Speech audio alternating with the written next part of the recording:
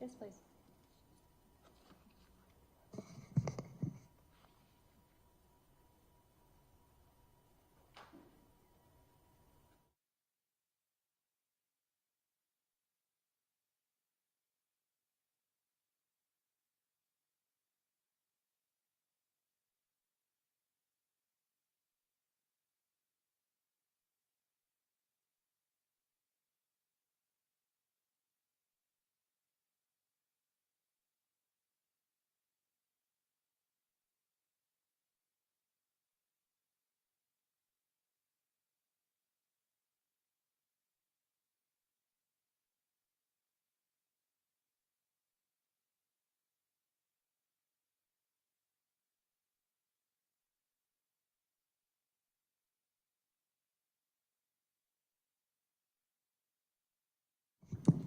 Attorney Megan Newport and Ian Vance Karazan appears for the state. Attorney Anthony Cotton and Jason Finley. Good morning. Good morning, everybody. Good morning. So welcome back. Hope we had a lovely evening. As you recall, we are still on the state's case in chief. State, are you prepared to call your next witness? State calls Detective Nora Burlow.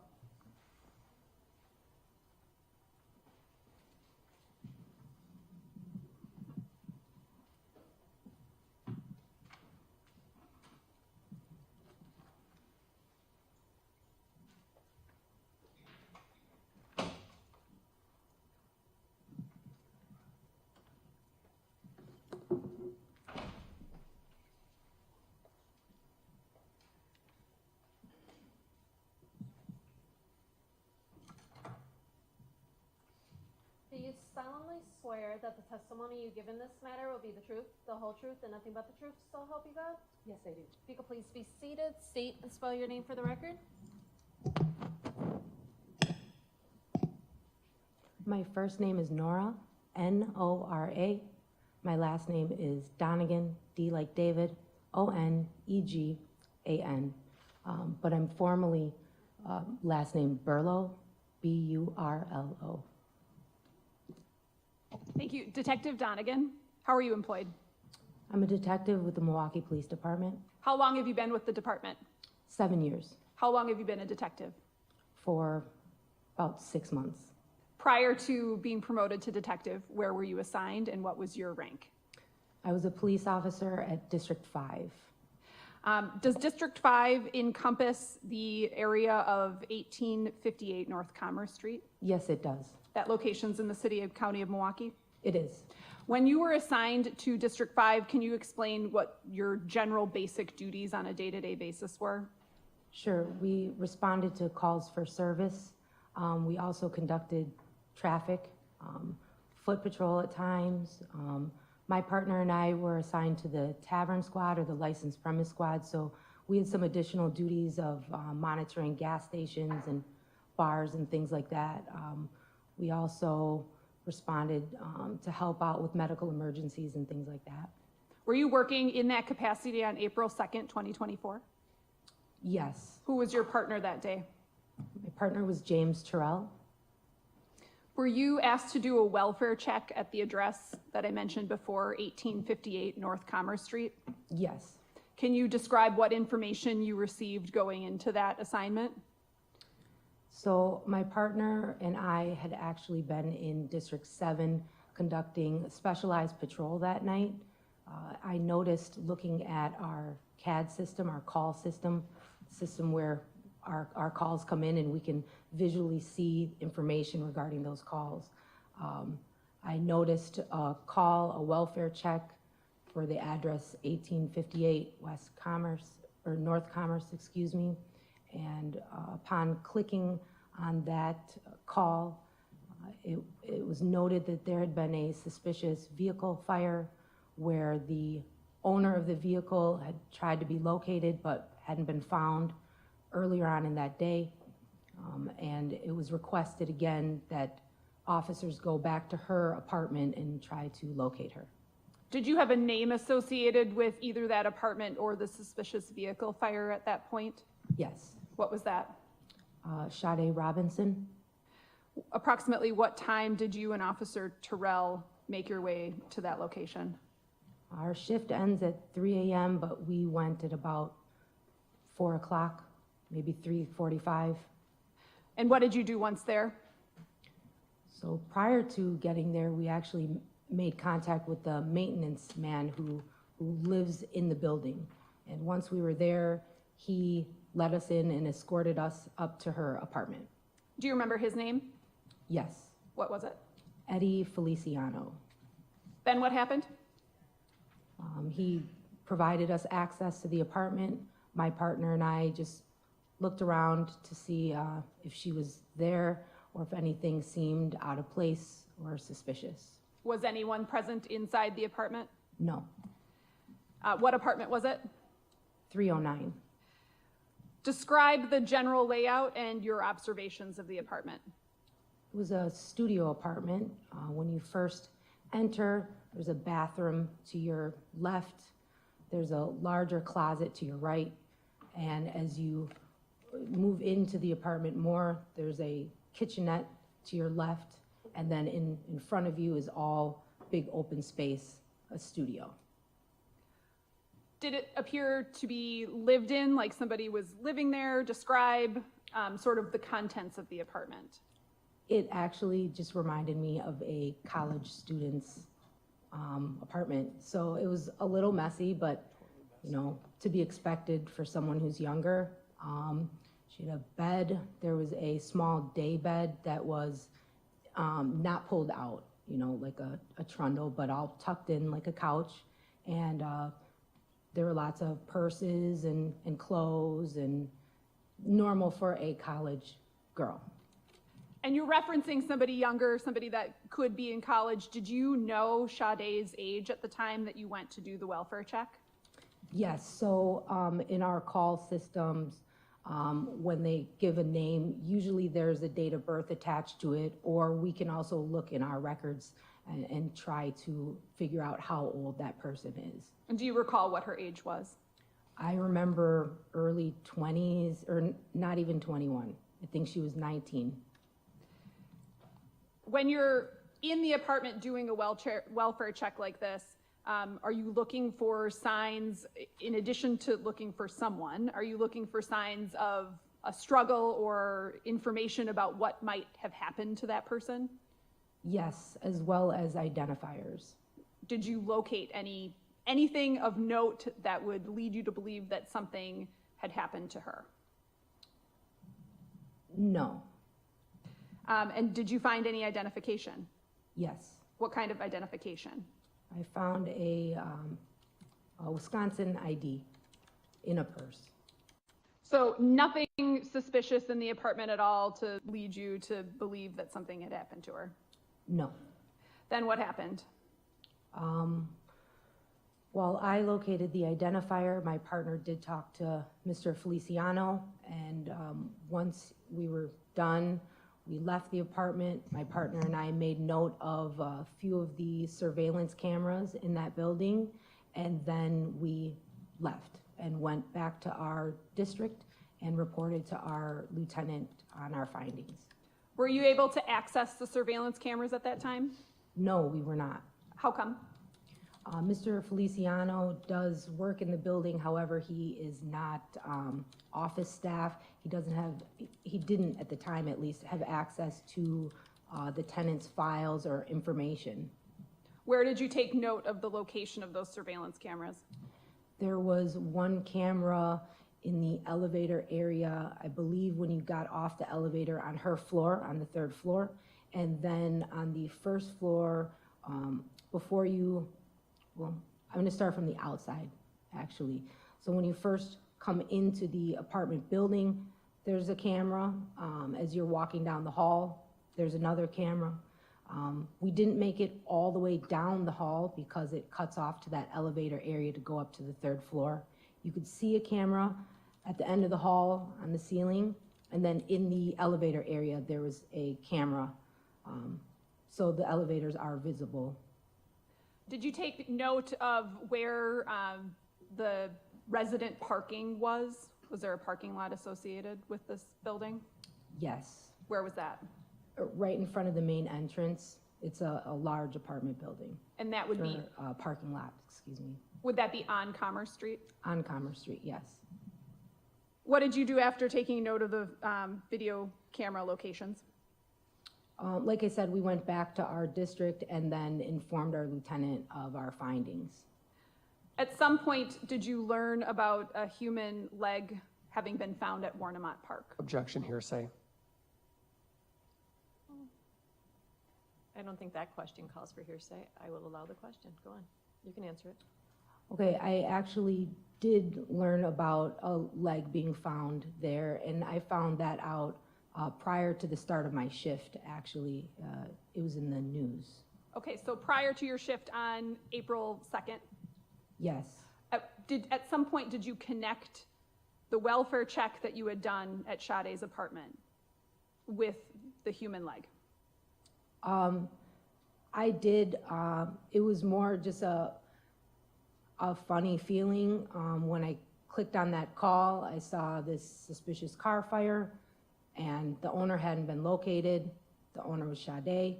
And then one of her friends called in a welfare check for that Commerce address.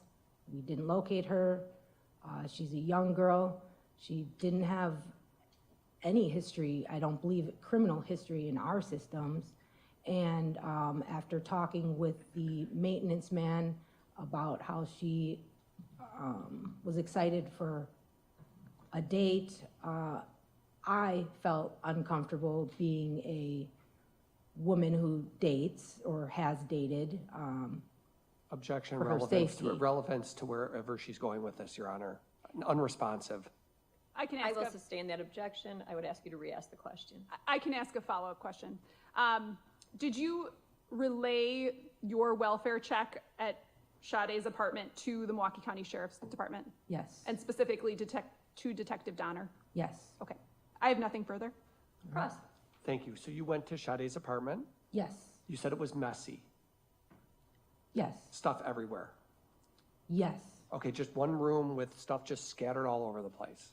No, I would consider that more ransacked. The Okay. messy is, maybe she didn't put all of her clothes away. So there's clothes just laying out all over the place? There were some clothes on the bed in her day bed, yes. Okay, in a purse just sitting there on a couch? She had a lot of purses, actually. Oh, and one of them but had they her were out. ID in it. Yes. So her purse is in her apartment with her ID. Well, she had multiple purses. Okay, one of those purses had her ID in it in her apartment. It had an ID. Was this a real ID or a fake ID? It looked to be a real ID, but I can't recall if it was expired, maybe. Did you take pictures? No, but I did have my body cam activated. Great, and Sade wasn't there, right? No, she was not. That's all. State. Nothing further. Thank you, Detective. All right, thank you. State your next witness. Nicholas Kropp.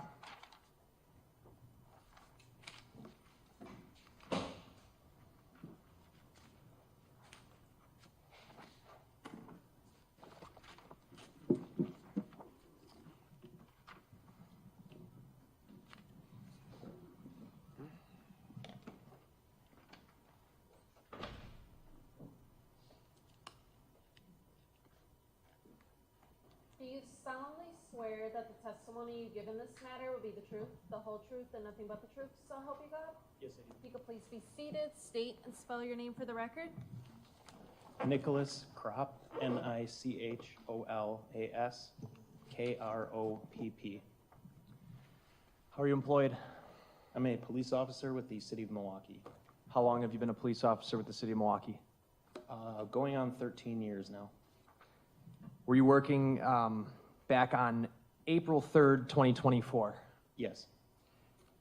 What was your shift that day, and did you have a partner?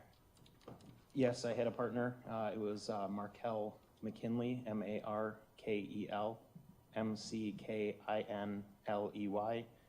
and we were working day shift, 8 a.m. to 4 p.m. that day. On that day, were you assigned to conduct an investigation into a possible missing person? Yes, I was. Were you provided the name of Sade Robinson for that person? Yes.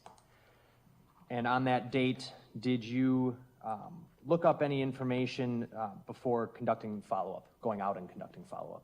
Yes, we primarily review the reports from the prior shifts when a missing has been filed to see what has been done and what needs to still be done and continue along the same lines of the investigation. So basically, at the start of your shift, you get up to speed, and then you decide what you're going to do next? Correct. What did you do?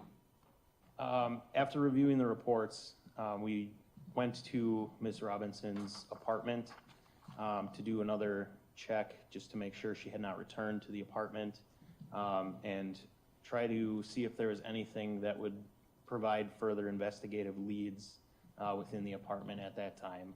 The apartment you're referring to, was that apartment 309 at 1858 North Commerce Street? Yes, it is. Did you meet someone from another department there? Yes, there were members of the Milwaukee County Sheriff's Department. Did you make contact with the property manager? Yes. Do you recall her name? It was Christine. I don't recall her last name.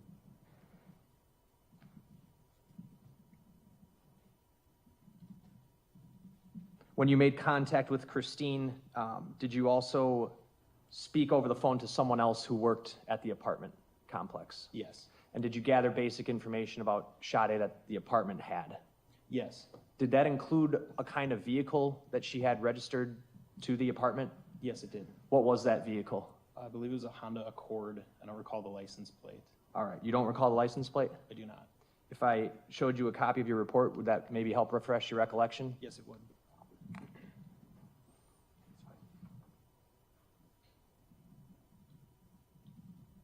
Just gonna have you read right here silently to yourself, and then tell me when you're done. Okay. Do you recall what kind of car that was listed as Sade? It was a Honda Accord with the Wisconsin registration plate ASP1171. Honda Accord or Honda Civic? I'll stipulate it's a Civic. Honda Civic, I'm Okay. sorry. ASP1171? Yes. All right.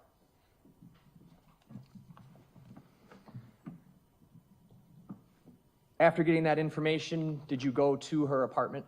Yes. And did you look around inside? Yes. Did you find her? We did not. Did you find an ID card for her? I believe we did find an ID card, yes. Did you find a cell phone? I don't believe we found a cell phone. After checking her apartment and not finding her, did you subsequently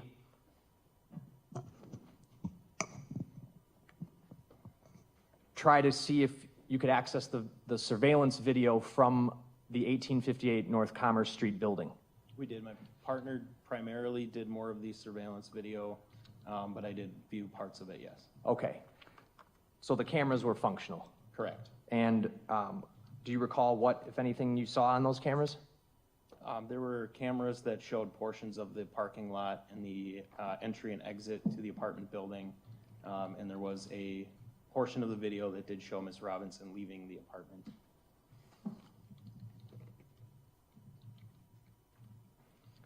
After checking her apartment, did you return to your district station?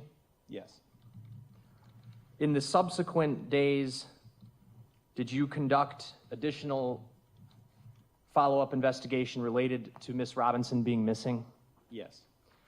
On April 6th, did you go to the area of the south side of Milwaukee? Yes. Okay. I want to talk to you about what brought you there. Why is it that you went to that location? During a portion of the missing investigations, one of the things that I tend to do is file exigent requests with social media companies, phone companies, and things like that which can often provide locations associated with either the device or the account. One of the ones that was performed was a request with Verizon. There was one through Facebook, through Meta Platforms, the parent company of Facebook and Instagram. And through those requests, we were able to determine approximate last locations of connections from the phone number associated with Ms. Robinson, as well as the Facebook account and some Gmail and Apple accounts as well. On April 6th, where did that information exactly lead you to go? The Verizon return indicated that it was in the area of South Kinnickinnick, in, I believe, on the border of St. Francis. Okay. Was there, where did the information come that led you to the south side of Milwaukee, the city of Milwaukee? We searched a significant number of locations. Is there a specific? Did you search the area of like Alverno College? Yes. Okay. Jackson Park? Yes. I'm going to show you what's already been entered into evidence as Exhibit 443. It's going to come up on the screen to your right. If you, I don't know if you can see that, or if I need to move it, I can. Yeah, I cannot see that. Now it's on. You want me to turn it? Yes, please.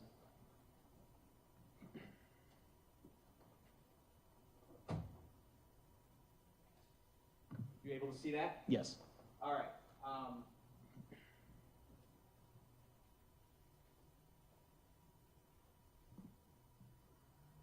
On Exhibit 443, we're looking at a portion of the city of Milwaukee, correct? Yes. In the middle here, the street going across is West Oklahoma Avenue, correct? Correct. The main street to the south would be Morgan Avenue, Correct. and that's where Alverno College is, and we got 43rd Street right here, correct? Correct. So did you search the area of Alverno College? Yes. And what areas did you search, and what did you find, if anything? We searched an area along the entry to Alverno College. We did not find anything there, and I believe that search was based off of points off of an app provided by a friend. Okay, so you would have gotten that information as it was briefed to you, as it was provided to other members of law enforcement? Correct. Understood. Then you also, did you indicate you searched the area of Jackson Park? We did search the area of Jackson Park. What did you do there? I believe most of these points, where the points shifted, it was in the area of waterways, which was consistent with other information that we've been given prior. So we did search most of the marshy areas and kind of wetland areas near a lot of the watery, the waterways and such. Did you find anything in either of those locations? We did not. And lastly, before I move on, in the middle of this, right here would be 39th Street, correct? Correct. Okay. This street here is Euclid, fair? Yes. Okay. That would have been basically right in the middle of the two places that you were looking. Yes, that's correct. Thank you.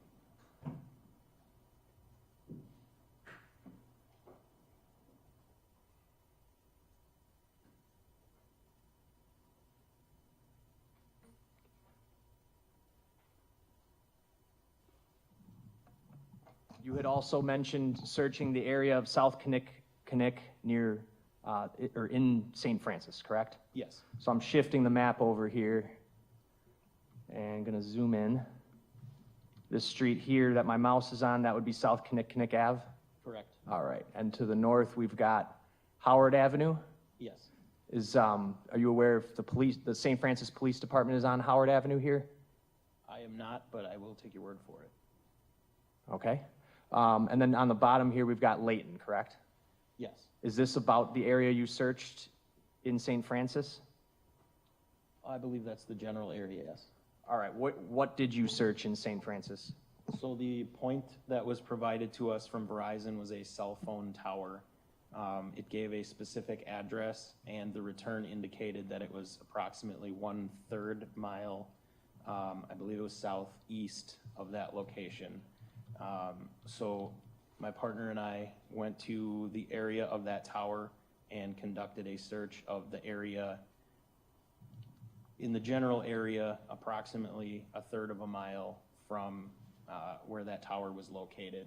The area included some railroad, a dead-end street that abutted the railroad, as well as a power substation, a metal recycling plant, and I believe a steel drum facility.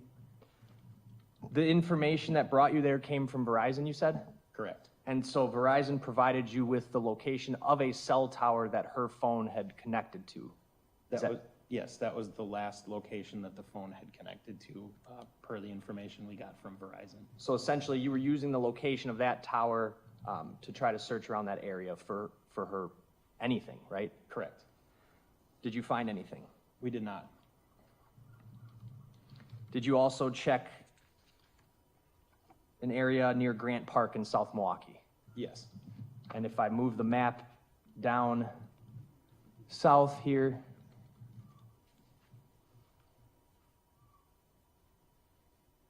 we've got College Avenue is this street here where my mouse is that right? Correct. Okay, and then Grant Park would be this park that I'm kind of circling here, right?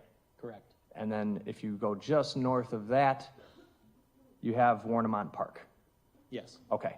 What part of Grant Park did you search, and tell us what you found, if anything?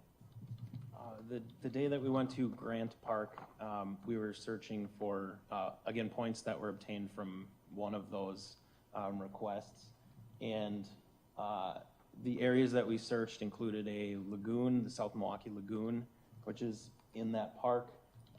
There's also a downstream portion near the lagoon where there's a river, and there were a handful of people that were fishing that day that we asked if they had seen anything out of the ordinary, and they indicated they had not. This was all done on April 7th. Correct. Want to move ahead to April, staying on April 7th, did you also have information through the records you were requesting that the phone had potentially traveled into the River West area of Milwaukee? I believe that information came from the app provided by a friend as well, but there were points along Humboldt Boulevard from approximately North Avenue to Capitol, I believe. And Humboldt, again, in that area is fairly close to a river, which was kind of consistent with the waterway portion of the investigation that we had been investigating. All right, and I've moved the map here. Is this the area on the screen that you're talking about? Yes, it is. At the top here, we've got Capitol Drive. Is this the street that's going across the top? Correct. And then right about the middle of the screen here, we would have Humboldt Boulevard. Correct. There's a number of parks in this area that seem to border the Milwaukee River, fair? Yes. One of those is Pleasant Valley Park here. Correct. All right. And if I go down, there's Gordon Park. Yes. Are there others that you searched? We didn't necessarily define it by which parks we searched. It was kind of just the area between the roadway and the waterway. So it would be, I guess it would include Hubbard Park as well, as we went kind of all the way up to Capitol. Okay. So when you say you went from the river to the roadway, are you talking about the roadway Humboldt? Yes. And there are some other side roads, portions of it that extend to the east from Humboldt that get a little bit closer to the waterway. So we would have gone from whatever the closest road was down to the waterway at that point. And again, you're doing this with your partner? Correct. Okay. That day, did you find anything? We did not.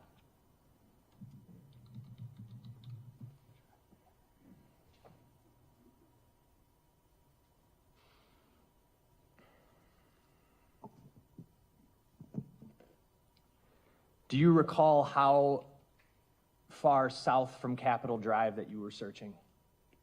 I believe we ended around North Avenue. Okay, so we've got Capitol Drive at the top here. Here's Humboldt, and the river goes south. This is Locust, right? Correct. All right. And then all the way down here, North Avenue. Correct. Okay. So that stretch of river, that's what you were focused on, is that fair to say? Yes, As well as the streets between Humboldt and the river? correct.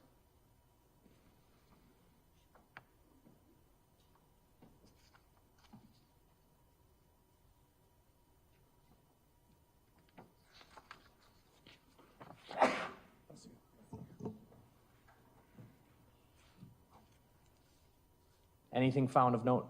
No.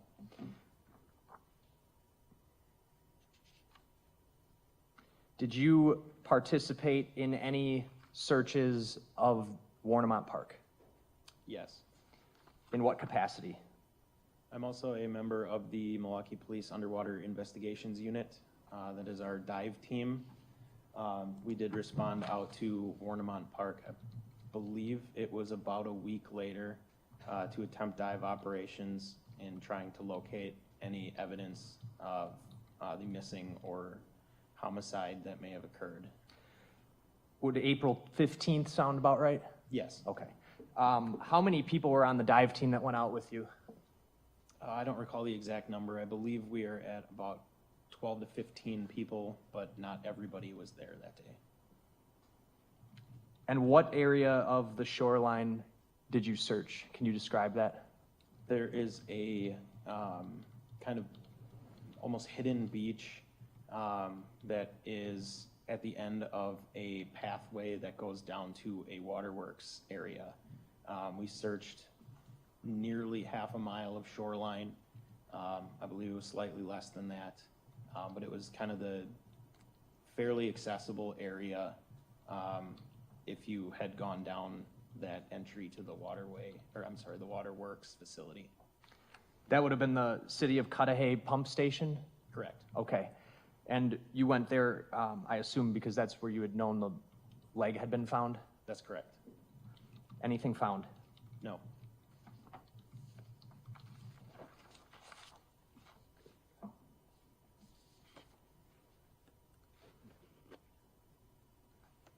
I have nothing else. Thank you. Cross?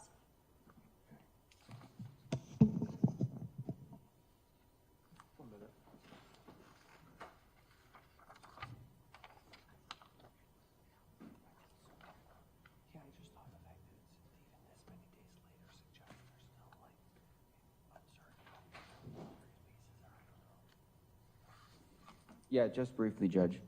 Good morning, Officer. Good morning. So you just testified about kind of your role in the investigation. The first thing you zeroed in on was her location data from, was it Verizon? That was one of them, yes. And that's why you explained that you had searched all those various parks along the river, correct? I believe the parks were all from the app provided by a friend, but that was one of the set of data points that was involved in the investigation. And you're searching with your partner, correct? Yes, And are you two on foot or on bikes or what? we were on foot. And so are you searching through, is it like wooded areas as well and like open fields, or what's the, I guess, the geographical, what does it look like?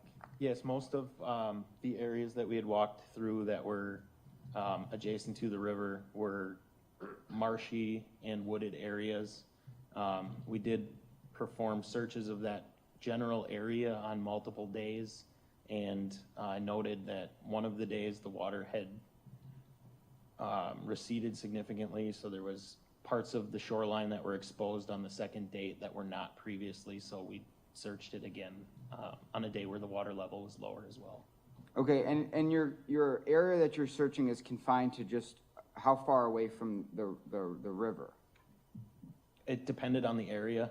There were some areas where it was pretty narrow to the river, where there would be, a steep hill or something, for an example, where the search would not have gone as far from the river. There were other areas where it was kind of a larger, flatter area, which kept us, farther from the river, or made the area larger and spanned farther from the river. Okay, and about how many hours did you spend searching the river area? It would have been the majority of at least 2 shifts, so probably 16 plus hours, I would imagine. And did it encompass 2 different days? Yes. And during those searches of the Riverwalk, you didn't find any evidence of anything of evidentiary value? Correct. You didn't find like a knife, No, a saw, any weapons? no, You didn't find any clothing? not that seemed relevant to the investigation, no. And during your search of these areas, do you search any residential areas, any residential neighborhoods? The areas that were generally close, we would walk closer to some of the houses. I don't know that I would say that we searched through the residential areas. Did you search around where Max Anderson's residence is? I did not. Okay. And you said so April 6th was the search of all around the Riverway, correct? I believe that was And then April 7th was when you went to Grant Park? that sounds correct, yes. And that's, and then that's where you were looking through the lagoon and through the stream? Correct, And you didn't find any evidence at Grant Park, correct? correct. And then about a little over a week later, April 15th, you participated in some dive operations at Warnermont? Yes, And I assume this dive unit, it's several different officers, or is it just you? no, it's several officers. Okay, and is you hooked up like to kind of like scuba tanks, or what is it like? It depends on the situation. I believe in that one, we did not have scuba tanks on because it was very shallow in the area that we were searching. So in order to put all of the equipment on that we would for a deeper dive, it wouldn't have been necessary for that particular operation. Okay, and then how far away from the coastline are you in the water? We did make multiple passes, so it varied. Each pass was different, so we covered more area. I believe, if I had to estimate, probably 75 feet out would have been the maximum that we went out on that date. Okay, and is it like a line of dive unit officers searching in unison? Yes, Okay, and this area that the water, inside of the water, is it like rocky or is it sandy? there were portions of it that were sandy, but the majority of it were larger rocks. Okay, and the reason that you're searching that area is because you said that's the area where the leg was found? Correct. And you didn't locate any instruments, like a knife or an axe or anything like that? No, And you didn't find any bones or any flesh or anything like that? no. I have nothing further. State? Nothing else. Thank you. State, your next witness? State calls Evelyn Girtz.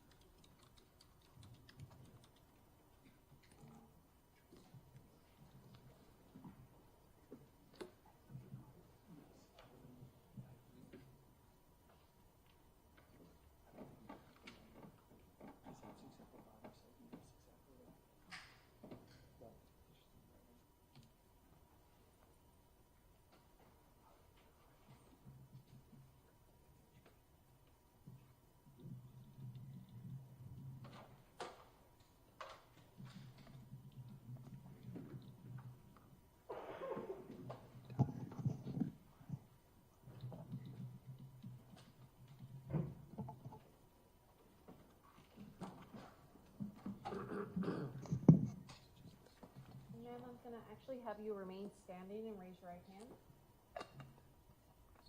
Do you solemnly swear that the testimony you give in this matter will be the truth, the whole truth, and nothing but the truth, so help you God? Yes. You can please be seated, state and spell your name for the record. Evelyn Girtz. Could you spell your name, Ms. Girtz? EVELYNGEURTS.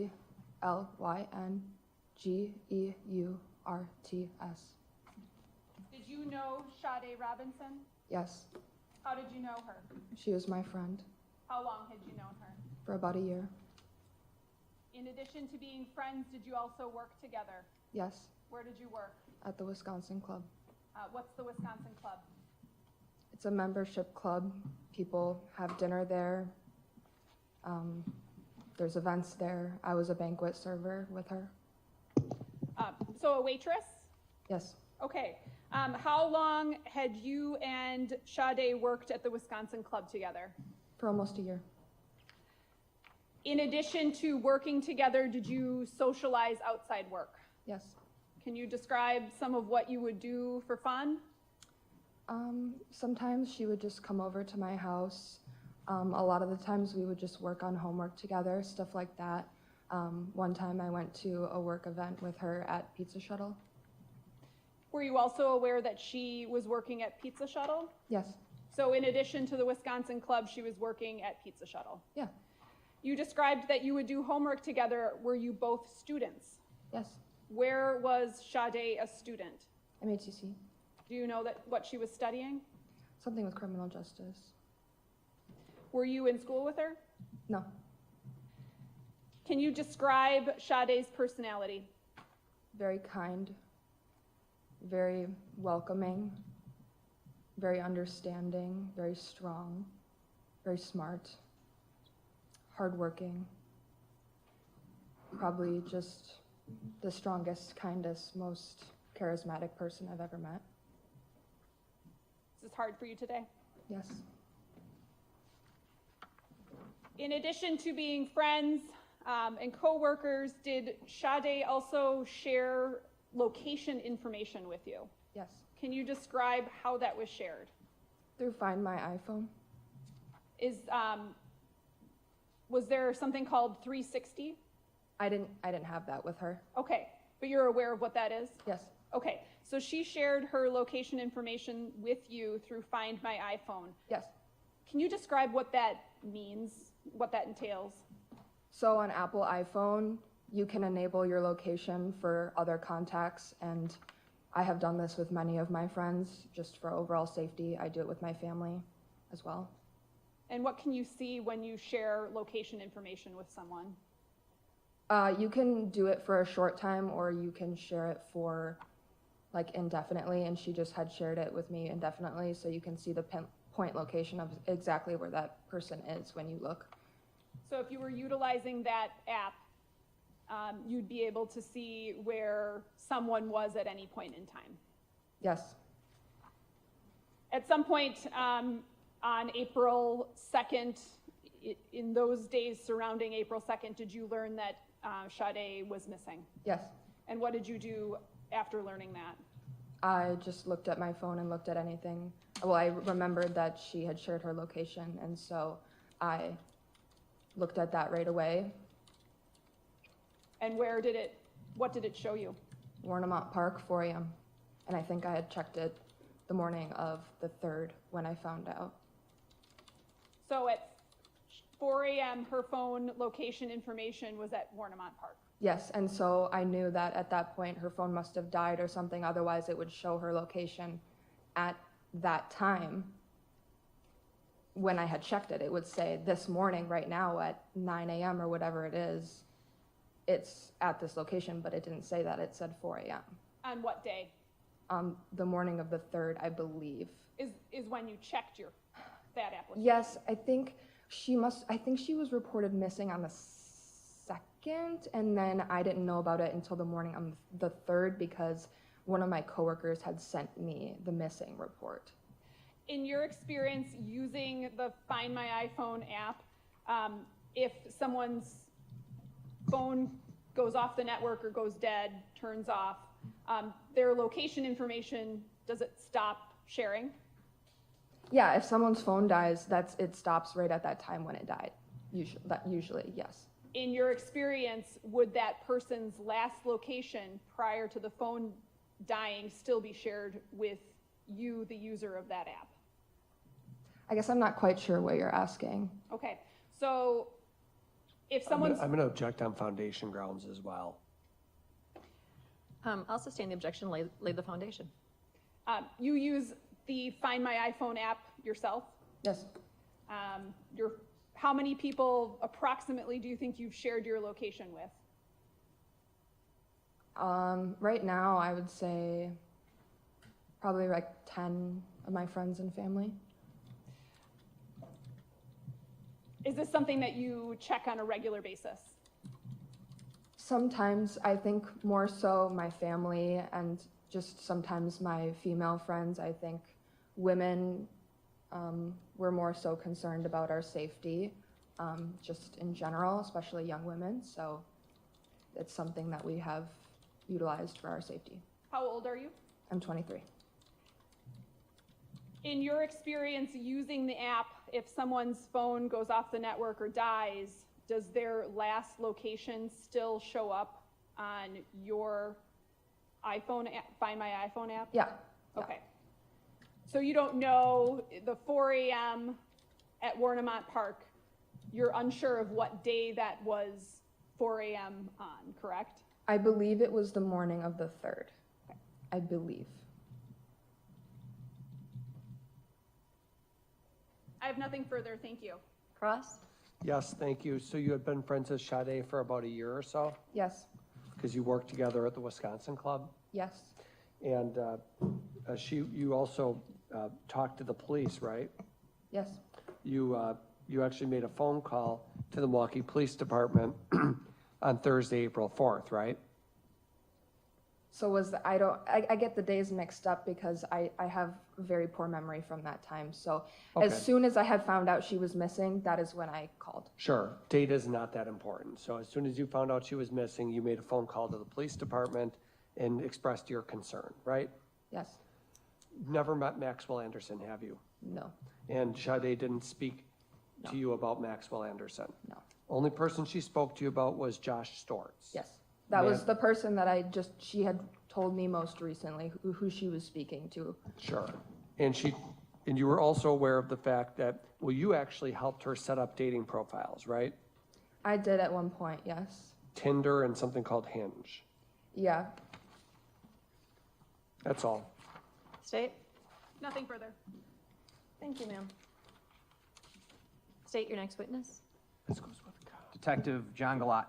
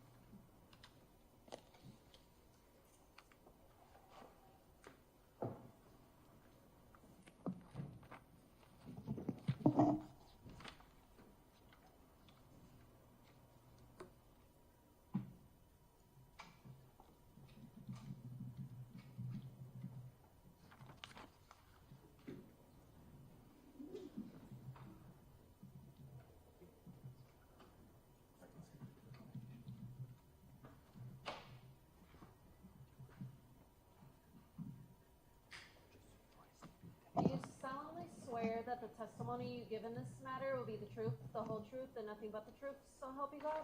I do. You could please be seated, state and spell your name for the record. Detective John, John, Galot, Guillot. You a detective with the Milwaukee County Sheriff's Office? I am, yes. How long have you been with the Sheriff's Office? Approximately 9.5 years. Did you participate into the investigation of a reported missing person, Sade Robinson? I did, yes. At some point early on in the investigation, did you come to learn that she lived at 1858 North Commerce Street Yes, in apartment 309? that's correct, yes. Did you ever personally go to that apartment complex? I did, yes. And did you become aware through your investigation that she had a job? That is correct, yes. She was reported missing on or about April 2nd, correct? That is correct. And where was the job she had last worked, to your knowledge, prior to being reported missing? Ms. Robinson worked at Pizza Shuttle, which is an establishment on the east side of Milwaukee. I believe the actual address is 1827 North Farwell Avenue. That's not very far from her apartment, fair to say? Correct. You could just go up Commerce Street East hit Humboldt, and get there pretty easily, correct? That is correct. Did you go to Pizza Shuttle at any time to attempt to get video? I did. When I went there, I spoke to a general manager and also obtained video from her last shift at Pizza Shuttle. What was the name of the manager you talked to? The gentleman's name was Philip Wilder. You said you got video from her last shift. You were informed that her last shift was on April 1st, is that fair? That is correct, yes. So the video footage you would have been collecting from Pizza Shuttle would have been from April 1st? Correct. Were you aware whether she showed up for work the following day? She did not. Okay, so no video from that day, just April 1st. That's correct, yes. I'm gonna pull up on screen here. This is exhibit number 37. While that's coming up, were you also aware or made aware at any point of what kind of car Ms. Robinson had? Yes, it was a Honda Civic. I'm not exactly sure what year the Civic was, though. I've got exhibit 37 on screen. The video title is titled Cam 6 2024-4-1, timestamped 9/15/36 at the bottom.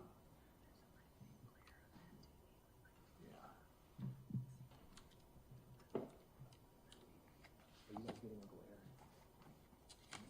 you good with that TV where it is?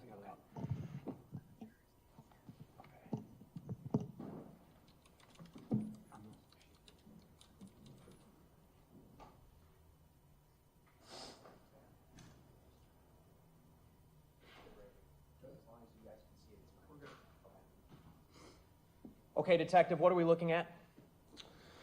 We are looking at the, I guess you can call it a parking structure underneath the Pizza Shuttle. It's just parking. And again, that's underneath the actual restaurant itself. And this is the video from Pizza Shuttle you recovered? That's correct. I'd move exhibit 37 in. Any objection? No. 37's received. The layout of Pizza Shuttle, we've got this parking structure, which would be, or parking slab, if you will, on street level, right?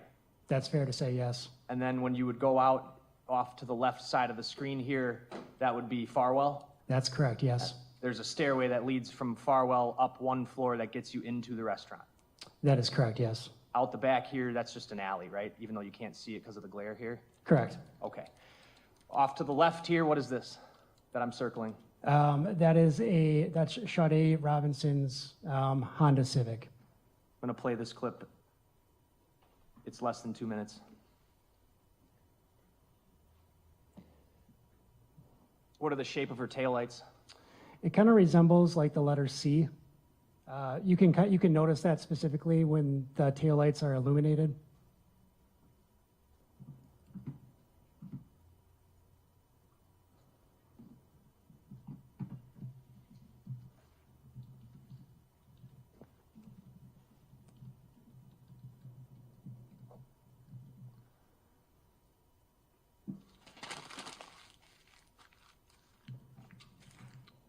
Is that her getting out? That is correct, yes. Nobody else gets out of the car? Correct. All right. And the direction she's walking would be to get to the staircase to go up to the restaurant? Correct. Stop that clip at 50 seconds. I'm next going to play camera 3 from the same timestamp. I'm going to advance the video to 50 seconds.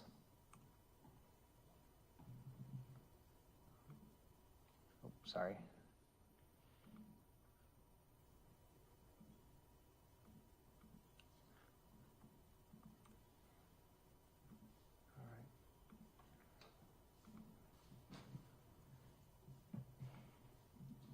I'm just going to use the fast forward here to get to 50 seconds, but while that's happening, Detective, this is essentially the staircase we were just talking about, right? Correct. So essentially, you have the parking structure on the bottom. You walk out towards Farwell Avenue, and those staircases that you see to the left are essentially what you walk up to enter into Pizza Shuttle. And this would be right after she left her car. That is correct. Are you able to tell or provide a description of her clothing? Yes, Ms. Robinson's wearing what appears to be blue jeans. They appear to be having some kind of cuts in them. And then she has a black puffer jacket and then some type of white shirt. All right. Sort of like a cable knit sweater? Yes, that's correct. What kind of coat? I would classify that as like a black puffer jacket, Shoes? white in color. And she's carrying a large purse, correct? That is correct, yes. So she arrives at work at around 9:16 in the morning? Correct.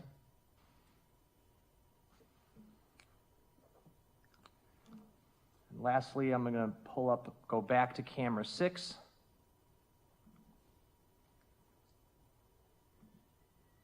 This is camera 6 at 16:57:37 on April 1st, 2024. So this would be what? Again, camera of the parking area of Pizza Shuttle. And that you can see, currently you can see Ms. Robinson's Honda Civic. What time is this at? 16:57. So just before 5 p.m.? That's correct, yes. Okay. Playing this clip, it's 2 minutes, just over 2 minutes. I'm going to fast forward here.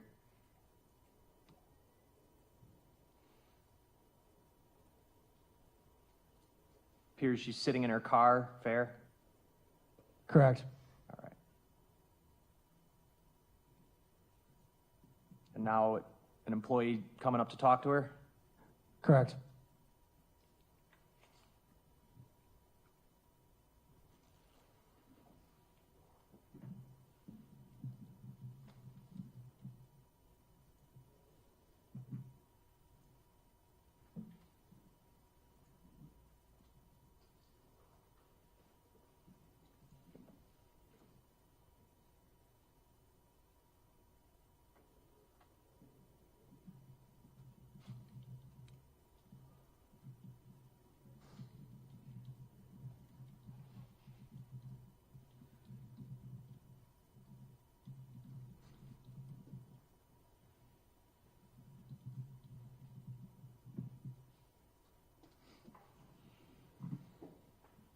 Clock just past 5 p.m., right? Correct. And her taillights come on. She's pulling out of the spot, correct? That is correct. Employee waving bye to her. Correct.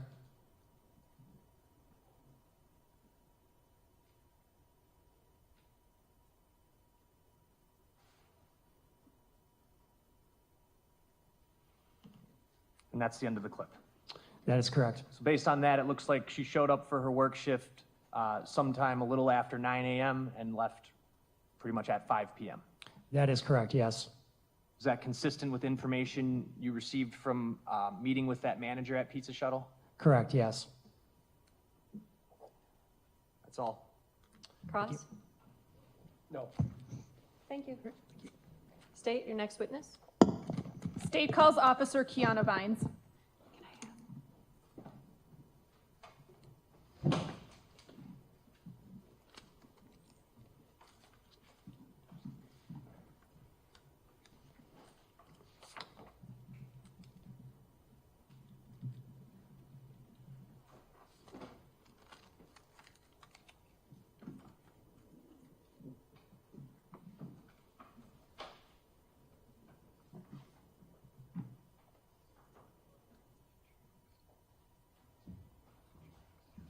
Do you solemnly swear that the testimony you give in this matter will be the truth, the whole truth, and nothing but the truth, so help you God? I do. If you could please be seated, state and spell your name for the record. My name is Kiana Vines, Keyona. Last name V as in Victor, Ines. How are you employed? I am employed with the Milwaukee Police Department as a police officer. How long have you been with the Milwaukee Police Department? 22 years.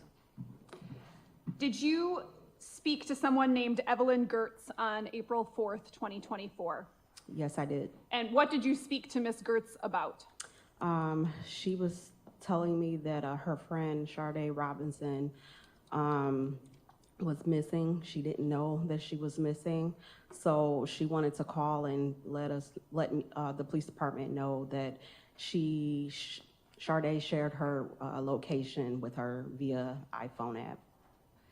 Did Miss Girtz tell you what day and the time and location she last saw Sade's location on that app? Yes, she said it was April 2nd, 2024, at 4:33 a.m. at the address of 5400 South Lake Drive. And I believe that is Warner Mounds Golf Course in Cudahy, Wisconsin. I have nothing further, thank you. Cross? No. Thank you. Thank you. State your next witness. Alana Fisher. Anyone need a break on the jury? You're okay? Awesome.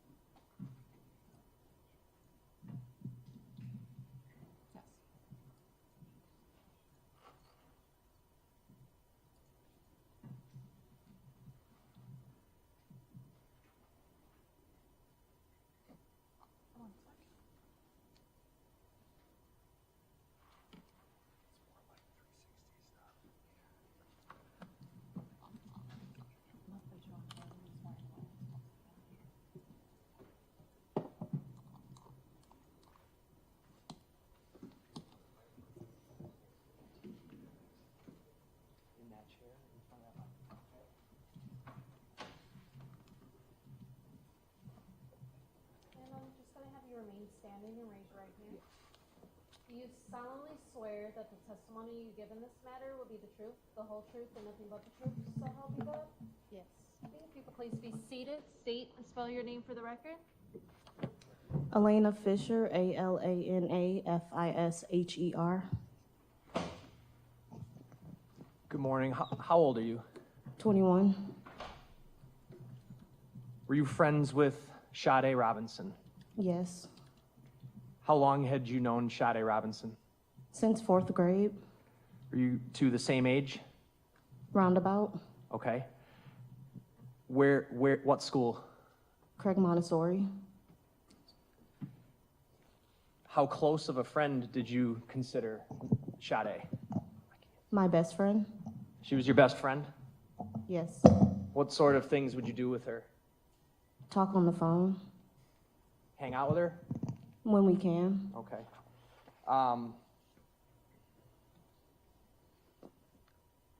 Did there come a time in April of 2024 where you contacted law enforcement because Sade was missing? Yes.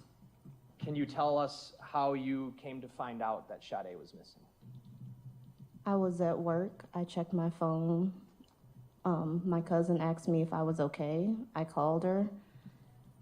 And then she said that she saw something on social media about Sade went missing. And then that's how I found out. This was around the beginning of April of 24, right? I can't remember the exact date, but. Sure, fair enough. Do you recall how long prior to that you had last seen Sade in person? I can't remember. The last time you hung out?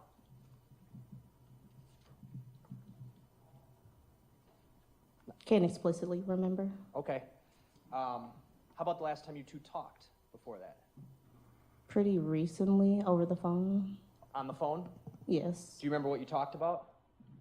Not exactly.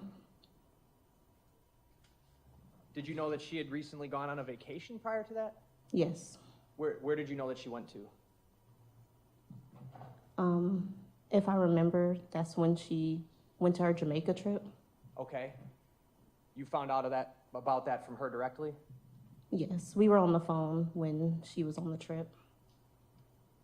Had you talked to her from the time she got back from the trip up until the time she had gone missing Yes, on the phone? yes, When you found out, I think you said it was from your cousin that she was missing? Is that right? yes. When you found out that information, what did you do?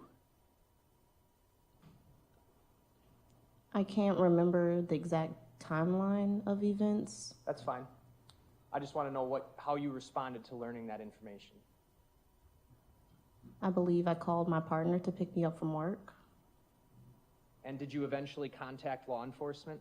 Yes, Did you meet with a detective and talk to him and share information with him? not in person. Not in person. Did you talk to one over the phone? I believe so. Okay. Do you know what Life 360 is? Yes, What is Life 360? it's an app for you and your family to keep track of locations, make sure that they arrive safely, all of that. Did you have Life 360? Yes, Do you have Life 360 now? yes, Did you share your location with Sade? yes, Did Sade share her location over Life 360 with you? yes, When you found out that Sade was missing, did you ever check Life 360? yes, Did you also have Find My phone app? yes, Is that a similar kind of service? yes, just through iPhone. So one's through iPhone, the Find My app, and then there's a whole separate app, Life 360, right? Yes, You shared your location with her on both? yes. When you contacted law enforcement, what information did you want to provide them? My last, with the apps, her last locations that I had on my phone. And how did you provide that information to them? In person, on the phone, over email? Screenshots over email. Okay, I'm going to show you exhibit number 39. Yeah, that's fine.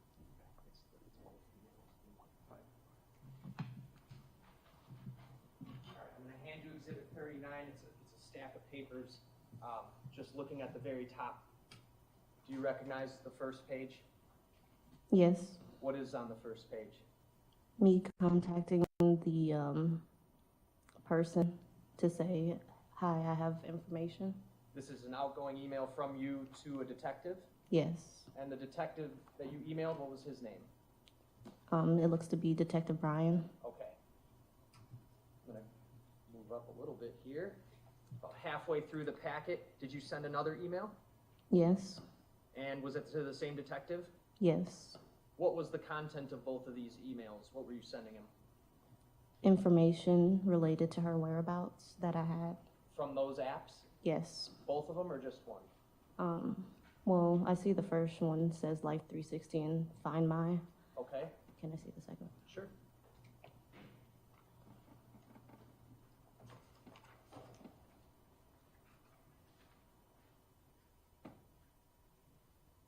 It doesn't look like I explicitly said the two apps again. To your recollection, what you attached to these emails, were those the screenshots you took? Yes. And is that what Exhibit 39 is showing?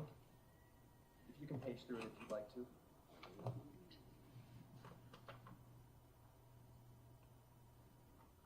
Yes. I move 39 in and ask to publish. Any objection? No. 39's received. Go ahead. Okay, I'm gonna put these up on the TV for you, okay? Just make sure you can see this TV, all right?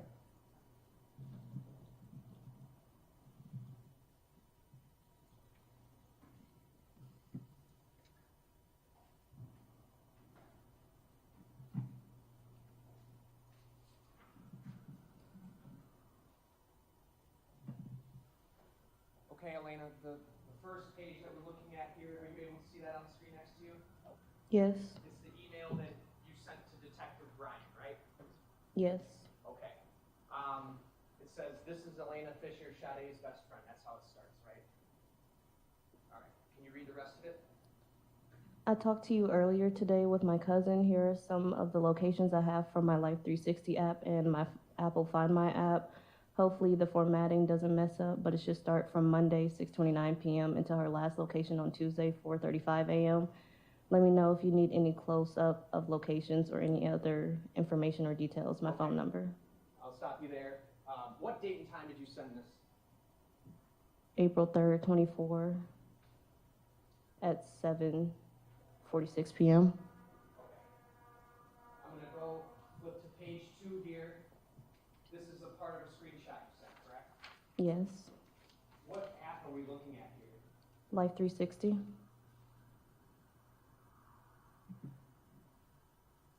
And what is it showing about Sade's location? Can you describe that for the jury based on what you're seeing on this screenshot?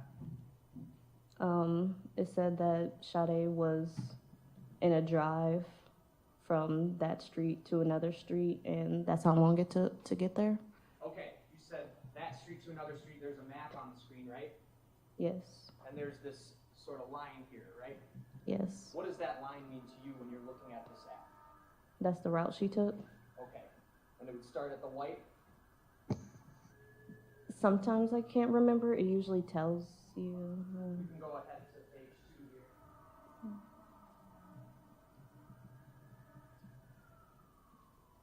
It says drive details, right? Yes. And where does it say that she drove to and at what times? She drove to 1137 North Water Street at 6:30 and arrived at 6:35 p.m. So basically a 6-minute drive, and on the previous page, that's the route she took.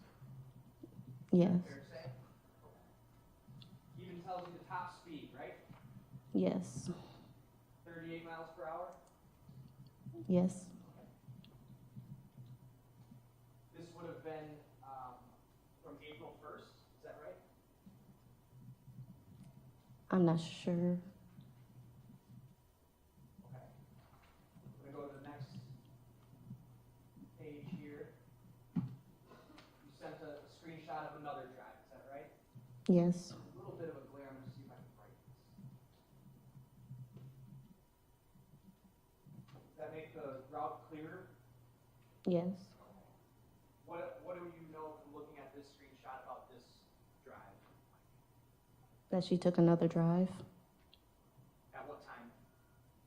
9:06. Ending at what time? 9:28. If we go to the next page, does it indicate where she went from and where she went to? Yes. Can you read what times and where? 1215 North Water Street at 9:06 to South 40th at 9:28. Top speed was what? 69. And if you go back to the previous page, are you familiar with the freeway systems in Milwaukee? Not exactly. All right. From looking at this, does it look like she used the freeway, or are you not able to tell? I would assume she used the freeway, but Why are you assuming that? What makes you think that? the direct way to get from north to south side is usually that straight line. Okay.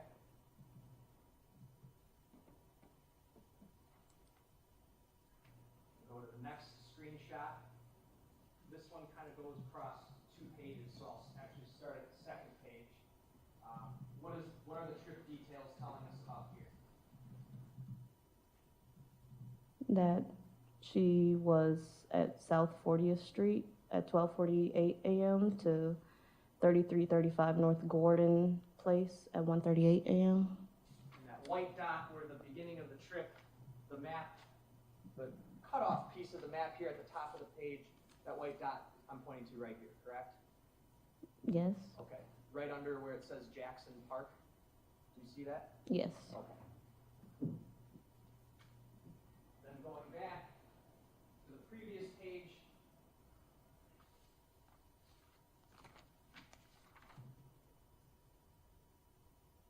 That end point of the trip you see is up above the word locust here, is that right?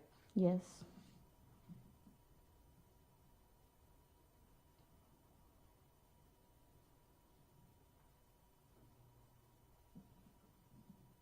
So that trip ended at 1:38 a.m. And then on the next one, did Life 360 notify of another trip? Can you repeat that question? What I have on the screen right now, is this another trip after the one we just talked about?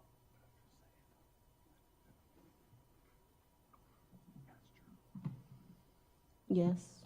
Okay. That's how life, like, they wouldn't add. Do you mean like, can you repeat that? Let's do it this way.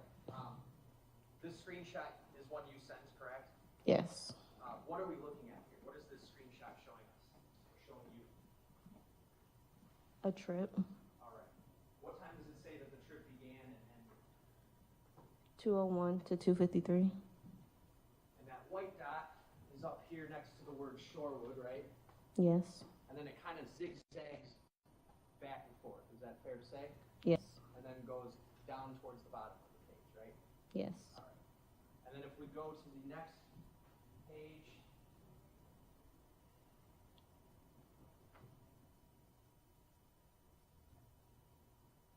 we don't get much information here, but that line goes through kind of where it says Mitchell International Airport. You see that, right? Yes.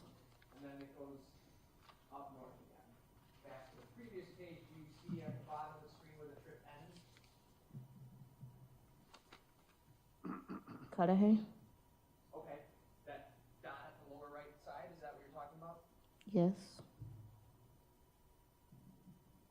And to reiterate, Life 360 was telling you that this trip ended at 2:53 a.m. Is that what that says at the top? Yes.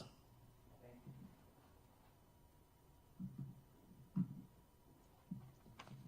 Next screenshot. What does this screenshot mean to you? That she was at that location from that time. And what is the time that's on that? 3:24 a.m. to 4:35 a.m. Okay.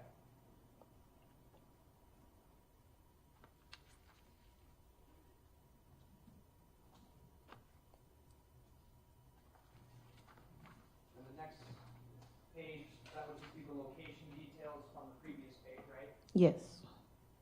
This is different. This isn't showing us a trip, right? No. It's showing us what?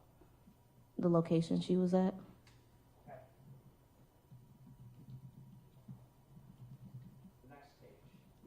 This one looks a little different. What are we looking at here? The Find My app.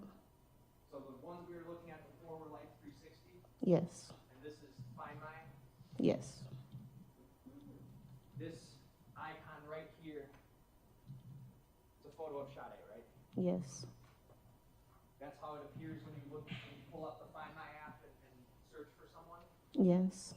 It depends on if you have the contact photo for that person. You have Sade's contact photo, I take it? Yes. And that's why it's showing up here? Yes. I'm gonna go to the next page. This is just a continuation off of the previous page, but the bottom of your phone screenshot, what is it indicating about their location? That she's at the Weremont Golf Course. And does it have a time? It just says at 4:33 a.m. And does it say a day?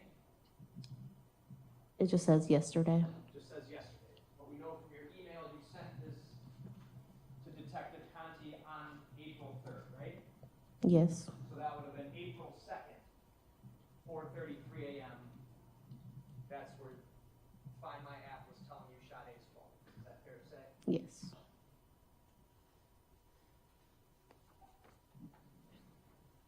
This is the second email, right? Yes. And you sent a few more screenshots, right?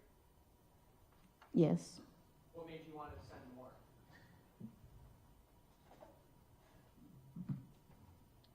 To provide whatever information I had. Okay. The screenshot we're looking at here, at the bottom, it seems to have that same drive that we started off with, right? Yes.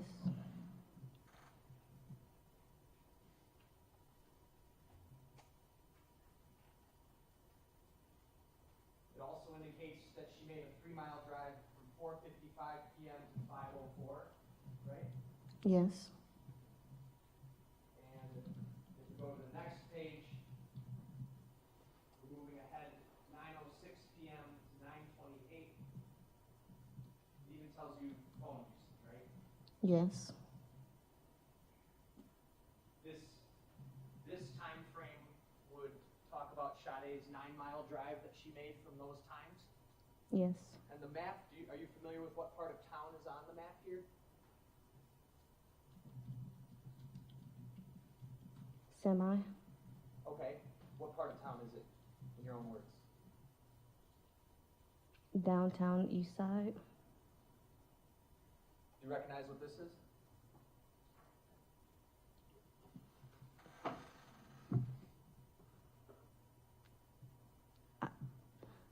It's okay if you don't. Maybe the Pfizer Forum. Said maybe the Pfizer Forum? Maybe the Pfizer Forum. Next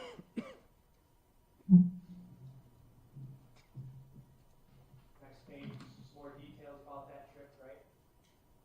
Yes. Now we go back in time, 4:55 to 5:04 PM. Is this the Pfizer Forum again here? Possibly. Okay. She used her phone at some time according to this, right? Yes. What time? 5:01. And the trip details from this, tell us what? That she went from 1619 North Farwell Avenue at 4:55 p.m. to 598 West Canal at 5:04 p.m. Top speed, 38. says hard braking 1. Yes. Do you know, are you familiar with the area of 1619 North Farwell Avenue?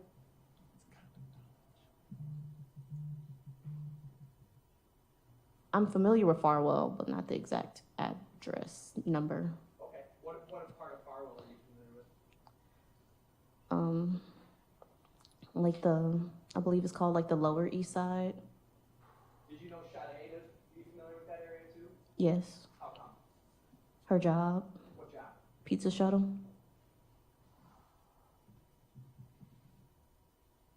Next page. Just a screenshot from that trip, right? Yes. Next page. Part of that last page, right? Same screenshot. Yes. This just shows her hard braking at 458 near North Jackson Street, right? Yes.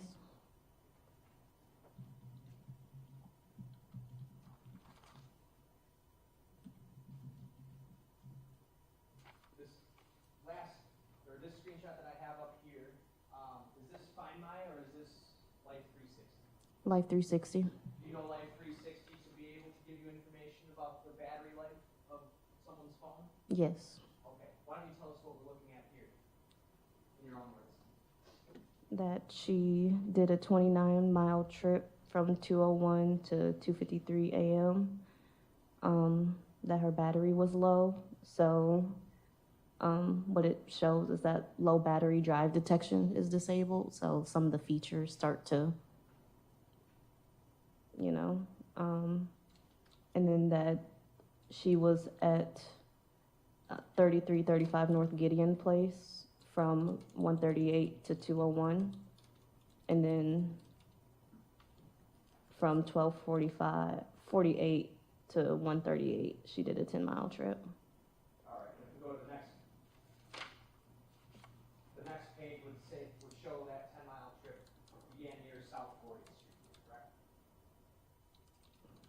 Yes. At 9:28? Yes.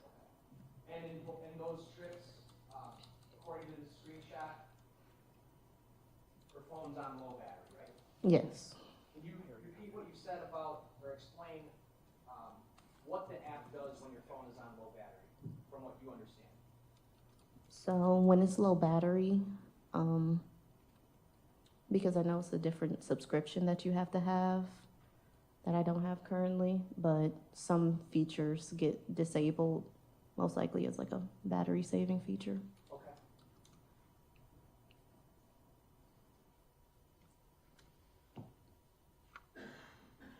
And the last screenshot that you sent.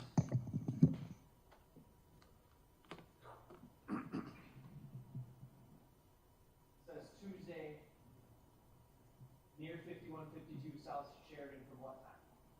3:24 a.m. to 4:35 a.m.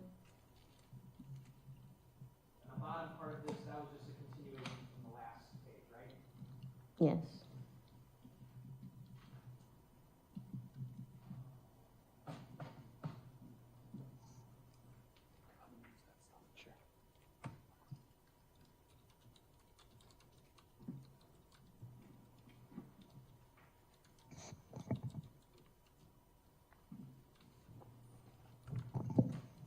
After that 4:35 a.m. location from Life 360, were there any future notifications for you from where her phone was through either app that you used? No. That was the last one? Yes.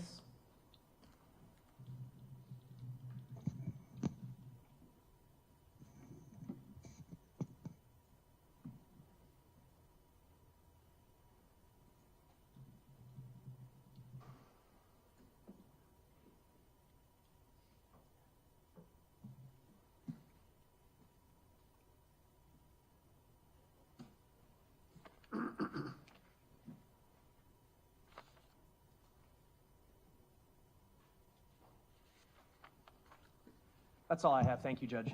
Cross-examination? Thank you. You knew Sade since 4th grade, you said, right? Yes. Best friend, right? Yes. And when you spoke with the police, it was your goal, obviously, to try to be helpful to the police, right?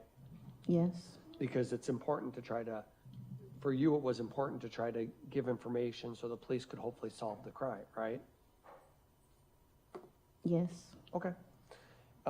Now, you hadn't actually seen Sade since January. Would you agree with that? Yes. Okay, but you would text with her and communicate by phone, right? Yes. When you say text, when you would text, are we talking just you pick up the phone and you send a text message, or are there other ways in which you texting means other things? We just texted the phone message, or might have sent a message through Instagram. Okay, that was my question. The word text can mean sending a message. Well, DM, you could DM someone through Instagram, right? Yes. And you can communicate through Snapchat? I didn't really use Snapchat. Okay, you weren't friends with her on Snapchat? I just personally don't use Snapchat. Okay. Were you and Sade back then in April of 2024? Were the two of you linked or connected on Snapchat?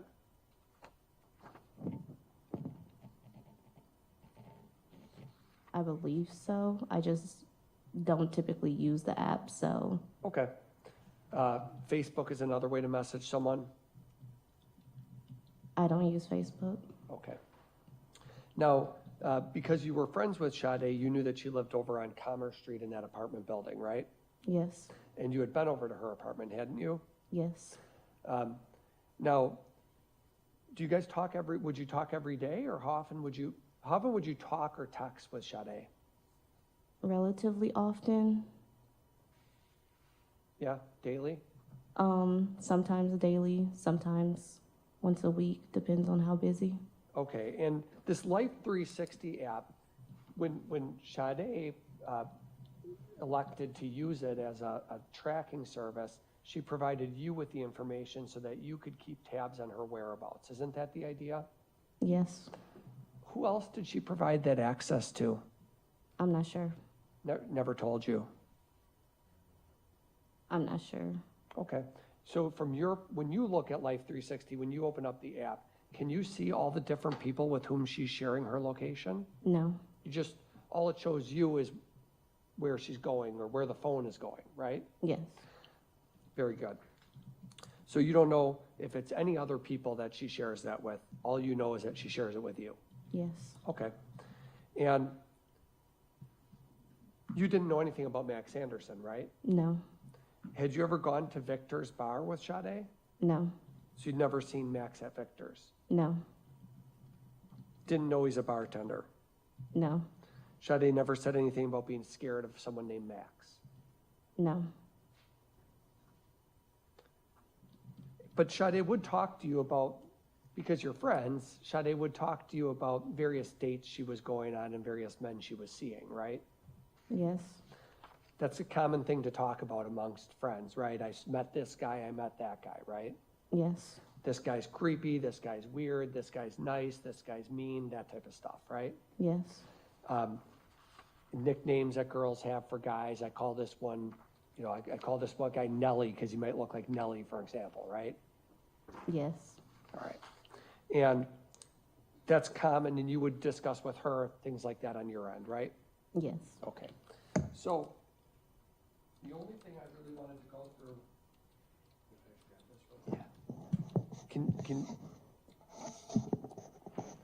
I just wanted to show you these records right here. Is this how you did it? Zoom it in, right? Okay. Thank you. This is Exhibit 39, Judge, for the record. And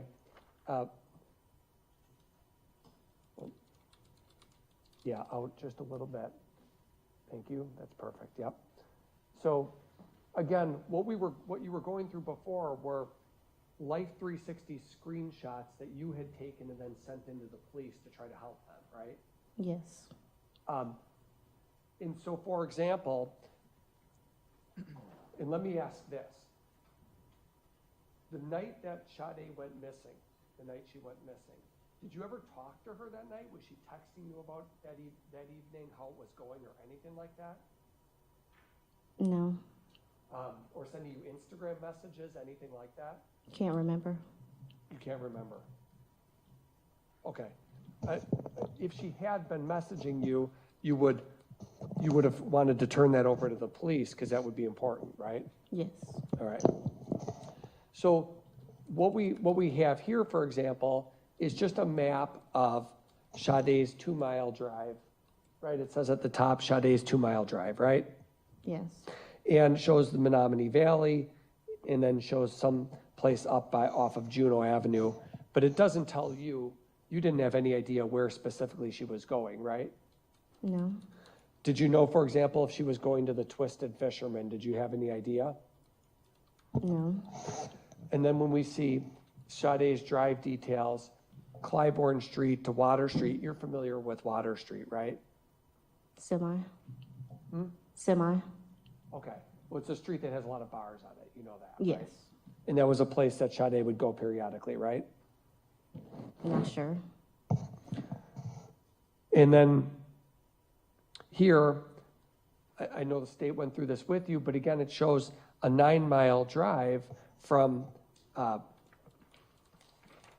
Water Street right down to 40th Street, right? Very precise. Doesn't it?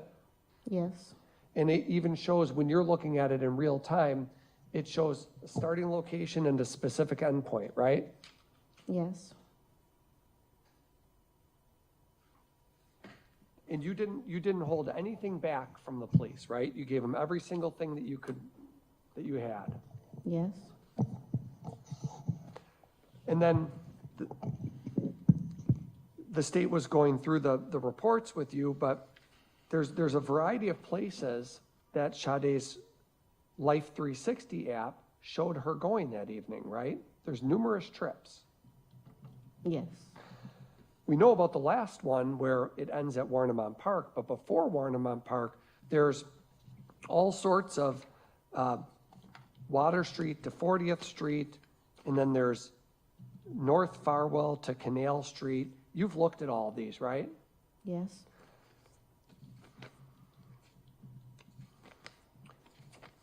And in fact, even sometimes, Life 360 shows the speed that the vehicle was going, doesn't it? yes, And it shows when phone usage is taking place. yes, So it's providing, from as far as you know, it's providing data, information that you can look at to see if a person is safe, right? yes, Is that the idea behind it, to make sure someone's safe? yes, And this is very common, isn't it very common amongst the youngsters, young people? It's very common to share data, share their location, so others will know where they are, right? Yes. I mean, that's not a unique thing to Sade. That's something other friends of yours also do, right? Yes. Thank you. That's all. State? Briefly, do you recall whether you had a conversation with Sade about meeting someone the weekend before she went missing? Yes. What do you remember about that? I remember she sent me a screenshot related to some person who had her number and was saying some things that made her feel uncomfortable. Okay. Do you remember her talking to you about a person she had met at the bar?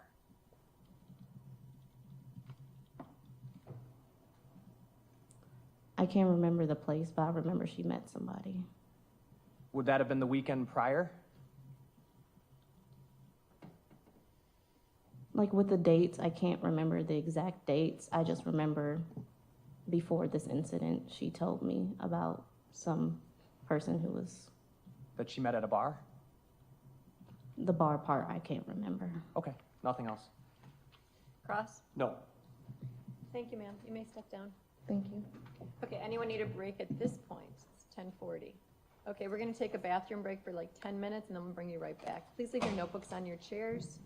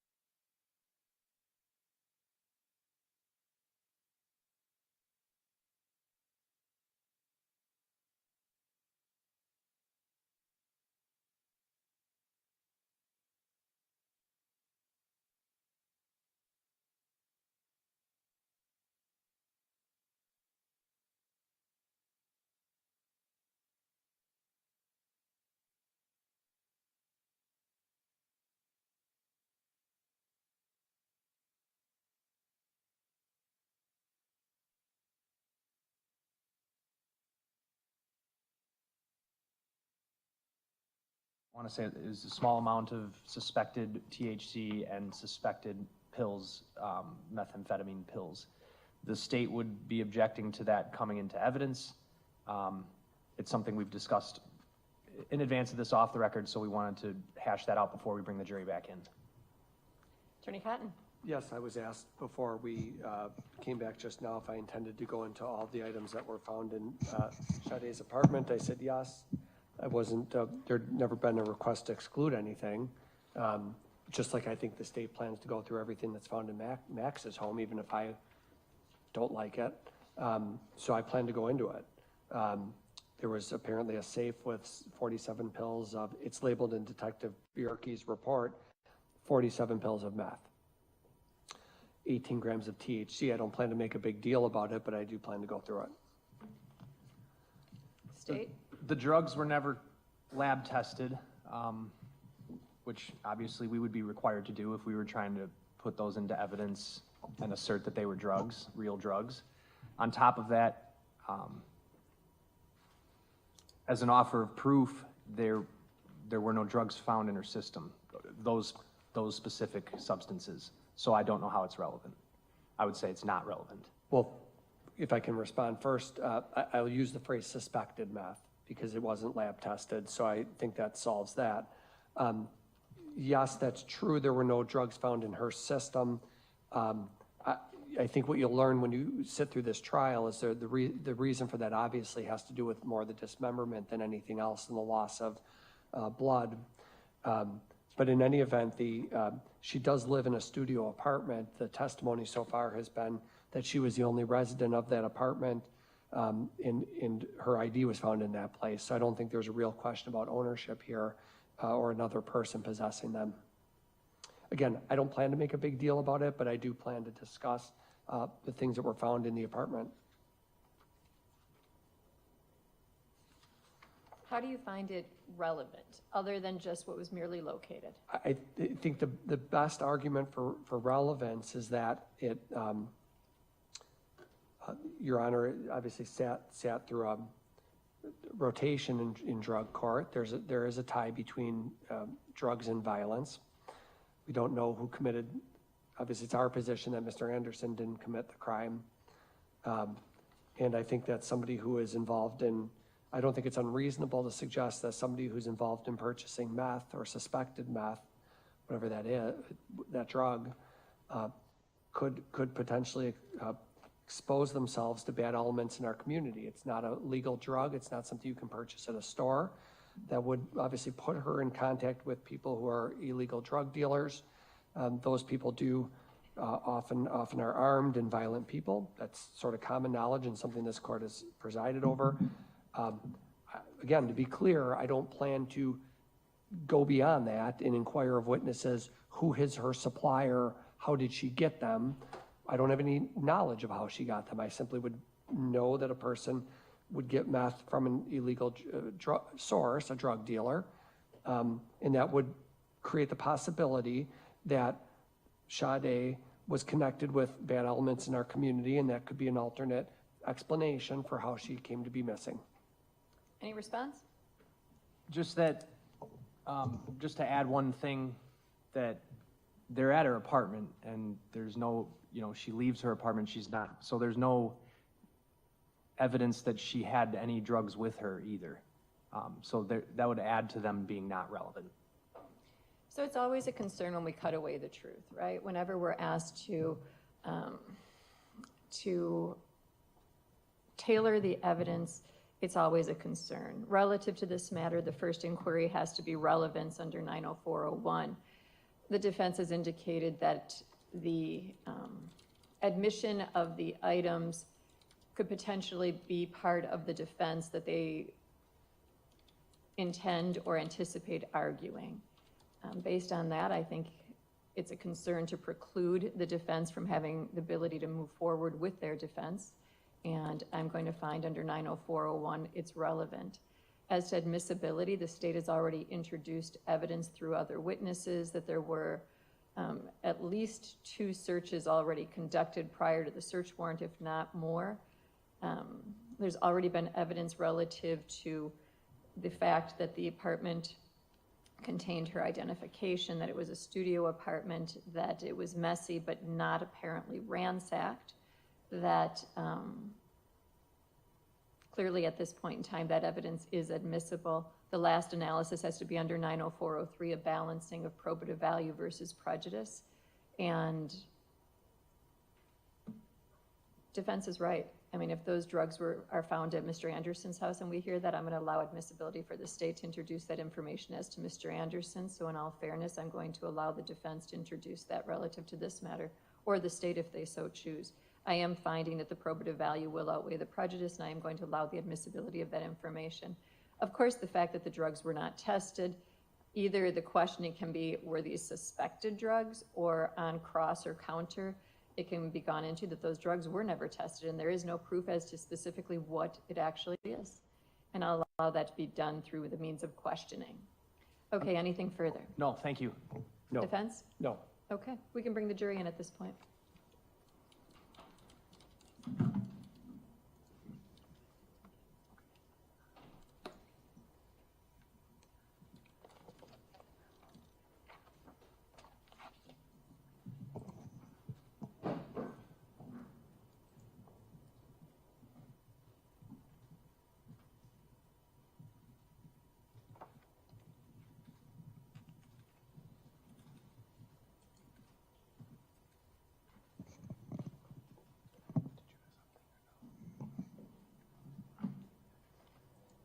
Yes, please.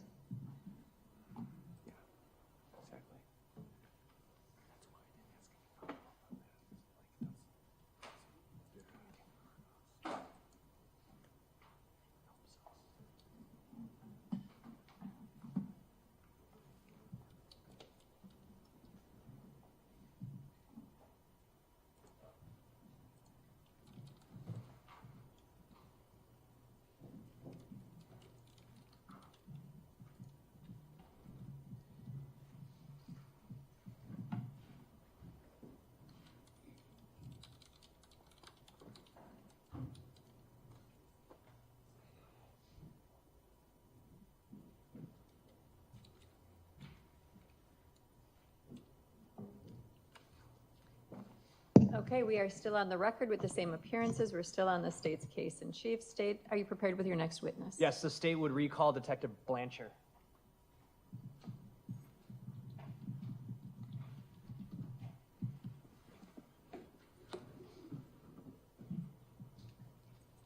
Do you solemnly swear that the testimony you give in this matter will be the truth, the whole truth, and nothing but the truth, so help you God? I do. You can please be seated, restate, and respell your name for the record. It's Joseph Blanchard, Joseph, Blanchard, Blanchar. Okay, Detective Blanchard, another role that you played in this investigation was to go to Sade's apartment building, is that right? That's correct. You first went to her apartment building on what date? The first, when we found out, I believe, when we found out she was missing for the welfare check, I believe. I could be getting my dates wrong, I'm sorry. It would be the day after she was reported missing? Yes. Okay. So that would have been April 3rd, right? The third. Okay. Apologize, yes. When you went to her apartment building, did you speak to a woman named Christine Schuda? I did. Who is she? She's the complex manager, individual who runs the residence there. After speaking to Ms. Schuda, did she allow you to conduct a welfare check of Ms. Robinson's apartment? She did. Did you do that with people from the Milwaukee Police Department? Yes. After conducting the welfare check, did you find Sade? We did not. Did you then attempt to retrieve video from the apartment? Yes. It's a large apartment building, right? Yes, And it borders North Commerce Street on the Lower East Side? it does. I have up on the screen here, I believe it's Exhibit 35.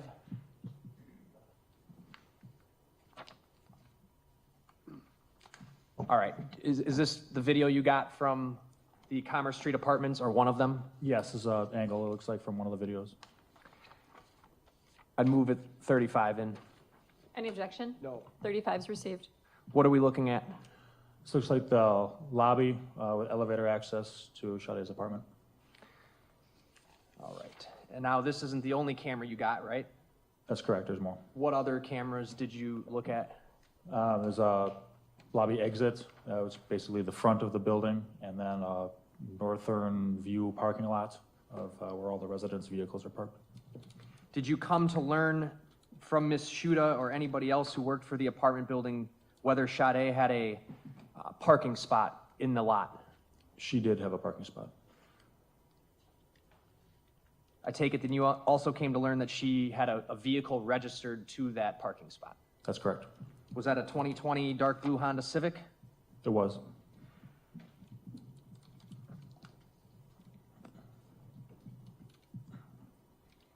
The video you got, did you attempt to obtain video from when she left the apartment that day? Yes. Is that what we're about to see here? Yes, I can't see the numbers. It looks like it's Very yeah. small up in the corner. I can zoom in briefly. I believe it's roughly 9 o'clock, I believe. Oh, I guess I can't zoom in on that. Zoom back out. Are you able to see it now? Yeah. What is the date and time stamp on there? This is April 1st, 2025, and roughly 9 o'clock in the morning. In the morning? I believe so. I'm sorry, I didn't hear your answer. The 1st of April, and this is 0900 hours. Playing that clip.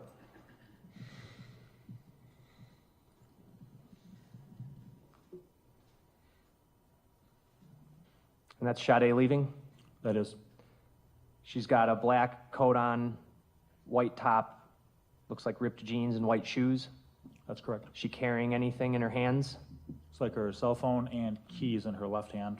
How about her right? Her right, it looks like it's got a, she's got a shoulder bag, looks to be darker color, bigger than a purse, but a type of bag. All right. That was the clip titled Robinson leaving lobby. And the next clip is Robinson leaving lobby exit. Now this clip, the time and date stamp is basically just picks up where the last clip left off, correct? That's correct. Off to the left side of the screen here where my mouse is that where that elevator would be? Yes, with a short hallway to what we are now viewing. Playing this clip. It's 11 seconds long.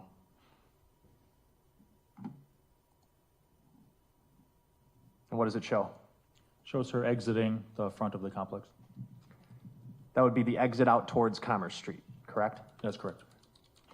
The next clip is titled Robinson leaving lot. All right. This clip is about 2 minutes long. What are we looking at? Can you orient us? Yes, this is a northeast facing camera system, and you can see Sade just in front of that black, I believe it's SUV, and walking north towards Commerce Street is going to be in the upper portion of the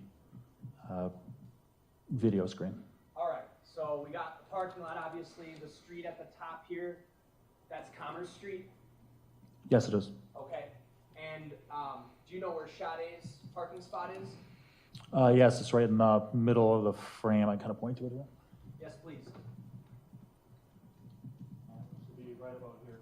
Okay, and in fact, there's kind of the reddish car there. It's actually the one behind that. It's kind of blocked by the camera, right? Yes, it is. All right. This over here, this street, Commerce Street, kind of travels northeast, right?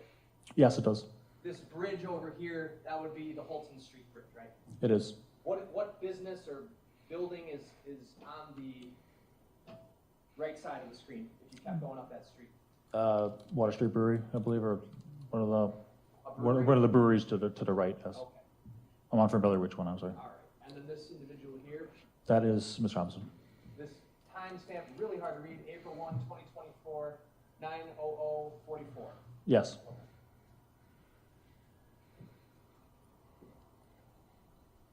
Play this clip. Does skip in the middle. But what are we seeing here, Detective? She is currently walking north to her vehicle. through the, looks like the center of the lot. This would pick up right after the last clip that we watched her walking out the front, correct? That is correct.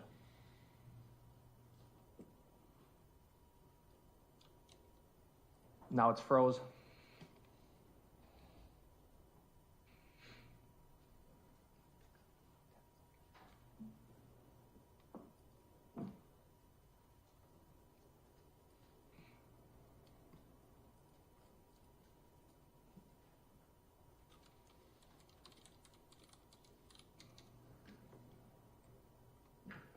What's happening now? So she's entered her vehicle and now it's making a partial U-turn to go to the exit of the lot, which is north on Commerce Street.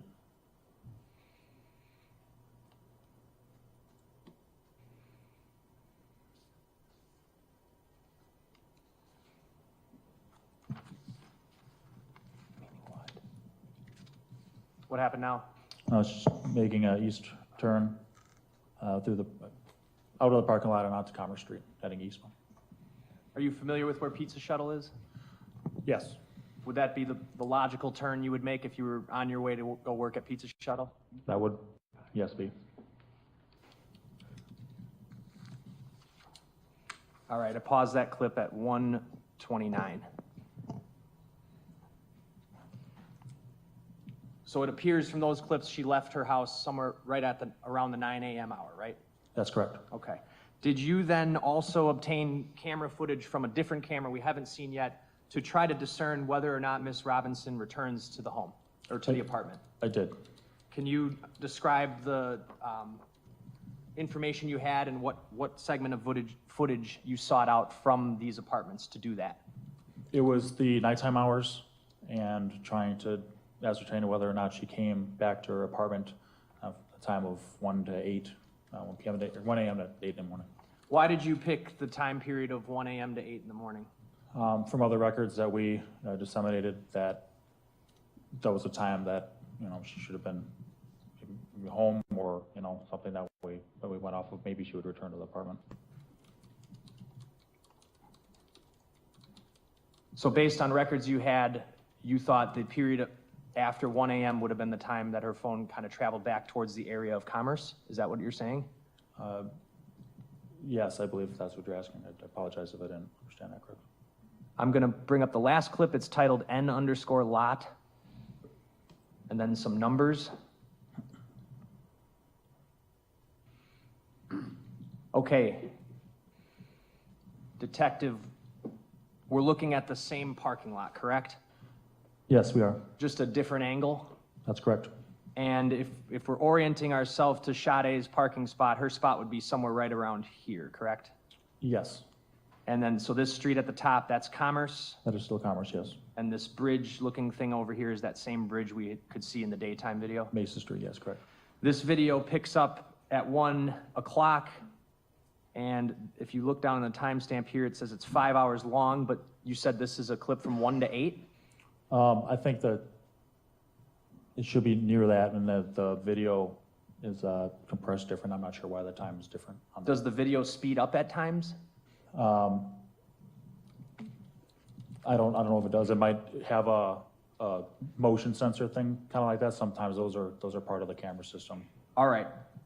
So what time period of video did you review? From 1 a.m. to when? To 8, I believe. Is that what it is? And that's what this is? Yes.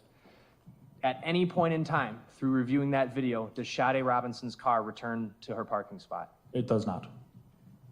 I'm going to play just a brief clip. Actually, before I do that, the timestamp on the video from this camera, do you know whether it's accurate or off by any amount? It is behind, I believe, by just a couple minutes. Okay, just a couple minutes behind? Yes. But generally showing around what we see here to be the 1 a.m. hour? Yes, that's correct. I'll play the start of this video. And I'm going to play it kind of in fast forward here. It's 3 times sped up.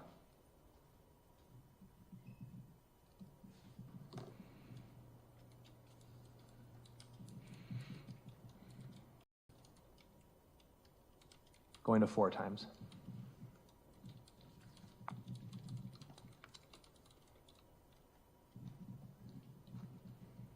There's a car driving by, right?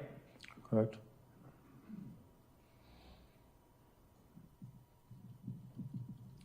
Another car around 102, right? Do you want me to back up? No, I could see the taillights on. I'll go back to 102.20.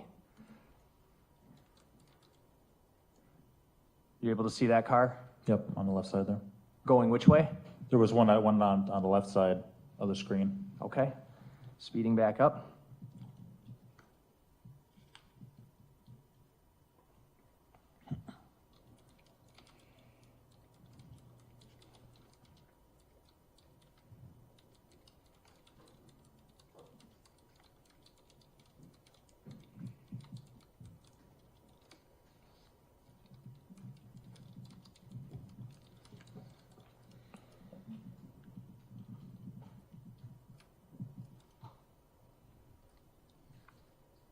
$104.30, what are we seeing? What do you see on the screen? See a car traveling, would it be eastbound on Commerce?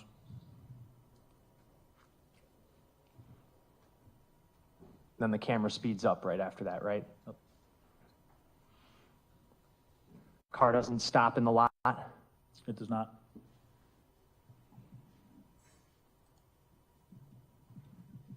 I'm gonna speed back up to 4 times.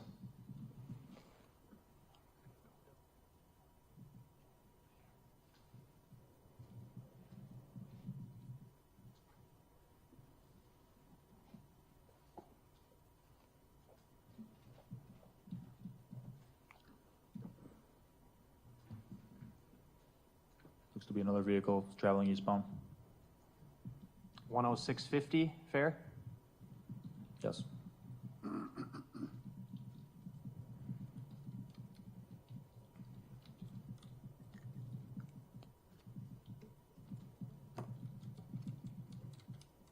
It's like 2 more vehicles passed by. 108, fair? Yes.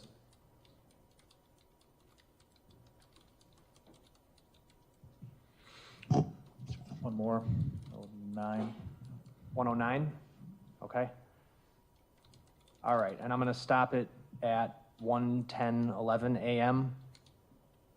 Again, this is a couple minutes behind, so this would be around what, like 1:12-ish, 1:13, or what? Yes. Well, I went 12, 113. That would be accurate. All right, and if I go all the way to the end, I've taken it to the 4-hour, 55-minute, 41-second mark of the clip. On the screen here, it's April 2nd at 7:44:53, correct? Correct.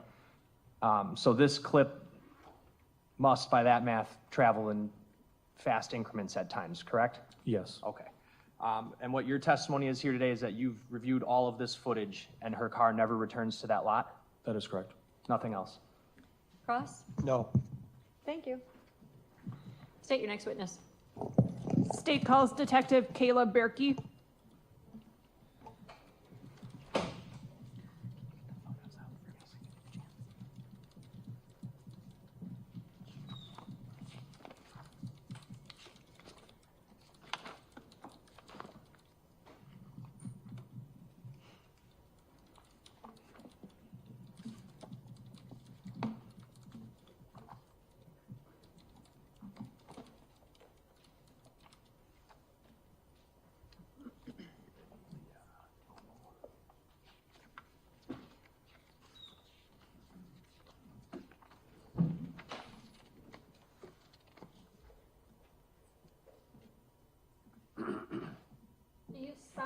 Swear that the testimony you give in this matter will be the truth, the whole truth, and nothing but the truth, so help you God? I do. If you could please be seated, state and spell your name for the record.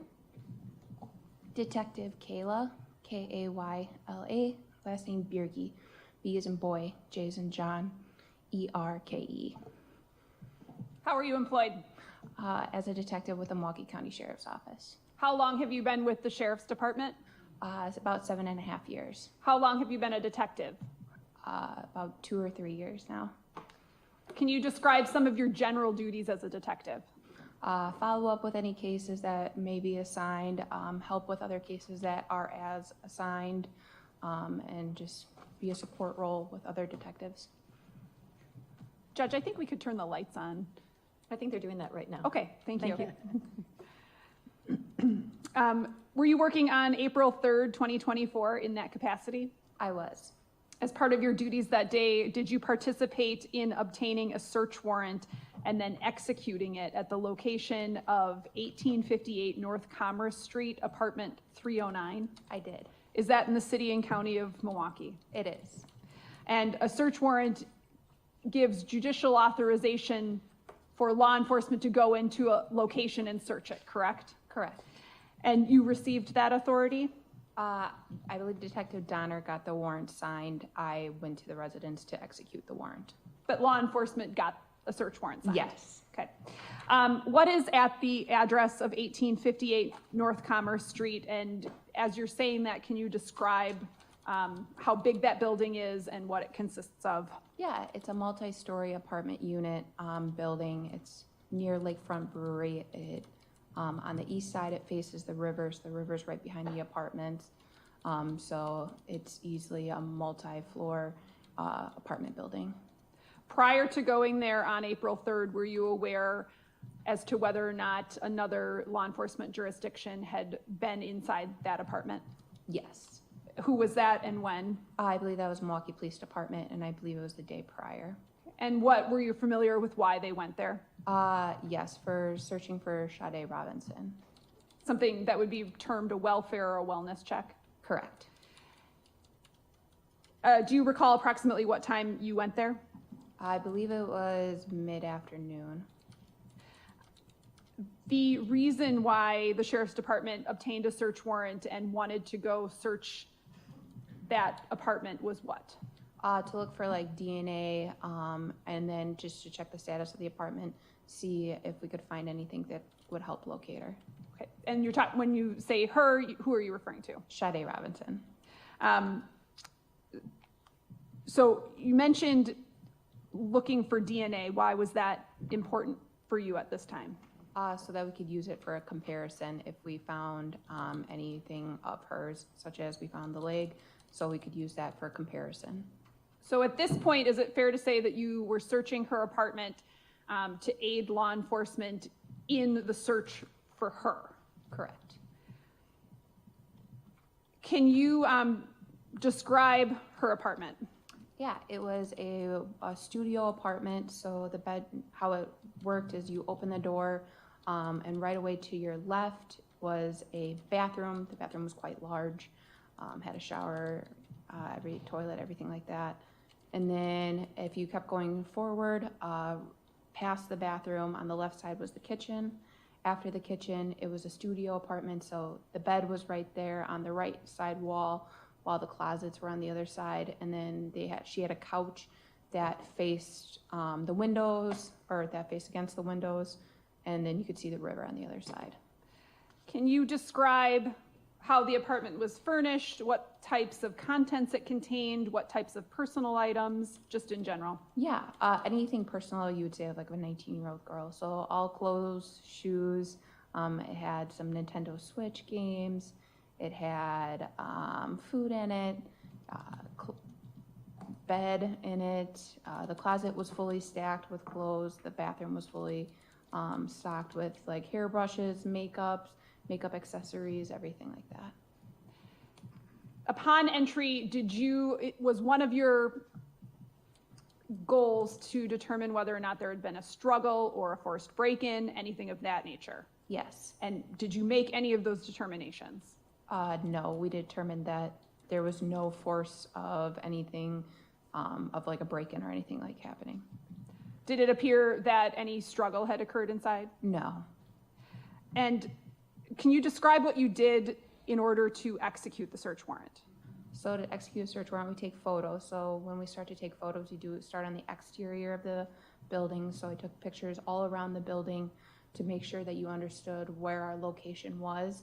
And then that would include then going up to the floor, taking pictures outside the door, and then overalls of the rooms, just for everybody to understand what the room looked like, what was in the room, if anything was moved in the room or anything like that. So that's how we started off. And then we would start a search of the room. So you document the apartment as is before you start searching? Correct. And did you locate anything in your search to indicate what had happened to Sade or where she was? No. And those are specific things that you were looking for? Yes. Okay, what did you find and what did you collect? We did collect a toothbrush. We did locate and saw some like different credit cards and debit cards. We found a Nintendo Switch. We found just different cups and materials that we believe she could have drank out of. We just weren't sure if at any time she drank something that she wasn't supposed to, whatever it may be. So we collected a bunch of cups and other materials that would have her DNA on it. Okay, so the toothbrush, were any other brushes recovered? I believe one other brush we grabbed. Toothbrush, other brushes, any, and then receptacles to drink out of. You're searching and recovering those for what purpose? To collect, or we could use for that comparison DNA. Because at this point you were aware that there was a human leg that had been recovered at Warnemont Park, correct? Correct. So were you recovering these things in an effort to try to connect her DNA to the DNA of that human leg? Yes. What else did you locate in the apartment? We located a pink safe. We located, she had a TV in the apartment. We left all of that. And then anything that might have been valuable, so we weren't sure who had access to the apartment, we took out of the apartment. What was inside the pink safe? Inside the pink safe was, I believe she had some cash as well as she had some narcotics inside the pink safe. And what do you refer to when you say narcotics? I believe it was pills. I believe they came back as positive for meth, and then some THC. So that was it. Okay, and THC is the active ingredient in marijuana, correct? Correct. And when you say come back positive for those two drugs, what does that mean? You use a test to test the narcotics, and I can't remember the test for the meth, but for the marijuana was the Decoys-Levine test to test the marijuana. Those are called presumptive field tests, correct? Correct. And were these ever sent out to the state crime lab for conclusive testing? I'm unaware. Was there anything to indicate how long those items had been inside the safe? No. Was the safe locked? Yes. You indicated that there were photographs taken, correct? Correct.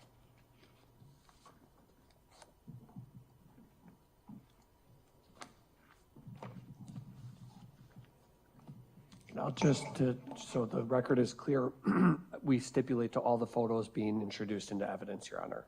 What numbers are those? They're 41 through 50. I will receive into evidence 41 through 50 then.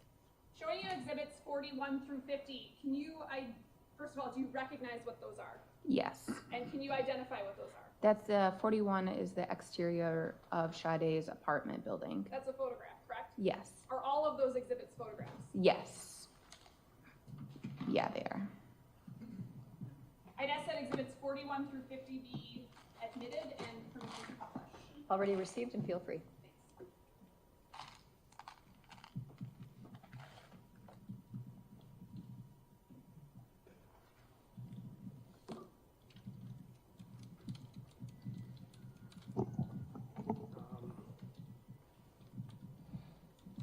Okay, this is exhibit number 41. What is that? That's the exterior of Sade's apartment. So that would be like the front entrance to the apartment building. Showing you exhibit 42. What is that? That would be the door to her apartment. Exhibit 43. That was the bathroom right upon entry of the apartment. That was on the left-hand side. So is that one of the first things that you see when you walk in? Yes. And what was recovered out of that room? That's where we located the toothbrushes and the other brushes. What about exhibit number 44? That was her kitchen. That was on the other side of the bathroom.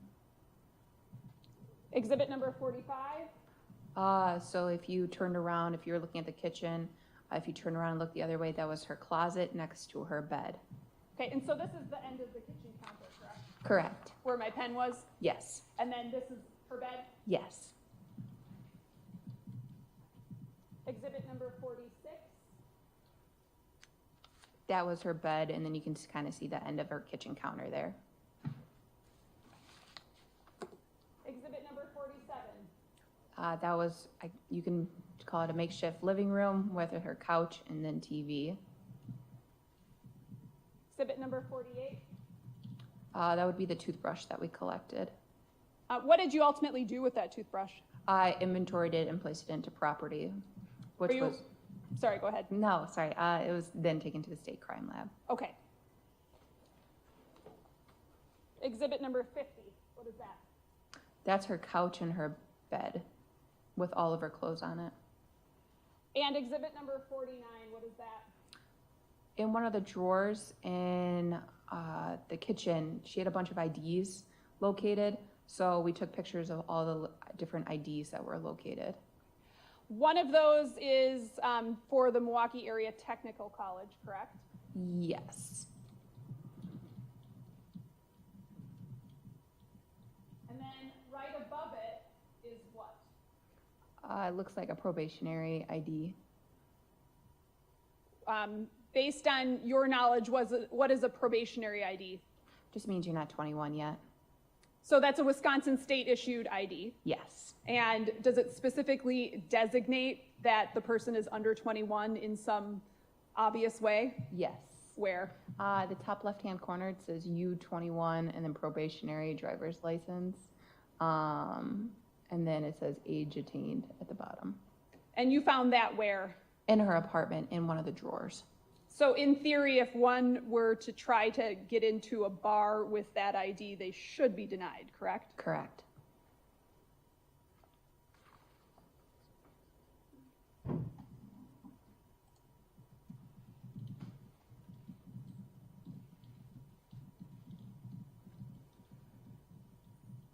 All right, I'm showing you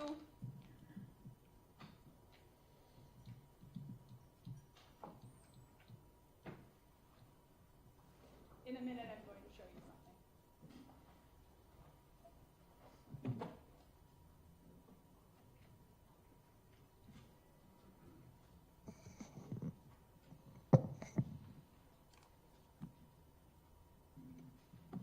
Showing you what's been marked exhibit number 40.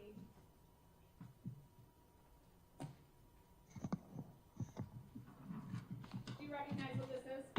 Yes. What is it? That's the toothbrush that we took from the residence. How do you know? I signed it. It says evidence collected by K. Bergie, evidence sealed by K. Bergie with my signature.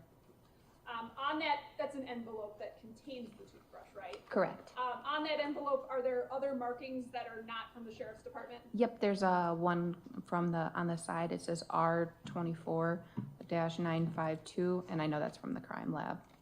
I'd ask that exhibit number 40 be received. Agreed. Agreed? Agreed. It's received.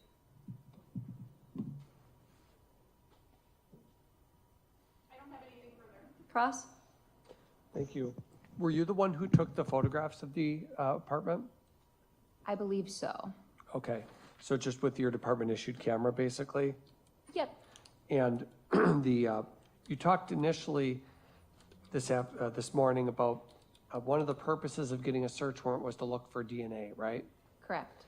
And I'm sorry, you are a detective with the sheriff's department, right? Correct. And DNA evidence being an important tool that law enforcement can use in cases, right? Absolutely. I'm sorry? Absolutely. And that's the reason that you said absolutely is because it can help you pinpoint one's identity, for example, right? Correct. And you've worked with DNA in your experience as a detective, right? Yes, I have. And the way in which we go about collecting DNA samples is to do swabbing. Correct. But you as the detective don't do the swabbing, you call in lab personnel, don't you, that go through and actually swab for it? Depends. There's times I am trained as an evidence technician. I can do the swabbing. However, I did not swab any of these items. Got it. But So either way, you specifically could choose to swab if you wanted to because of your training, or you could call in people to do that for you. Correct. And then that type of evidence, DNA evidence, when you're going through we can take down the photos, I don't need that up. When you're going through Miss Robinson's apartment, you're using your eyes to look for things that might contain DNA, right? Correct. Because you know that it can be shed from skin, for example, Correct. and it can come from saliva. Yes. One of the reasons you had, I don't know if it was one of the photos you looked at, but you had noted a glass, for example. We would like to test the rim of a glass because it might have one's DNA on it. Yes. And so that's crucial piece of evidence, could help you link up, as I think you were saying, the leg that was located to Miss Robinson. Correct. But that wasn't the only reason you were searching the apartment. It's not just for DNA and identification purposes, is it? Correct. We also wanted to look at a pink safe you testified about. Yes. And I'm sorry, did you say the safe was locked? Yes, it was. So did you yourself open it? I did not open it. One of my partners did open it. In your presence? Yes. That's why in your report you documented the contents of it? Correct. Why did you not photograph the contents of the safe? I don't recall if I did or did not photograph them. You did prepare a police report, didn't you? I did. And in your police report, you identified, you tried to be thorough in your report, didn't you? Yes. And in your report, you did identify a description of everything that you found, right? Correct. And there were other things in the apartment of note that beyond just, well, there was a number of, we could see from the pictures, it was there was a lot of things in the apartment, I guess, for lack of a better expression, right? Correct. The closet was sort of piled up with stuff, and there was, I mean, we've all been 19 once, right? Right. Okay. So, but there's a lot of things to sort of look through and read through, right? Correct. And including mail and letters and notes and things like that. Yeah. But your partner opened the pink safe, and that's where the meth was located. Correct. Because you said on direct, I thought, that it was a field test that was done that the department can use, right? Correct. Meaning that there's, and you wrote that in your report, didn't you, that there was methamphetamine recovered? Correct. And you described it as 47 pills of meth, right? Correct. Disposition sent to the property room, Correct. meaning that it gets recovered and taken into evidence, right? Yes, it did. What does meth mean? Meth? Yeah. I just used the short term for methamphetamines. But that's a street drug, right? Correct. And then 18 grams of THC, obviously marijuana is not able to be purchased lawfully either. Correct. And when we hear meth, they're pills though? Correct. Okay. Not something you'd smoke. Not in that form, no. And then the weed, that was just documented also, right? Yes. And then the various notes and letters and things like that are documented as well? Correct. $888 in cash inside the safe? Yes. And that's the same safe with the drugs? Yes. That's all. Thank you. State? Was there anything else that was drug-related in the apartment that you located? No. And then the photos that you were shown as exhibits 41 through 50, those weren't all of the photos taken, correct? No, it was not.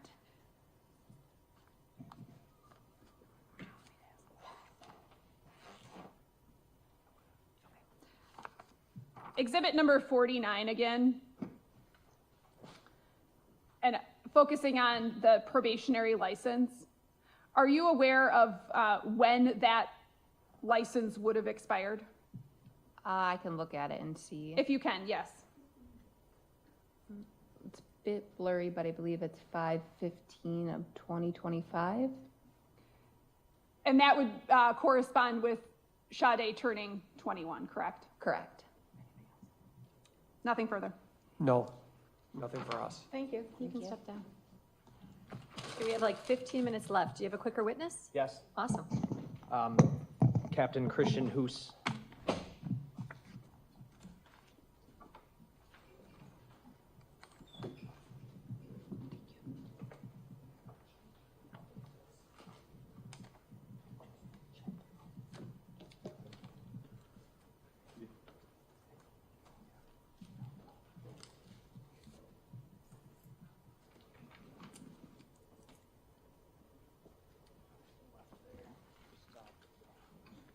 Next to the TV.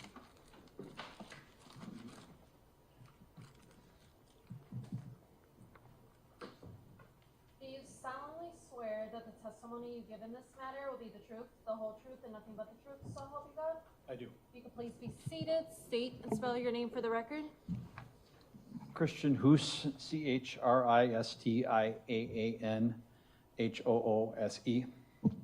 How are you employed? with the City of Milwaukee Fire Department. How long have you worked for the City of Milwaukee Fire Department? 27 years. What's your current rank? Captain, How long have you been a captain? 13 years. Were you working in your capacity as a captain with the fire department back on April 2nd, 2024? Yes, I was. What was the shift that you worked on that day? It was our blue shift.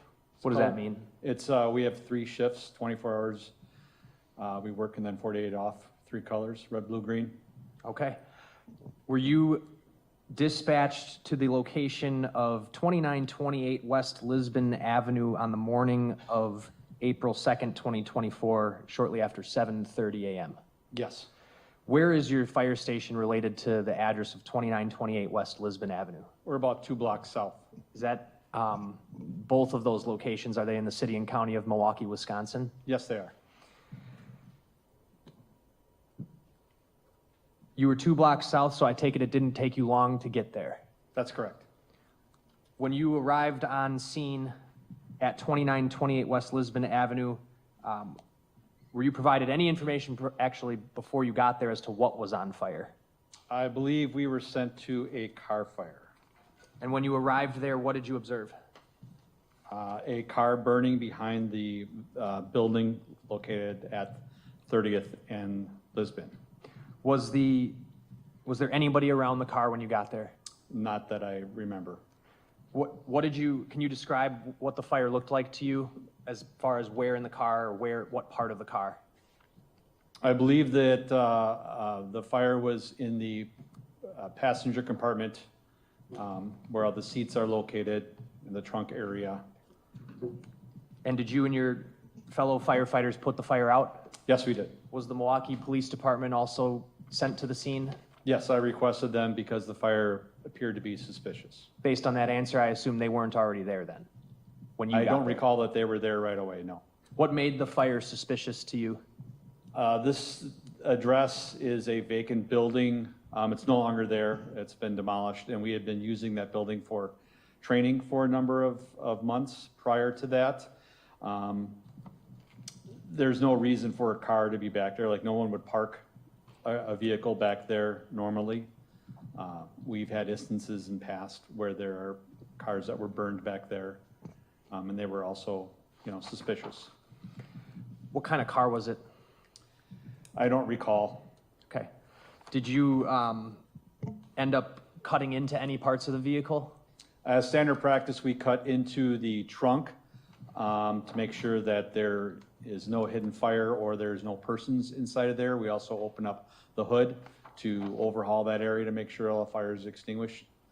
Once the fire was extinguished, did you sort of turn the scene over to the Milwaukee Police Department? Yes. I have nothing else. Ross? You said there was a vacant building at that spot that you've been using for training purposes. Yes.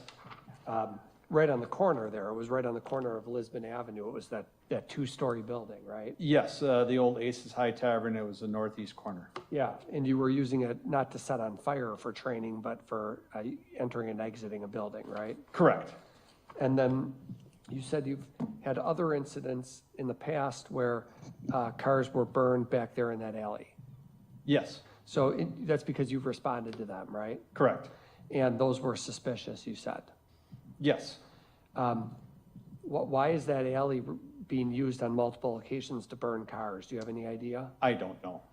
who's picking that particular alley in Milwaukee? I don't. Okay, how long have you been, when you say plural incidents, how many are you? I can think of 2 recently, you know, on either side of the date of this April 2nd. Okay. Um, You can and think of, we you can think of consider, what? go ahead, I'm sorry. Finish your answer, I'm sorry. I'm just saying, we consider something suspicious if we don't have an owner there to say, this is my car, and there was no one there to do that, so we automatically call for the Got police it. for that. You were saying like one before this incident in April of 2024 and one since then. I believe yes. When you responded, were you it was a fire engine, obviously, right? A fire engine and a ladder truck. I'm And- on the ladder truck. You said that the fire started on the passenger compartment of the vehicle? The fire was involved in the passenger compartment. I don't know where the fire started. Oh, involved, meaning that's where the majority of the flake? Yes, The yes, fire is happening, correct. that's all. State? One thing, how did you put it out? With a reduced hose line of water.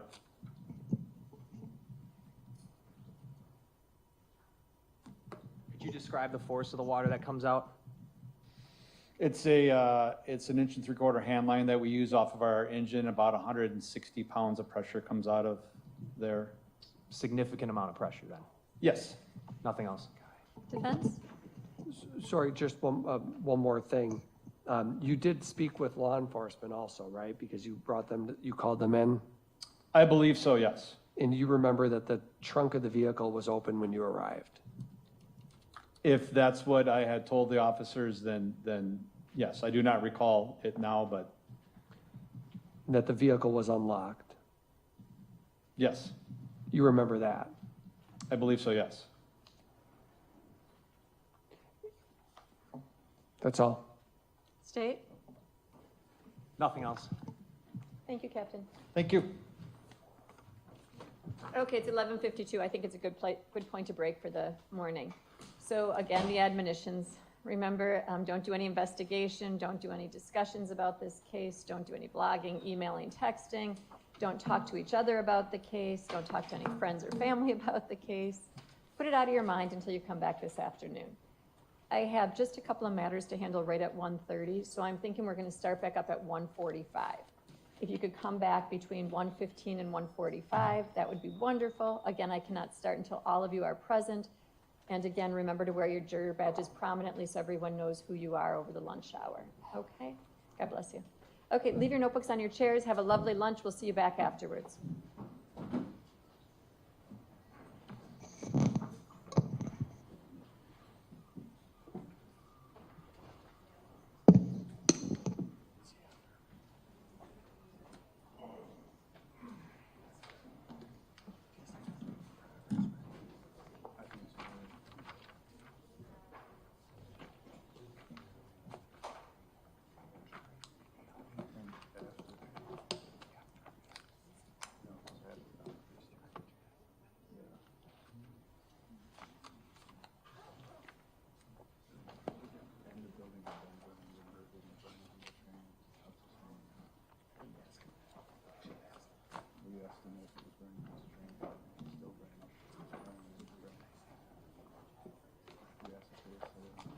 Are there any matters to address on the record before we break for lunch? State? No. Defense? No, Judge. Okay, we'll see you back this afternoon, hopefully by 1:40-ish, okay? Thank you. Thanks, everybody.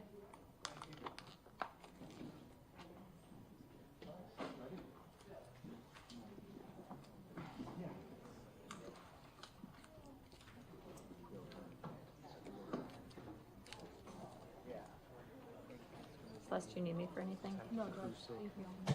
Text me if you need me.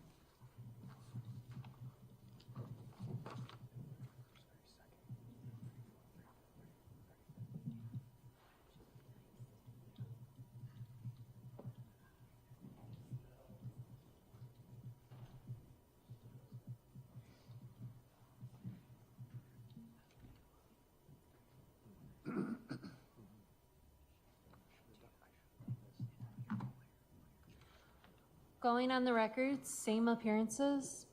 Okay, good afternoon, everyone. I hope you had a lovely lunch. We are still on the state's case in chief. State, are you prepared with your next witness? Yes, the state calls Officer Derek Kolb.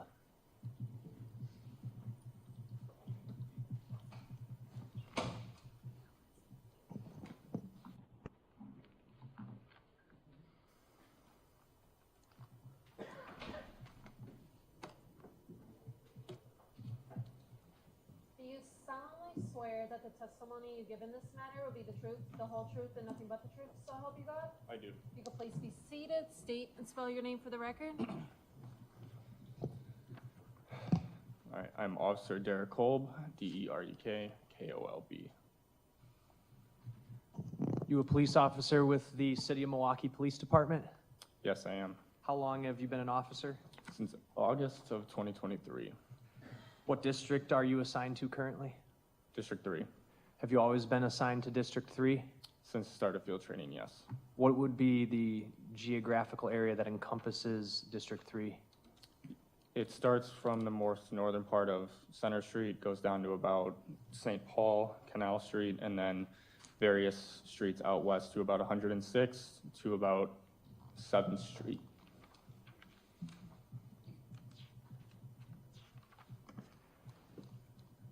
And you work patrol? Yes, sir. Can you describe your general daily duties? Generally, we'll be patrolling around, taking calls for service, doing traffic stops, anything that dispatchers dispatch to on a daily basis, so any sort of calls that we need on the day. The calls for service come from a dispatch center from the city, right? Yes, sir. Were you working on the morning of April 2nd, 2024? Yes, sir. Were you alone or did you have a partner? I was with a partner that day. What was your shift? I was assigned to day shift, which is 8 a.m. to 4 p.m. Shortly after your shift began on April 2nd, 2024, were you and your partner dispatched to 2928 West Lisbon Avenue in the city and county of Milwaukee, Wisconsin?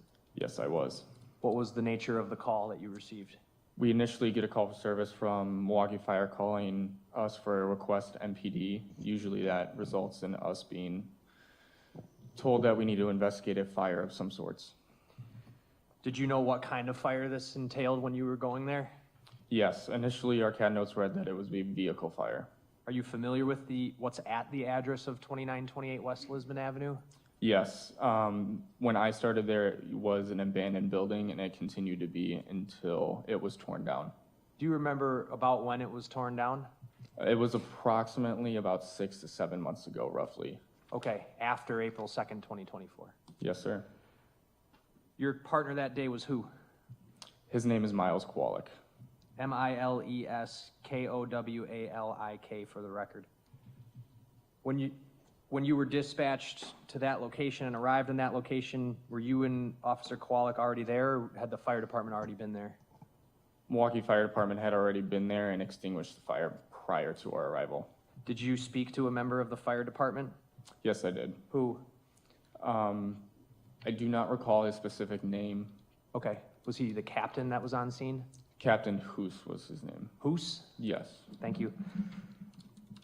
That conversation, I presume you just got basic information about what they encountered when they got there? Yes. Do you recall what that information was? Essentially, we run down if the fire was suspicious or not suspicious, what essentially they first got there, what they observed, and essentially we just get a debrief of the situation before we do our investigation regarding the fire. And what did they observe? When they got there, they observed a blue Honda Civic engulfed in flames, which prior to our arrival, they put out before we got there. Was there anything notable about the trunk that they had noticed when they got there? When they got there, I do not recall, but when I arrived on scene, the trunk was ajar.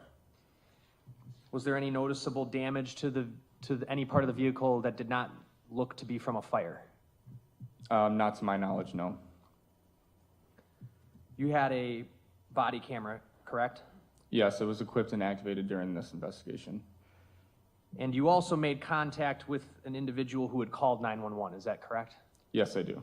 She, at the time, was a resident of a house on North 29th Street, correct? Yes, sir, just east of the location of where the vehicle was set on fire. Do you recall what address? I do not recall. I'm going to show you Exhibit 190.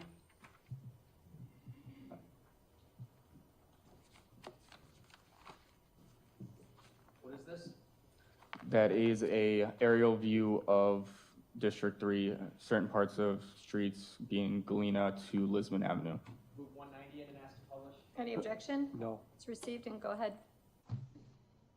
I've got Exhibit 190 on the TV screen now.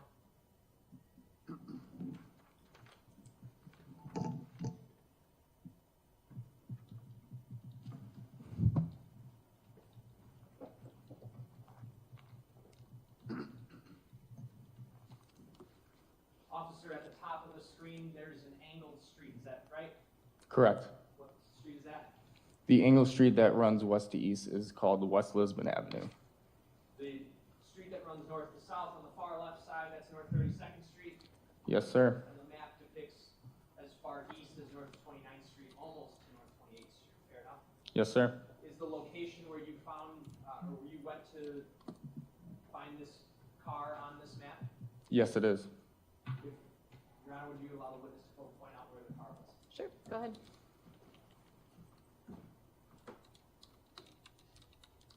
Okay, so you're pointing to the building basically at the northeast corner of 30th and Lisbon. Yes, sir, just east of 30th. All right, and that building that's in this map, that is no longer there? No, it is not.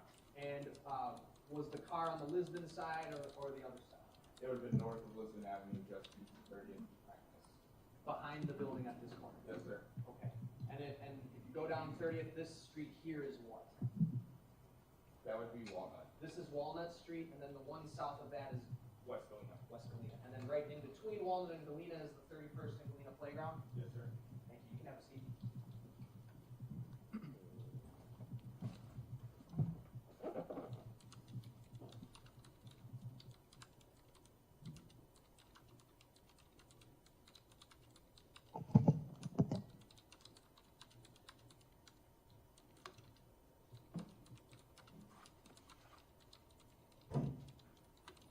I'm going to show you what's been marked as Exhibit 51. Should come up on the screen momentarily.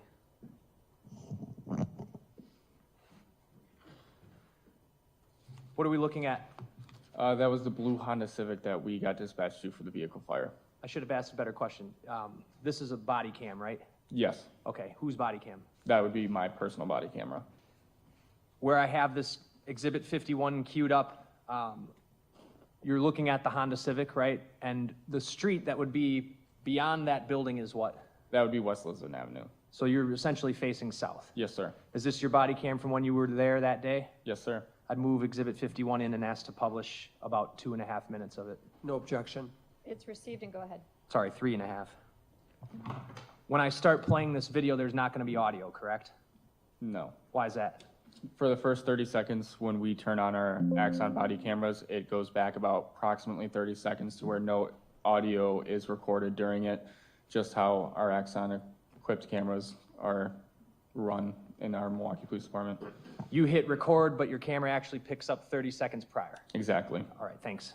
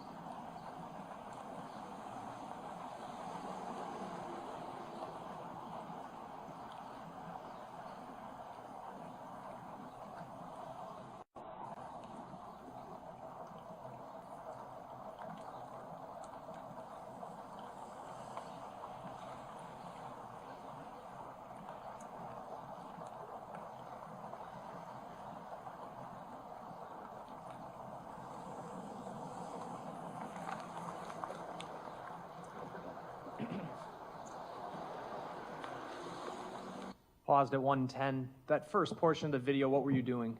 Essentially looking over the vehicle, just seeing what kind of fire damage is done to the vehicle. And then initially when I looked at the front plane of glass for the front window, that's initially where I first checked vehicles for their VIN number. And then the second time when I went to the inside of the door panel is where I checked for the the VIN number. The first one is destroyed in the vehicle fire, so I got the VIN number off of the door.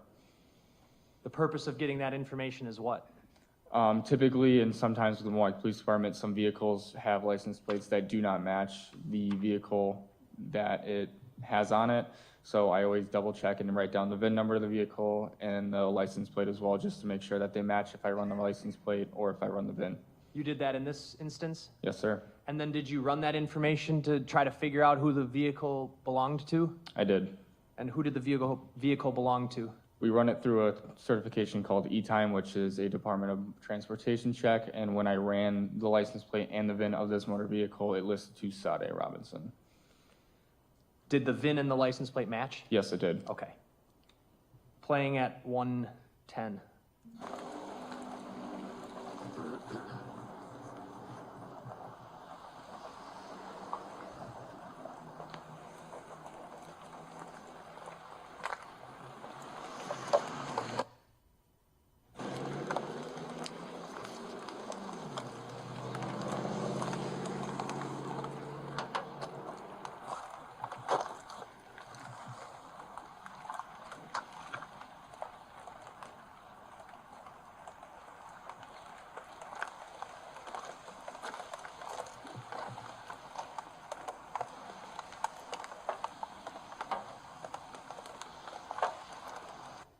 Paused at 1:52. The last few seconds here, you seem to be checking the engine compartment fare. Yes. And on the left side of the screen where my mouse is circling here would be the front passenger rear view mirror, correct? Yes. And the condition of it right now at this point is what? It's damaged. Hanging down? Yes. Playing at 1:52.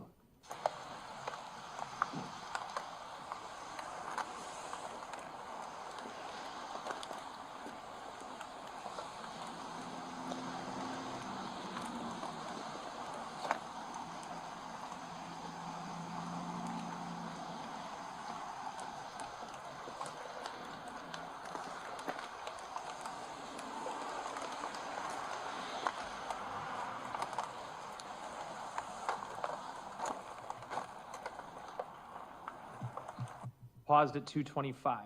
The front hood of the car, there's a cut straight across, correct? Yes. The hood is cut open? Yes. Okay. Is that something the fire department does? Yes. Playing at 2:25.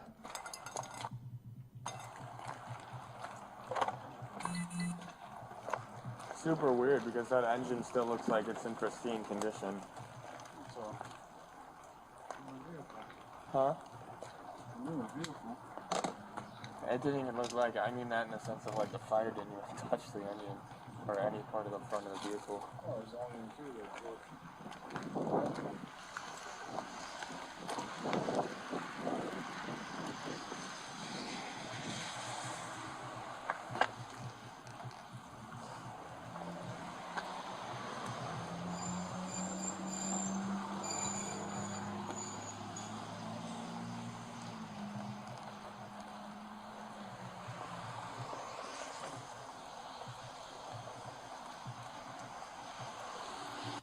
Paused at 3:18. At this point in the video, you're looking into the trunk.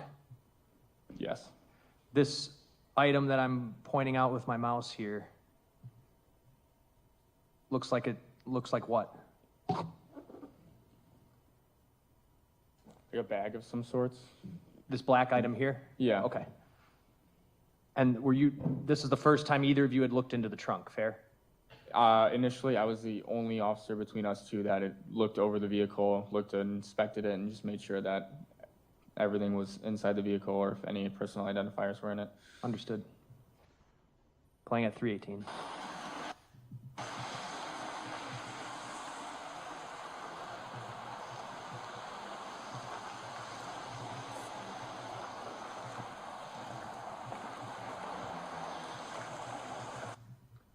paused it at 3:32.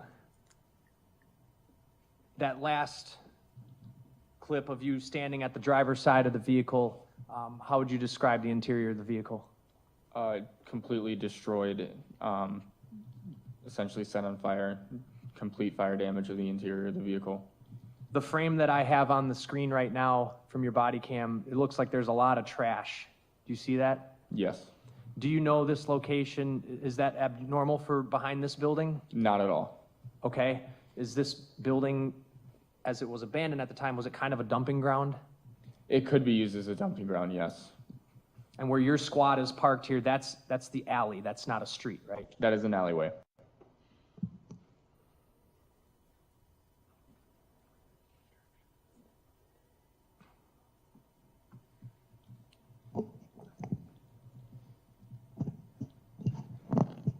This street over here to the left, that would be North 30th Street then?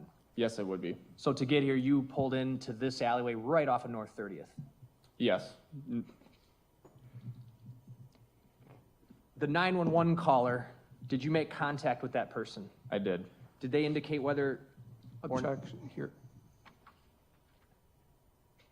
That was I was somewhat going of to make a hearsay objection, but he stopped his question. Okay.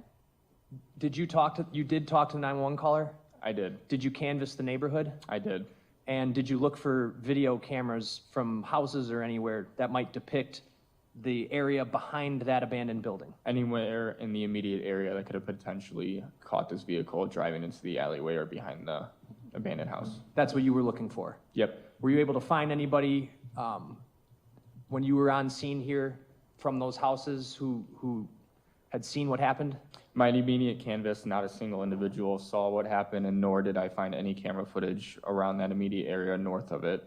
Okay, so you say north of it, you're looking, you mean north of Lisbon, fair? Yes. And are you aware of any camera footage that captures right behind that abandoned building at the time? Not at that moment, no. After you arrived, did you have other members of your department come out to tow the vehicle from that location? I do not recall if we had another squad or if it was us that waited for the tow to arrive on scene. So there was a tow that arrived on scene, fair? Eventually, yes, that vehicle was towed from that location. Where do you, what's the process for that? Where does it get towed to? We call the city tow lot, and then essentially we wait for a tow to arrive. We get a tow number that's associated with the vehicle, and then if it's a safekeeping tow, it'll be kept at the city tow lot in a specific lot separate from evidence tows. Did you at some point become aware on April 2nd of a leg that was found at Warnemont Park? Yes. Did you become aware that day or at a subsequent time? Subsequent time. Okay. And you're aware that that leg was found on the evening of April 2nd? I do not recall what time that was recovered. But this time, the time you went out to this burning car, I think it's on your body cam up here at the upper right, we're at 8:22 a.m., is that right? Yes. Okay. I have no other questions. Thank you. Cross? Thank you, Judge. Good afternoon, officer. So you testified that you were dispatched to this 2928 West Lisbon Avenue for a vehicle fire, correct? Yes. And had you ever been dispatched to vehicle fires in that area before? No. Okay, so, but this area that you described, you said that there's a lot of trash around there, correct? Yes, there is. And, I mean, I guess we can kind of look at the video here on just this frame. It looks like there's some residential homes, correct? Just north of it, yes. Are you familiar with this area through your, responding to calls for service? Yes. And have you responded to calls for service about potential drug dealing? Objection relevance? What's the relevance? I'm just trying to set the scene of where this all occurred, the part of the city. I mean, the state on direct examination was talking about how it's a high crime area. I don't recall that happening. Or the trash, I suppose. I mean, if I can just move on. Okay, please move on. I'm going to sustain the objection. Move on. All right, but when you arrived after the fire had already been extinguished, correct? Yes.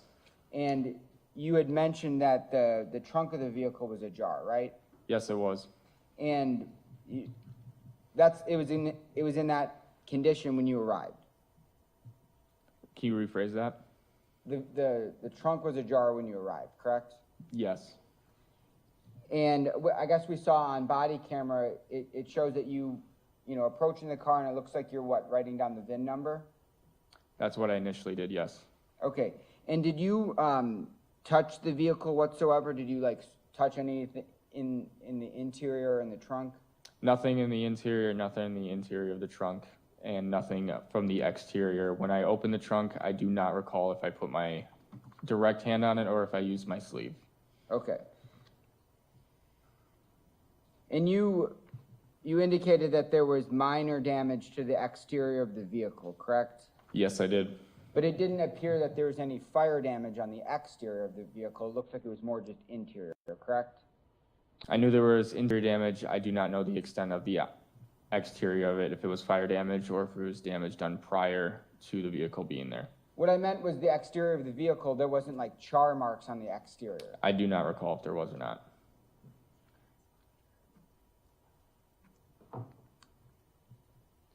It appears that the fire damage is all the interior front seat and into the back seat, correct? There was fire damage in the interior and the rear and the trunk. And the trunk, but we could see on the body camera that there was still some belongings that didn't look like they were charred or burned. No. And after you are looking at this vehicle, you said you canvassed the area, correct? I did. And what did that entail? Did you go to homes around the area? Any houses around the area that could have potentially caught this incident on a camera or any sort of video footage. And you weren't able to locate any video footage that captured the fire? No. And so you weren't able to identify any suspects that were captured on video, correct? Nothing on the canvas that I conducted that day.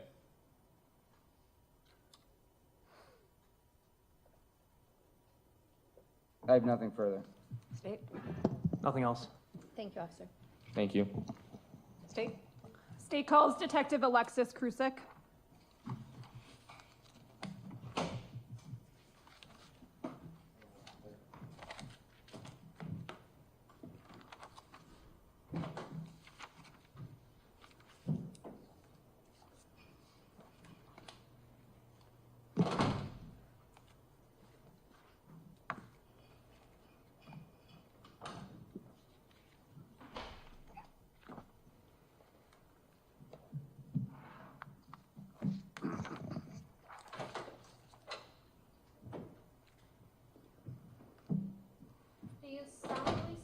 That the testimony you give in this matter will be the truth, the whole truth, and nothing but the truth, so help you God? I do. You could please be seated, state and spell your name for the record.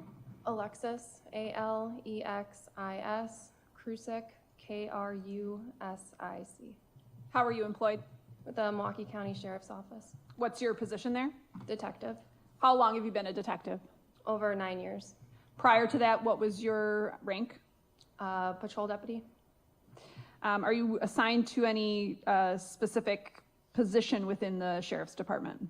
I'm a federally deputized task force officer with the Bureau of Alcohol, Tobacco, Firearms, and Explosives, and I'm on the Milwaukee County Sheriff's Office Bomb Squad as a bomb technician. What does it mean to be a TFO with the ATF? I assist with federal cases ranging between firearms trafficking and arson cases. And you have federal jurisdictions as well, correct? Yes. How long have you been on that assignment? Since March of 2020. So you were working in that capacity in April of 2024? Yes. Did you come into contact with a 2020 blue Honda Civic in April of 2024? Yes, April 5th. April 5th? Mm-hmm. In what capacity? It was originally involved in a fire, now determined to be an arson. It was towed back to the Milwaukee Police Department tow lot, the City of Milwaukee tow lot, pending processing. Was there a license plate associated with that There car? was. What was that? It was Wisconsin Adam Sam Paul 1711, I believe it is. Would 1171 sound familiar? 1171. Are you aware of who that vehicle registered to? It listed to Sade Robinson. At that point, you were aware that Sade Robinson was deceased, correct? I believe at that time it was still a missing person. Okay. Who were you with at the tow lot as it relates to your investigation surrounding this vehicle? Milwaukee Police Department personnel, I believe it was Detective Amy Stolowski, ATF Certified Fire Investigator Ricky Henkins, and Milwaukee Police Department Bomb Technician Commander Adam Islub. And what was your purpose in being there? Assisting with the search of the vehicle. I missed the last name, the bomb tech, Adam. Islub. Thank you. And I'm sorry, the crime lab was also present, 2 individuals. What was the crime lab there for? To assist with evidence collection. Such as? Collecting DNA swabs. They collected the items out of the vehicle, packaged them, and then they were turned over to me at the end of the day. And you watched that happen? Yes. Did you observe the Honda Civic in its initial state at the tow lot before any searching began? Yes. And prior to your search of the car, and when I'm saying your search, I mean you and the other personnel that were there that day, did you have any information about whether or not someone else had searched the car on an earlier date? No. So you were the first search of this vehicle? Yes. Okay. Can you describe the vehicle as you initially observed it? It had heavy fire damage to it in all areas. The trunk was still pretty intact as far as vehicle condition. Were you able to readily identify anything in the vehicle? There was a blanket that could be seen on the back seat, as well as a brown and black purse that was on the floor behind the front driver's seat. That's as to the passenger compartment. Would you say that the passenger compartment was the part that sustained the heaviest fire damage? Yes. What about the hood and engine area? The hood had been cut, most likely by the fire department. Can you describe the trunk? The trunk was still in pretty pristine condition. There was a lot of standing water still, though, in the trunk of the vehicle. Were you able to locate any items that were ultimately collected and placed on inventory from the trunk? From the trunk, there was a black puffy style jacket. There were light ripped jeans, like light washed ripped jeans, white tennis shoes, and tan underwear. The underwear, was that contained on or within something? It was on the outside of the light wash jeans. The bag or purse that you described, was that also recovered?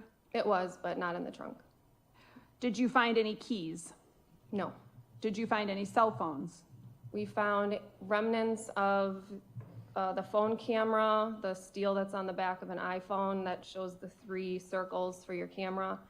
We were able to locate that in melted debris via X-ray. Sorry, can you repeat the last portion of what you said? It was located in melted debris inside of the vehicle that we were able to locate by using an X-ray system. Thank you. Did you find any weapons? No. Would weapons, in theory, be detected through an X-ray system? Yes. Were photographs taken? They were.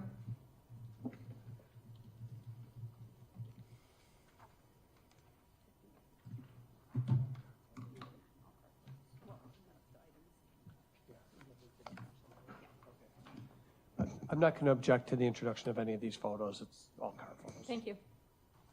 I'm showing you what's in marked exhibits 58 through 89. If you could just look through those and let me know what they are. One at a time? If you can just collectively look at them, identify them, and then we'll go through them one by one.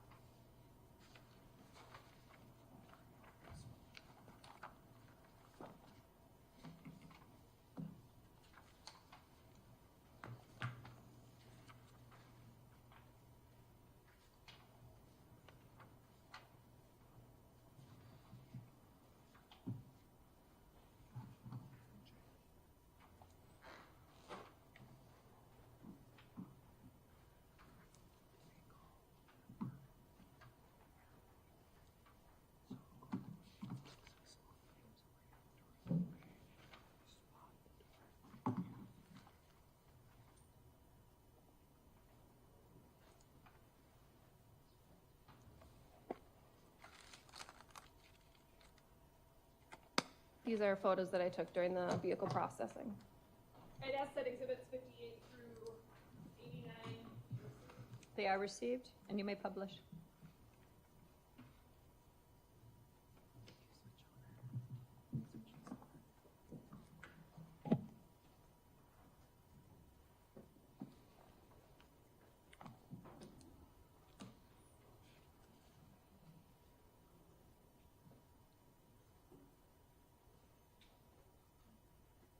Showing you exhibit 58. What is that? That is the front of the 2020 Honda Civic. Okay, and again, this is at the tow lot, correct? It is. Exhibit 59. It's the passenger side view of the Honda Civic. Can you see fire damage to the exterior of this car? You can. Can you describe where? On the front, or on the top portion of the vehicle doors. Exhibit number 60, what is that? The passenger rear corner overall of the Honda Civic. Exhibit 61. It's a front driver's side corner overall view of the Honda Civic. Did it appear to you that there was at least some sort of front end damage to that vehicle? Yes. Exhibit 62, what's that? That is an overall view of the driver's side rear back seat, showing the fleece blanket. Okay, so the green and blue item here, this is a blanket. Yes. What is the yellow material there? I believe that's part of the seat cushion.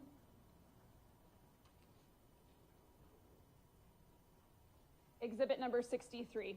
It's an overall of the trunk view. And I'm just going to have you step down off the stand and approach that. And if you could show us where, you said there was a jacket that was recovered, correct? Yeah. Okay, and that was a black puffy winter jacket. What else can you see in that photo that you recovered? Can you bring the microphone as far over as you can as well? Thank you.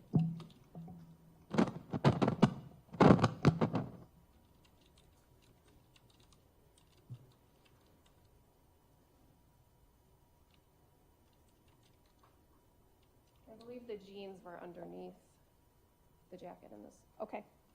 What about exhibit 64? Can you describe what's depicted in that photo? The winter jacket. Can you point to that?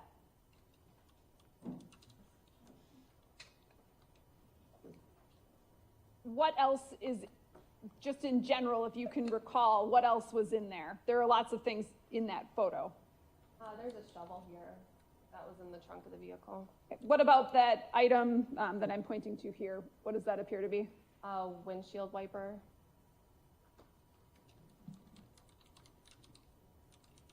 Actually, what about this item here? Oh, that is a bed sheet. And did you recover that? I did.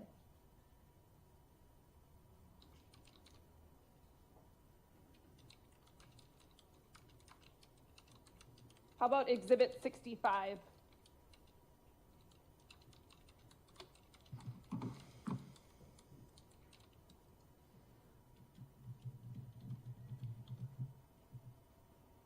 I believe this is a photo behind the front driver's seat, and the purse was in the lower area here.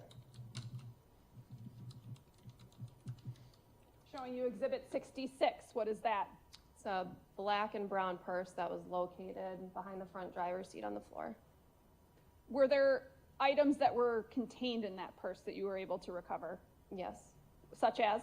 There was a laptop, an iPad, and some miscellaneous items. I believe there's another photo. Showing you exhibit number 67. Yeah, those were some of the contents from inside of the bag. Exhibit 68. Additional items from inside of the bag. Do you know what these items are? I believe there's going to be another photo. This is paperwork with Sade Robinson's name on it. Showing you exhibit 69. Is that the paperwork? It's a closer view, yes. Exhibit number 70. This was an apron that was located inside of the trunk with Sade's name tag on it from the Wisconsin Club. It looks like there's some cash, like loose bills of US currency. Yes. But Exhibit 71. These were all of the items from that purse, all laid out.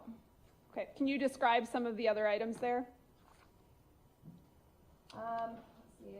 So there's 2 notebooks, a comb, there's 2 photos, Polaroid photos, miscellaneous paperwork, a planner over here,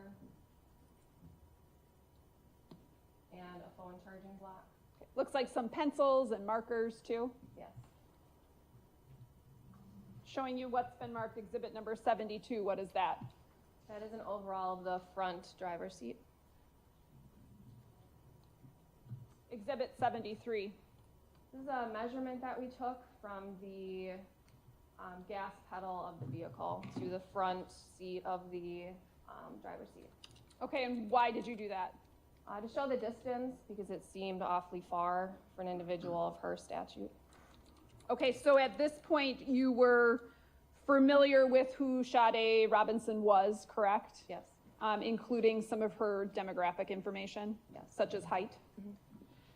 Were you familiar with what she looked like? Not before the search. No. Okay. Showing you Exhibit number 74.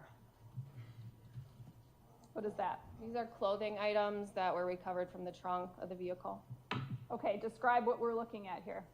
There's a black, that outer winter puffy style jacket, light ripped jeans, tan underwear, and 2 pair of white tennis shoes.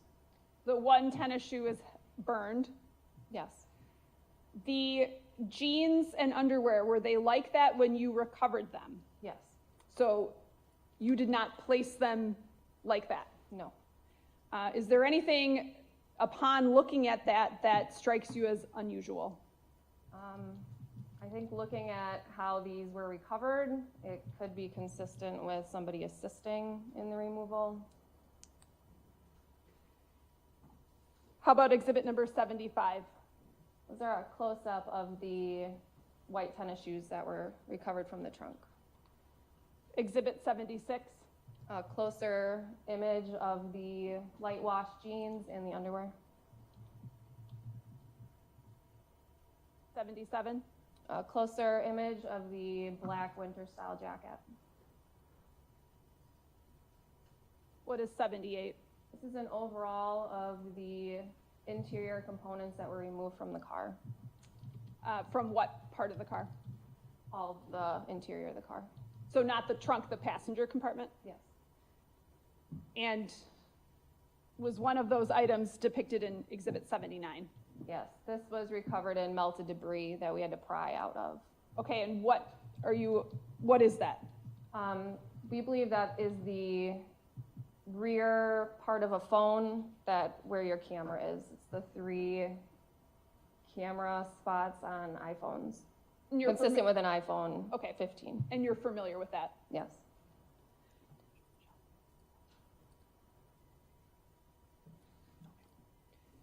But Exhibit number 80?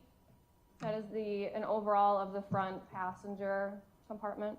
And I should ask, that's the only part of a phone that you recovered in the car that was identifiable as something on a phone? Correct. Exhibit number 81? So this is an item that is a stuffed animal of some sort that had an odor of gasoline on it. That was on the floorboard on the passenger side of the vehicle. And you recovered that item? Yes. Why? Because it had an odor of gasoline. Exhibit number 82? That is an overall of the front damage on the Honda Civic.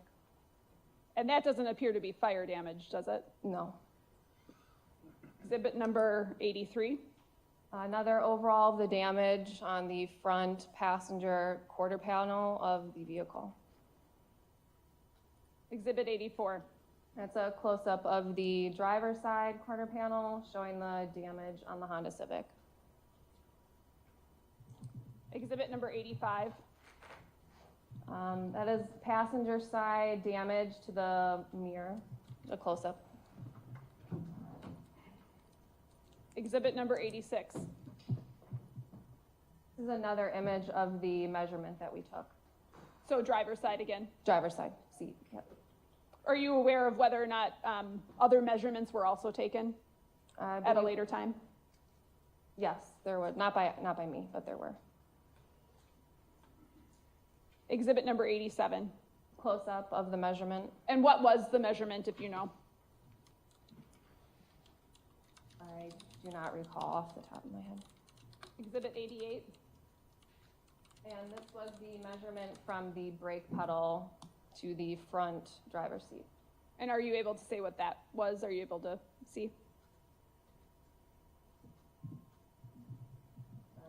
I don't know if that's 19 inches, but. And exhibit number 89. Okay, it shows 1 feet, 20 inches for the measurement. You can have a seat. At some point during your investigation, your portion of this investigation, the car search, were you made aware of what Sade Robinson was last seen wearing? Yes, once I recovered the clothing, I had reached out to see what she was last seen wearing. And what did you receive in response? I received a still image of Sade. She was walking on a boardwalk by herself, and she was wearing light wash, ripped jeans, white tennis shoes, and a black jacket, from what I could see. I'm showing you what's been marked exhibit 240. You can identify what that is. This is the image that I was sent. I'd ask that 240 be received and published. Any objection? No. 240 is received, go ahead.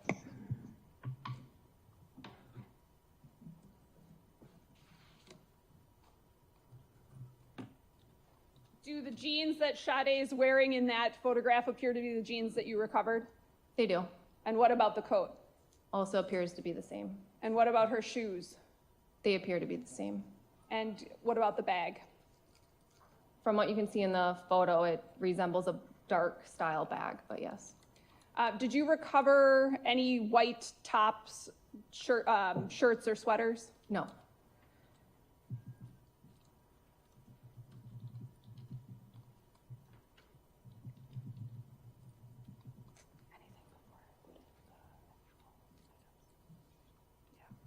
The DNA, the crime lab individuals who were taking DNA swabs, did you see them taking swabs of areas like the door handles?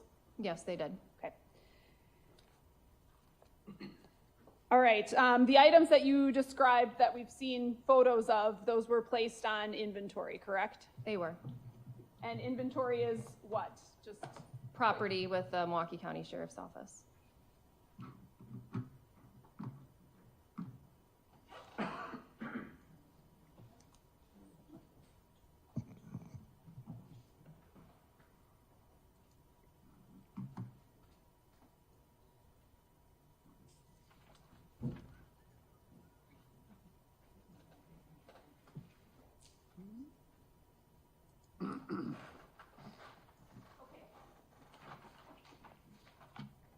showing you what's been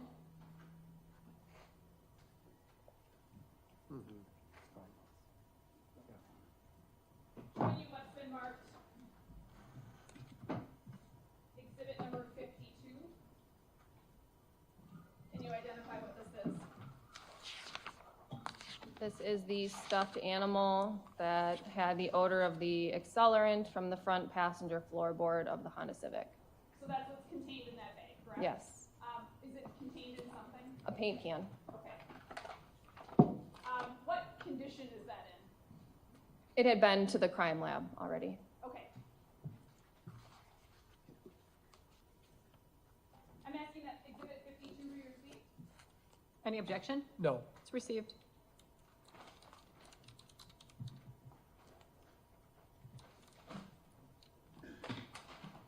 Showing you what's been marked exhibit number 57. What is that?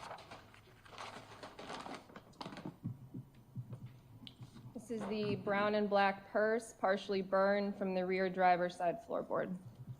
And that's already been opened, It has. You opened that earlier today. I did. Can you pull out what's in it?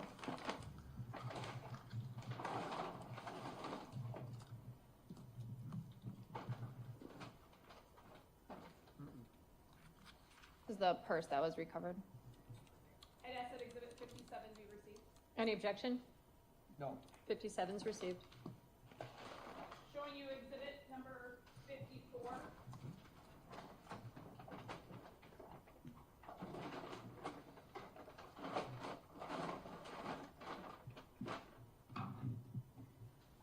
What is that? These are the light wash ripped jeans with the tan underwear that were recovered from the trunk. I'd ask that exhibit 54 be received. Any objection? No. It's received. And I'd ask you to just take out the jeans.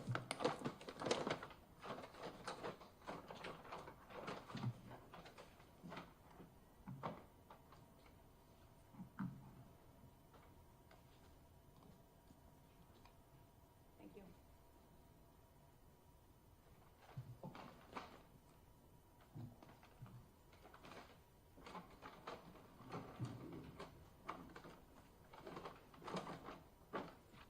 Showing you what's been marked exhibit number 53.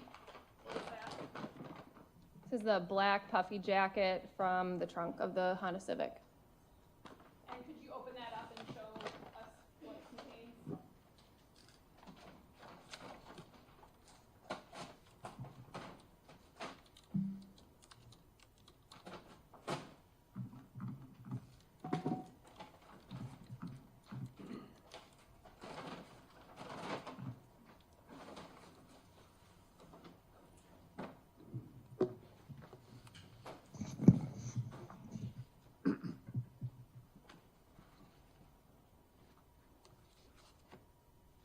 Thank you.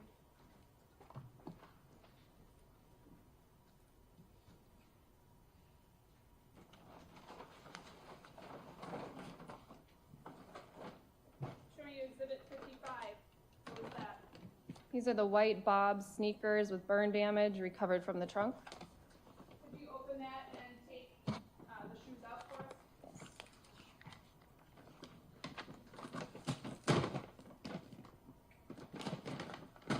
And scissors. Probably.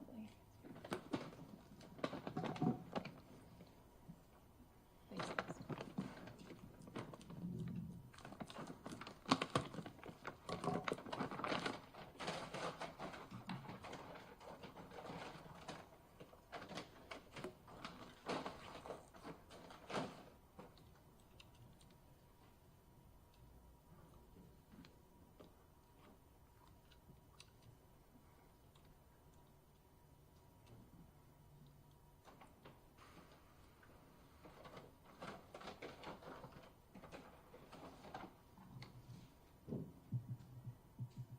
Did I move in exhibit number 55? No. Okay, No. move in exhibit 55. Any objection? No. It's received 53 too. I'd move in exhibit 53. I don't object to that either. You're not objecting? No. It's received as well. Showing you what's been marked exhibit 56. What is that? This is the white-ish yellow bed sheet, partially burned, that was recovered from the trunk. I did ask for exhibit 56 to be received. I don't object. It's received. And could you open that, please?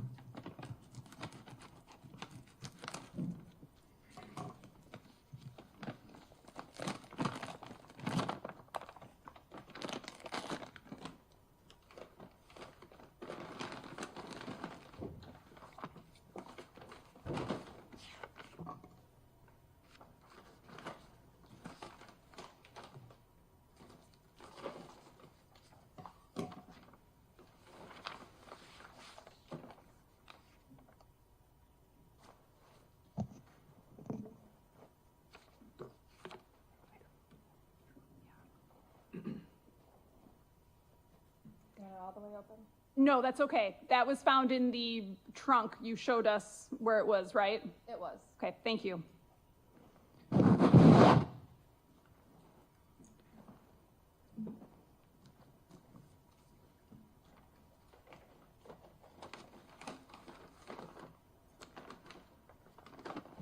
You testified that you didn't find any sort of top, a shirt or a sweater Did you find a bra? No. Are you aware of whether or not the DNA swabs that you testified the crime lab was taking, that those were ultimately taken to the crime lab? They were, but not by me. I don't have anything further. Cross? So you were involved in other things in this case, but primarily a search of the car, right? Correct. And and this looks like a pretty thorough search, you were going through the trunk in the main area of the vehicle, right? Yes. Were there any identifiers for Maxwell Anderson in that car? No. Any ID cards or anything like that? No.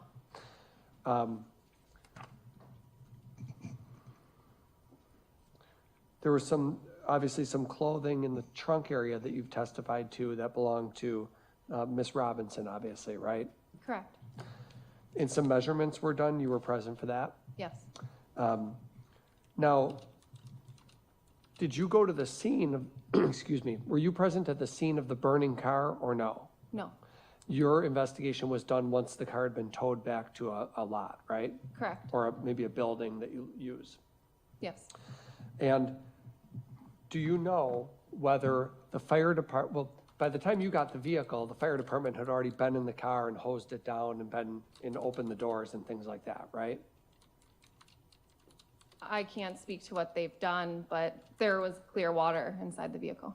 I mean, clearly they had put out the fire and cut open the hood and things like Yes. that, right? And in terms of the seat distance from how far forward or how far back it is, do you know whether the fire department moved it forward or backward as they're putting out the fire? No, I'm not sure. All you know is those measurements are what they are for when you have the vehicle at the lot, right? Yes. DNA swabs were done really throughout the vehicle, isn't that fair to say? I On believe various- it was just the exterior.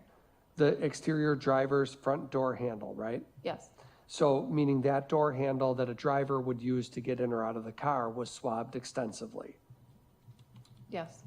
And exterior driver rear door handle, that was also swabbed. Yes. Trunk latch. Yes. What's a trunk latch? How you open up the trunk of a vehicle. Okay, so for this particular vehicle, is there a button in the back of the trunk that you would have pushed and it would have opened? I don't recall. Okay, it's something that a person would have to touch to open up the trunk though, Yes. and that was swabbed. Yes. And exterior passenger rear door handle, That was done. exterior passenger front door handle. Yes. So all of those things are swabbed for DNA, correct? Yes. And I think you just said you didn't send any of it to the lab for testing. That was somebody else's responsibility. Correct. You said the stuffed animal that we've talked about had an odor of gasoline on it. Yes. Are you a bomb technician? I am. Okay. What's a bomb technician?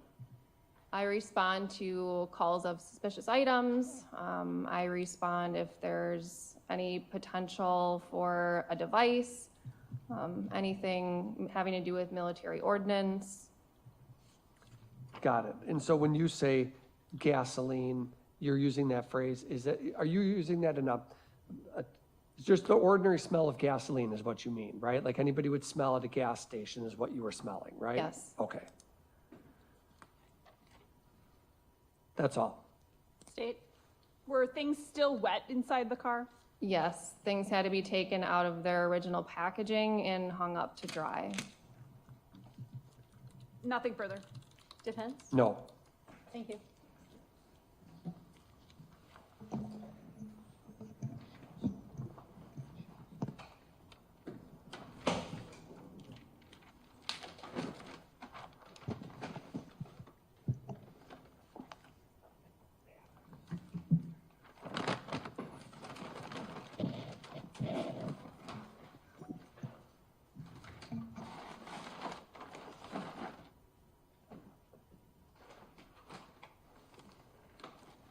Anybody need a break at this time? No? Okay. Next witness, State. Special Agent Agent Henkins.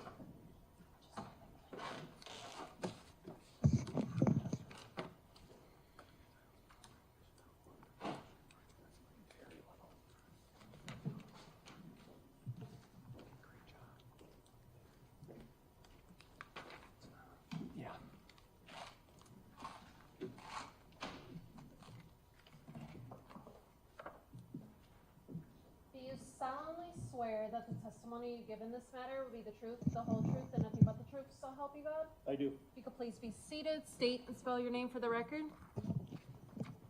My name is Ricky Henkins, Hankins. How are you employed, sir? I am a special agent with the Bureau of Alcohol, Tobacco, Firearms, and Explosives, also known as ATF. How long have you worked in law enforcement? I have worked for ATF since April 2001. And what is your, are you a certified fire investigator? I am. What is that? A certified fire investigator means that I have received specialized training in order to investigate fire origin and cause. Can you just summarize what that is, the training? The training for ATF was a 2-year immersion program where I had to take graduate courses from the University of Maryland. I had to investigate a minimum of 100 fire scenes under the mentorship of more senior ATF CFIs.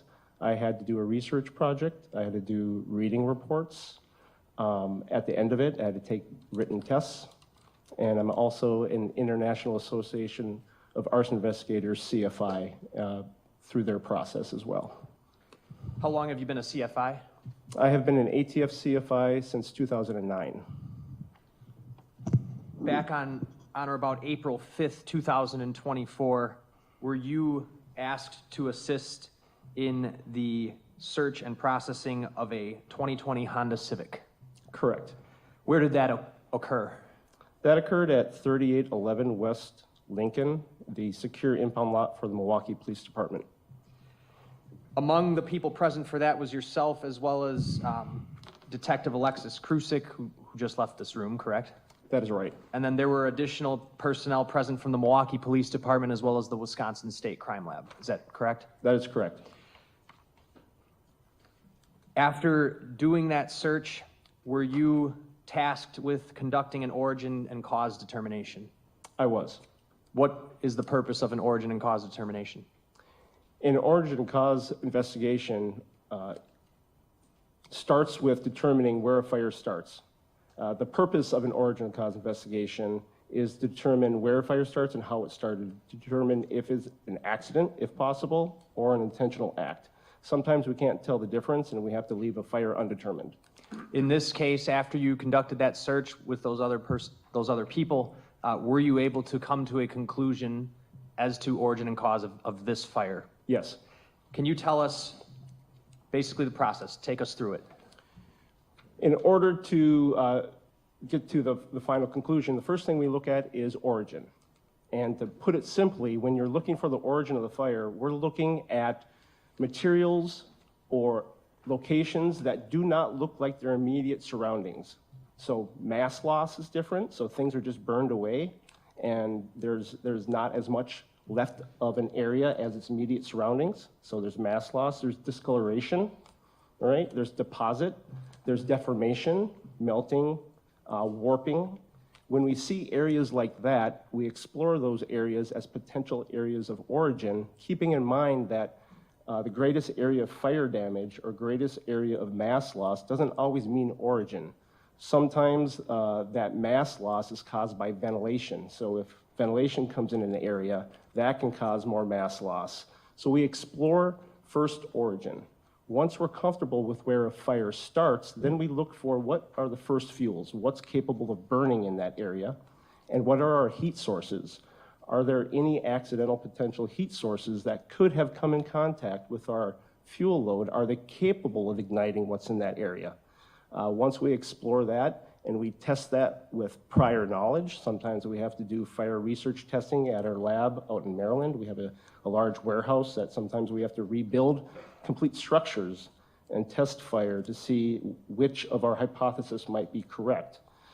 If we are able to come to a hypothesis that withstands all scrutiny and only one hypothesis remains, then we draw a conclusion. Does this involve an assessment of the exterior damage as well as to the interior damage of the vehicle? That's correct. Can you tell us what you noticed when you did an exterior assessment? Of the 2020 Honda Civic, there was oxidation to the sunroof area, and there was also oxidation to the exterior passenger side doors. What is that? Oxidation is discoloration. So one of those things I was telling you that we're looking for is the discoloration. So there's a whitening or a peeling of the exterior paint from those doors.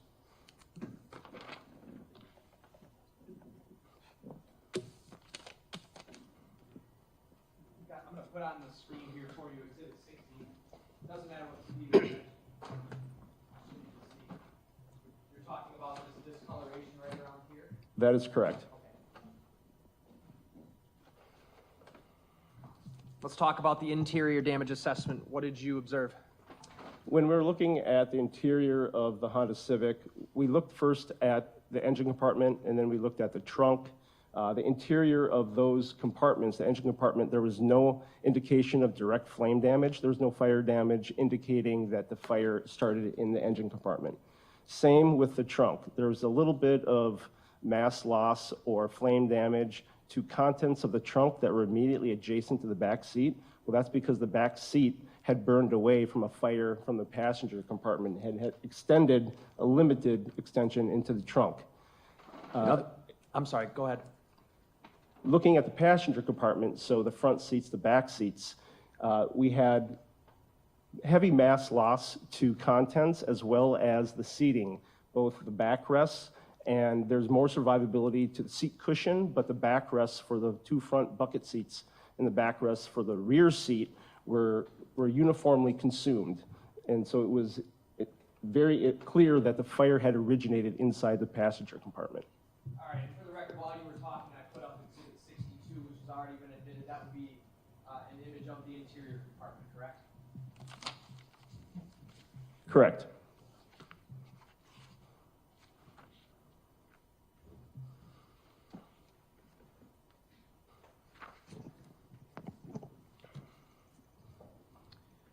What can you tell us about the windows? When I examined the windows, I had a lot of window remnants deep inside the window wells, indicative of the windows being at least partially open during the fire event.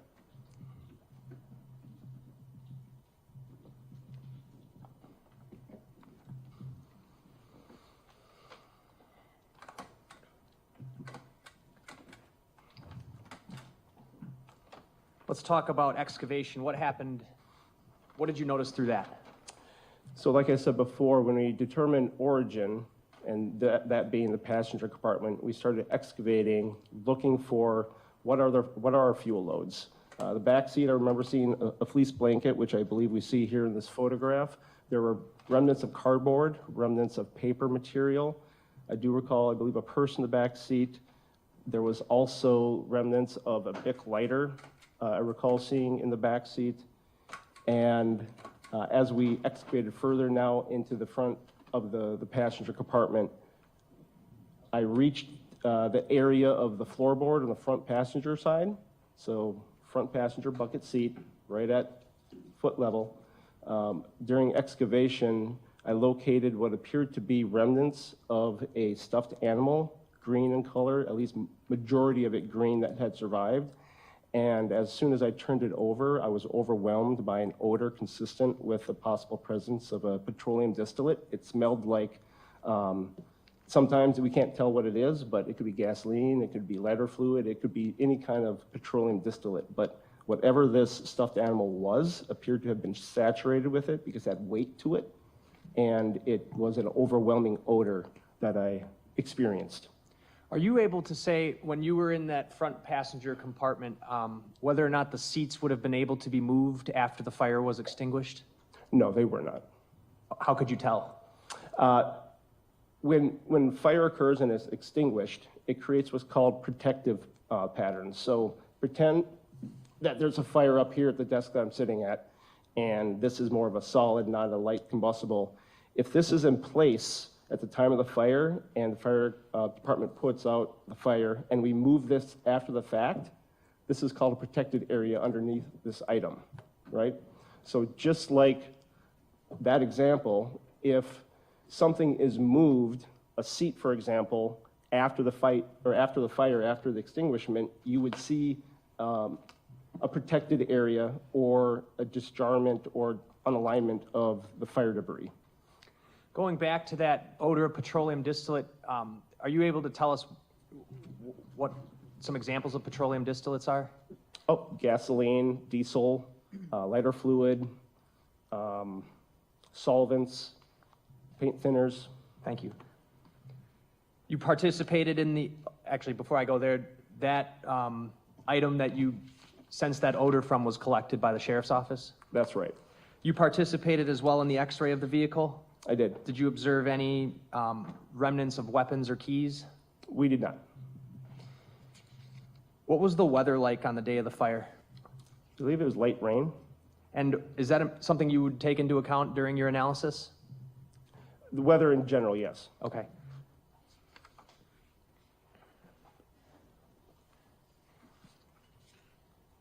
So to recap, go from front to back, the engine compartment of the trunk was not fire damaged. Correct. You could rule that out as the origin location. That's accurate. The trunk you also ruled out. How so? Looking at the trunk, there was survivability, no direct flame damage to the majority of the trunk. We located remnants, if I recall correctly, bed sheet, female clothing in the back or in the trunk. No flame damage to those contents. If a fire originates in the trunk, there's going to be flame damage.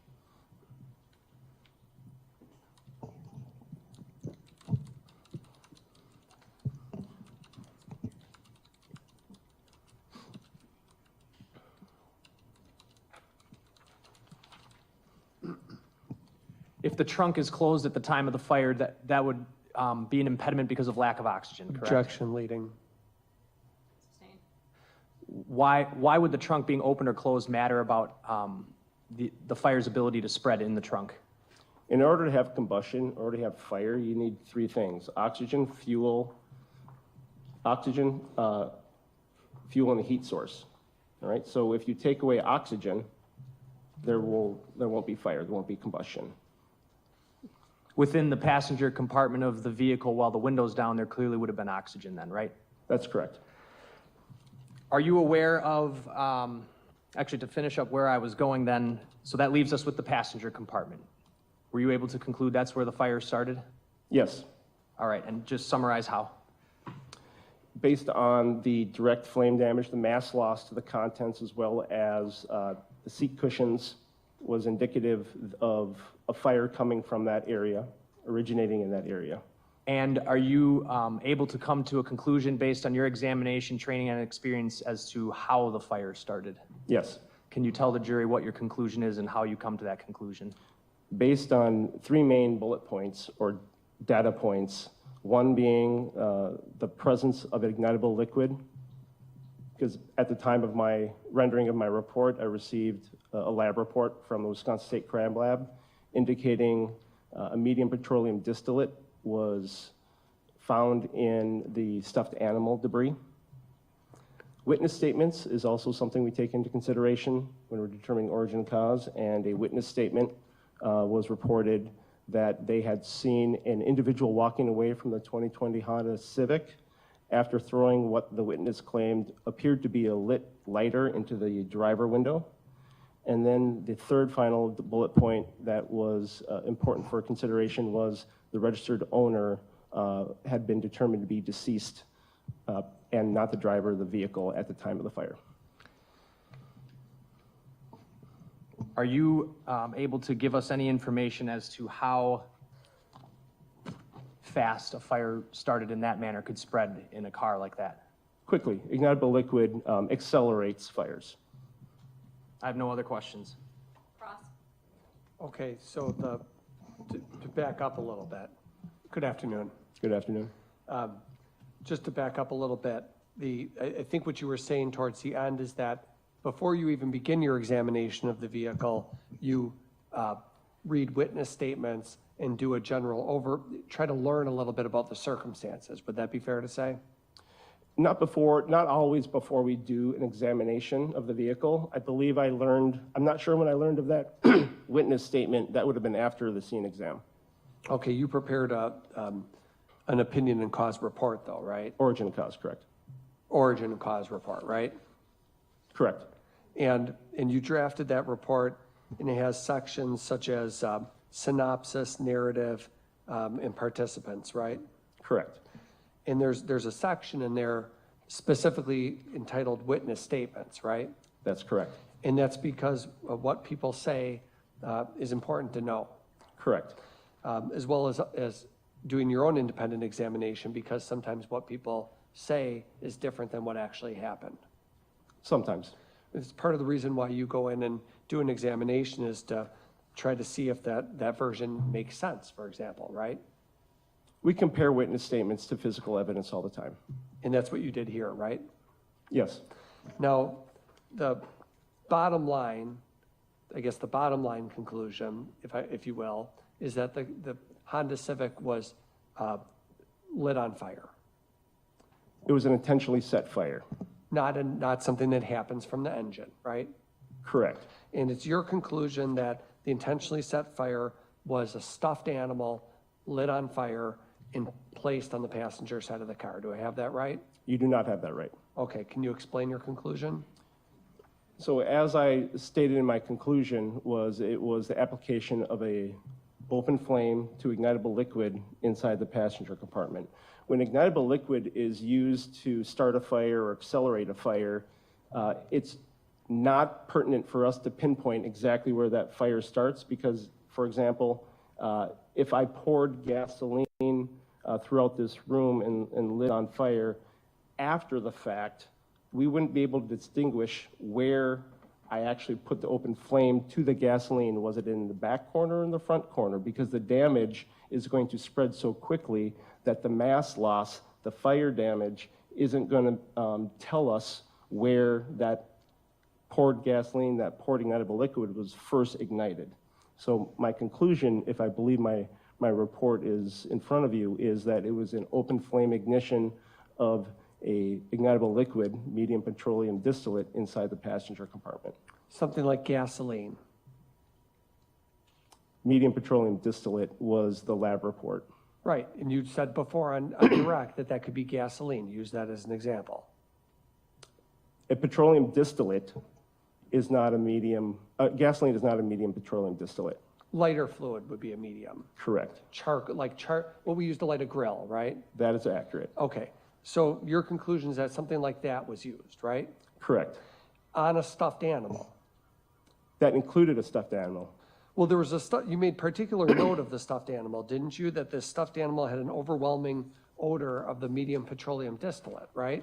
That's correct. Which tells you, based on your experience, that stuffed animal, you believe, was sprayed or doused with that liquid, right? Right. I think where we're missing each other is I did not say, nor would I say, that is the only location in the vehicle that had ignitable liquid doused or applied. Right. The liquid could have been sprayed all over, as far as you know. Correct. Okay.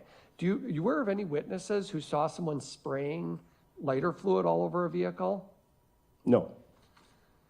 The only witness statement you're aware of is from a person who claims that a lit lighter was thrown into a driver's window from outside of a vehicle. Correct. And in fact, you found part of a Bic lighter in the back of the vehicle, right? That's correct. When you say Bic lighter, are you referring to the standard thing you would buy at a gas station? Is that what it looked like? Correct. The kind where a person would use to light a cigarette, right? True. You're, as an arson investigator or ATF employee, certainly you know that a Bic lighter, if a person lights it, the moment they let go of where their thumb would go, the moment they let go, the flame goes out, right? Some lighters have a locking mechanism where you can lock the flame down. Did this one have that? I did not recover it, so I did not examine that. So you don't know? I don't.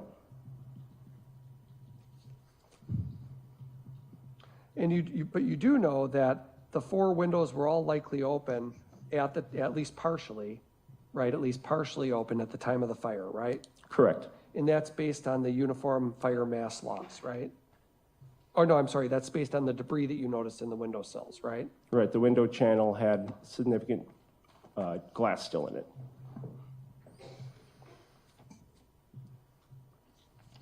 How far down were the windows at the time? We weren't able to tell that. That's why I said at least partially down. So it could be anywhere from just a tiniest little fraction down to fully? No, we had more glass in the window channels than just a tiny bit.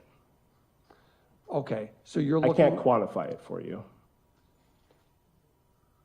Well, in the pictures we saw. Mostly up there, there are two right here. Well, if we take picture 61, for example, exhibit 61, for example. Thank you. If we take exhibit 61, for example, what does that show? Well, how do the windows look there? The windows are gone. What? The windows are not evident in that picture. They're gone, right? Correct. And so when you examined the vehicle, the windows themselves were already gone, right? Like I said, I was able to see down into the window channels inside the door. And why would windows be gone? Is that because the fire department personnel would knock them out? Or the fire could have compromised them and they failed due to heat. In other words, the fire could have cracked them. But they were also down. Now, the seat, in terms of the seat distance being back, before you were holding up a Kleenex box and moving it around in front of you, weren't you? Correct. As a demonstrative? Correct. Okay, so I want to understand the seat location in the vehicle. Is that something that you examined? I did. You look at how far back the seat is on the metal tracks, right? We did in this case. Okay, and in terms of was the driver's seat all the way back, as far as it can go? We did not manipulate it to see if it was all the way back as far as it would go. We just made note of where it was at that time. Okay, at the time of the fire. Okay, so you didn't note how far back on the tracks it was itself? No. But it's your opinion that it wasn't moved by fire department personnel, because why?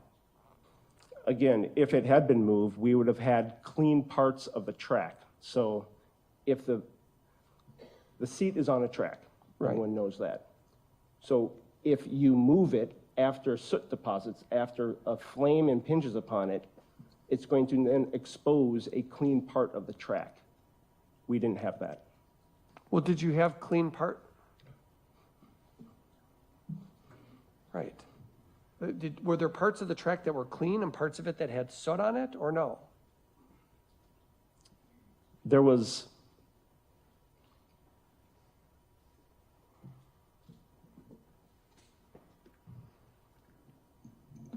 I don't recall the exact visual of the tracks. We could tell that they had not moved, the seat had not moved from the time of the fire. That's fine. Thank you, that's all.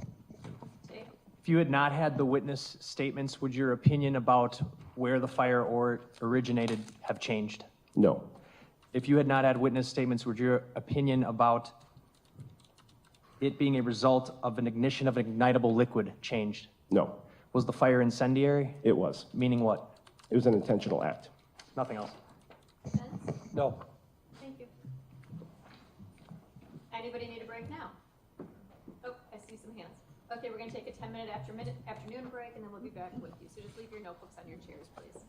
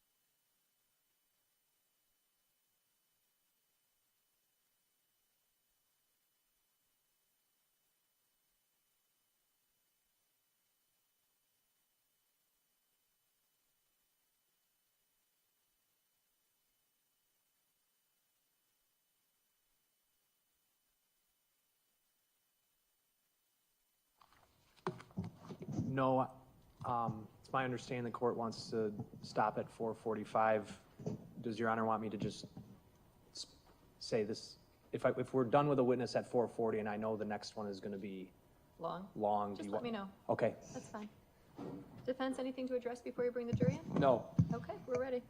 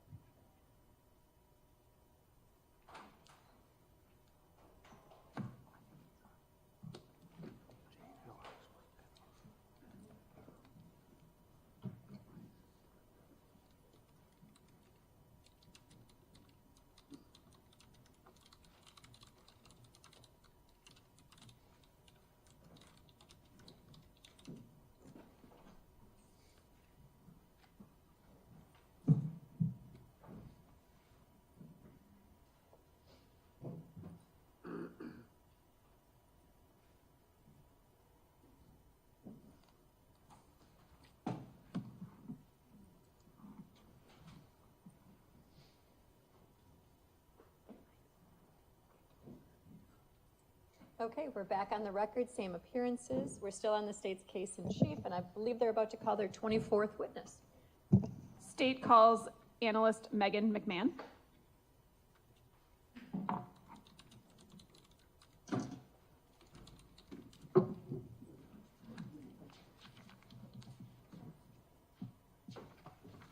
Do you solemnly swear that the testimony you give in this matter will be the truth, the whole truth, and nothing but the truth, so help you God? I do. You could please be seated, state and spell your name for the record. My name is Megan McMahon. My first name is Meghann. My last name is McMahon. How are you employed? I'm employed as a trace evidence analyst at the State Crime Lab in Milwaukee. What does that mean? So trace evidence encompasses a variety of types of evidence submitted. It can include the analysis of glass, fibers, paint, general unknowns, and in this case, I analyzed evidence submitted for fire debris as well as physical fit. What is physical fit? Physical fit is the analysis of items that are broken to determine if they could fit together to form one contiguous piece. Can you describe what your training, experience, and education is that allows you to work in this capacity? So I have a Bachelor's of Science in Spanish from the University of Wisconsin-Madison, and I have a Master's of Science in Forensic Science from John Jay College of Criminal Justice. In addition to my education at the laboratory, I completed an in-house training program for both fire debris and physical fit. In general, those training programs encompass readings, lectures, hands-on exercises, and culminate in what is called a competency test, which is essentially a mock case. How long have you worked in your capacity at the crime lab? I've been at the lab in Milwaukee since 2015.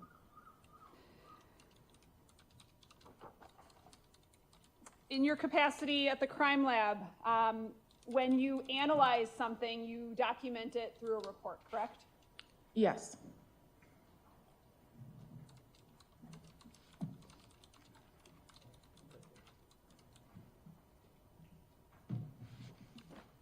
Showing you what's been marked, exhibit number 438. Can you identify what that is?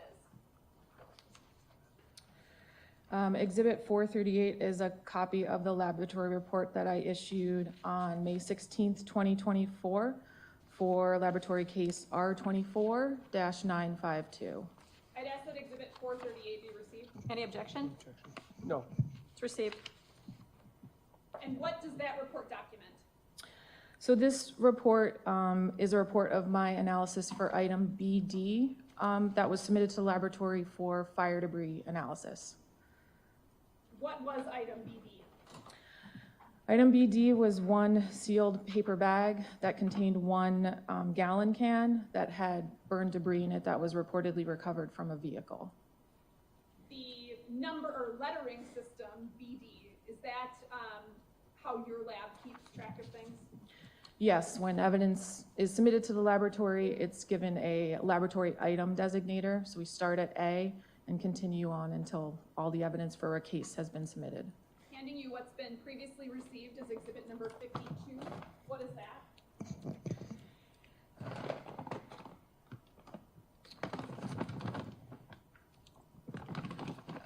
So exhibit 52 is laboratory item BD for case R24-952, and I can tell that by this yellow sticker that's on the bag. So exhibit number 52 is the item that you analyzed and subsequently documented that analysis in report with the exhibit 438 sticker on it. That is correct. Okay. Can you describe what you did upon receiving item BD or exhibit 52? Yes, so I first would open up the bag, open up the can, do a visual exam of what's inside of the can. In this case, I couldn't determine what was inside the can, so I called it burned debris. After that, I take a charcoal strip and I suspend it inside of the can, put the lid back on the can, and then I put the can in an oven. So what happens when the can is in the oven is anything that's volatile or will go into like a gaseous state, we'll do that and it will adhere into that strip that I suspended inside of the can. The cans stay in the oven overnight for approximately 16 hours. After the 16 hours is up, I take the can out of the oven, I take the strip out of the can, and I put the strip into a small vial. Into that vial, I add a little bit of solvent or a little liquid. And what happens is anything that was stuck onto that strip that was in the can will then dissolve into that liquid. I then take the liquid and I analyze it on an instrument called a gas chromatograph mass spectrometer. And the data that I get from the sample that was analyzed on, or I analyzed on the instrument, I compare to a reference that was also run on the instrument under the same conditions in order to come to a conclusion if an ignitable liquid is present or not. So in this case, I was able to conclude that a medium petroleum distillate was present in item BD. What is a petroleum distillate?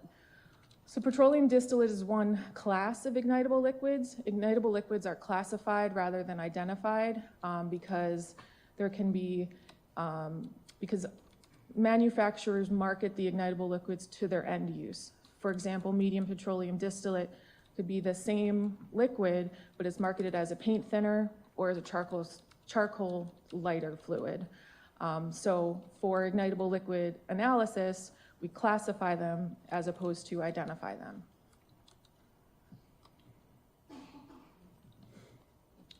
Are there other classifications of petroleum distillates?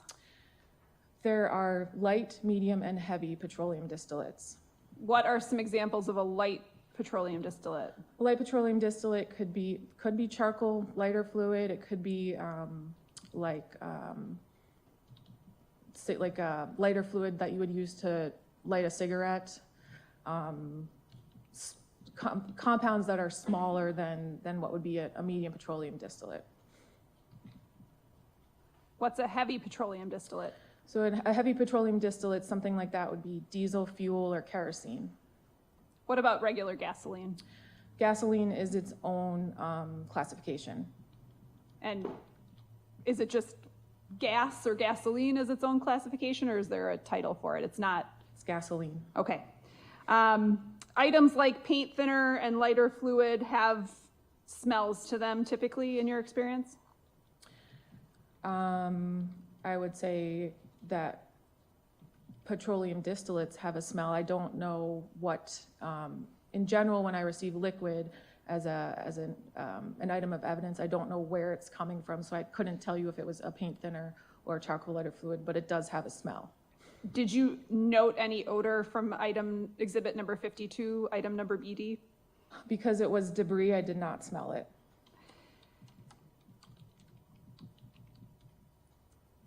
Petroleum distillates, including medium petroleum distillates, are ignitable liquids, correct? Yes.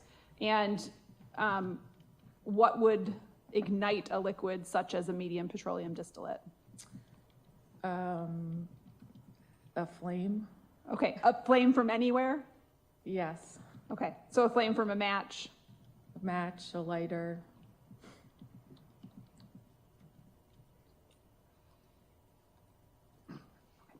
Okay, in addition to doing the ignitable liquid analysis, what else did you do as it relates to this case? I also received broken pieces with the request to determine if a physical fit was present between these pieces and a vehicle that was submitted. What was the vehicle that was submitted? I'd have to refer to my report. You drafted a report? Yes. Showing you what's been marked exhibit 437. What is this? Thank you. Exhibit 437 is a copy of the laboratory report that I authored on May 10th, 2024 for case R24952. Does that document what vehicle you received? Yes, I received a Honda Civic, Wisconsin license plate ASP-1171. And does that actually physically come to you at the lab? Yes. Who did you receive that from? What agency? It would have been received by our evidence technician, so I'm not sure what agency submitted it. Does the vehicle itself receive an item number? Yes. What item number was the Honda Civic? The vehicle was item BQ. What else did you receive? So I received items BR through BV, through BV, and those were all broken pieces that were submitted.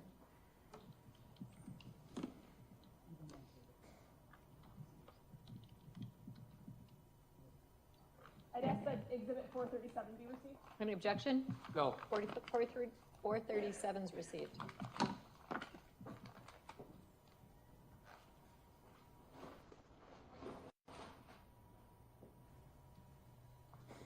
Showing you what have already been received into evidence.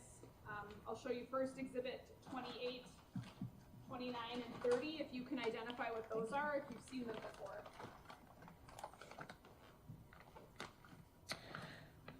So exhibit 28 is item BR for case R24952. And again, it has the yellow label that's put on at the laboratory. And what is item BR? Item BR was a broken mirror that was submitted. Exhibit 29 is item BS for laboratory case R24952. And item BS was a piece of broken black plastic. And then exhibit 30 was received as laboratory item BT for case R24952. There were 5 pieces of broken black plastic that are inside here. So when I did my analysis, I sub-designated them as items BT1 through BT5. And what about exhibits 31 and 32?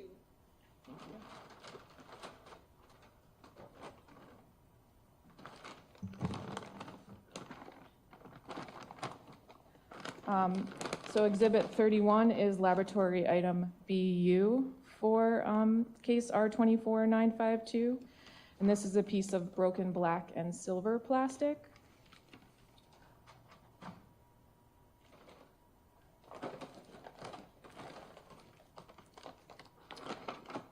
And then exhibit 32 is item BV for case R24952. This had 8 pieces of broken plastic inside. So during my analysis, I sub-designated them BV1 through BV8.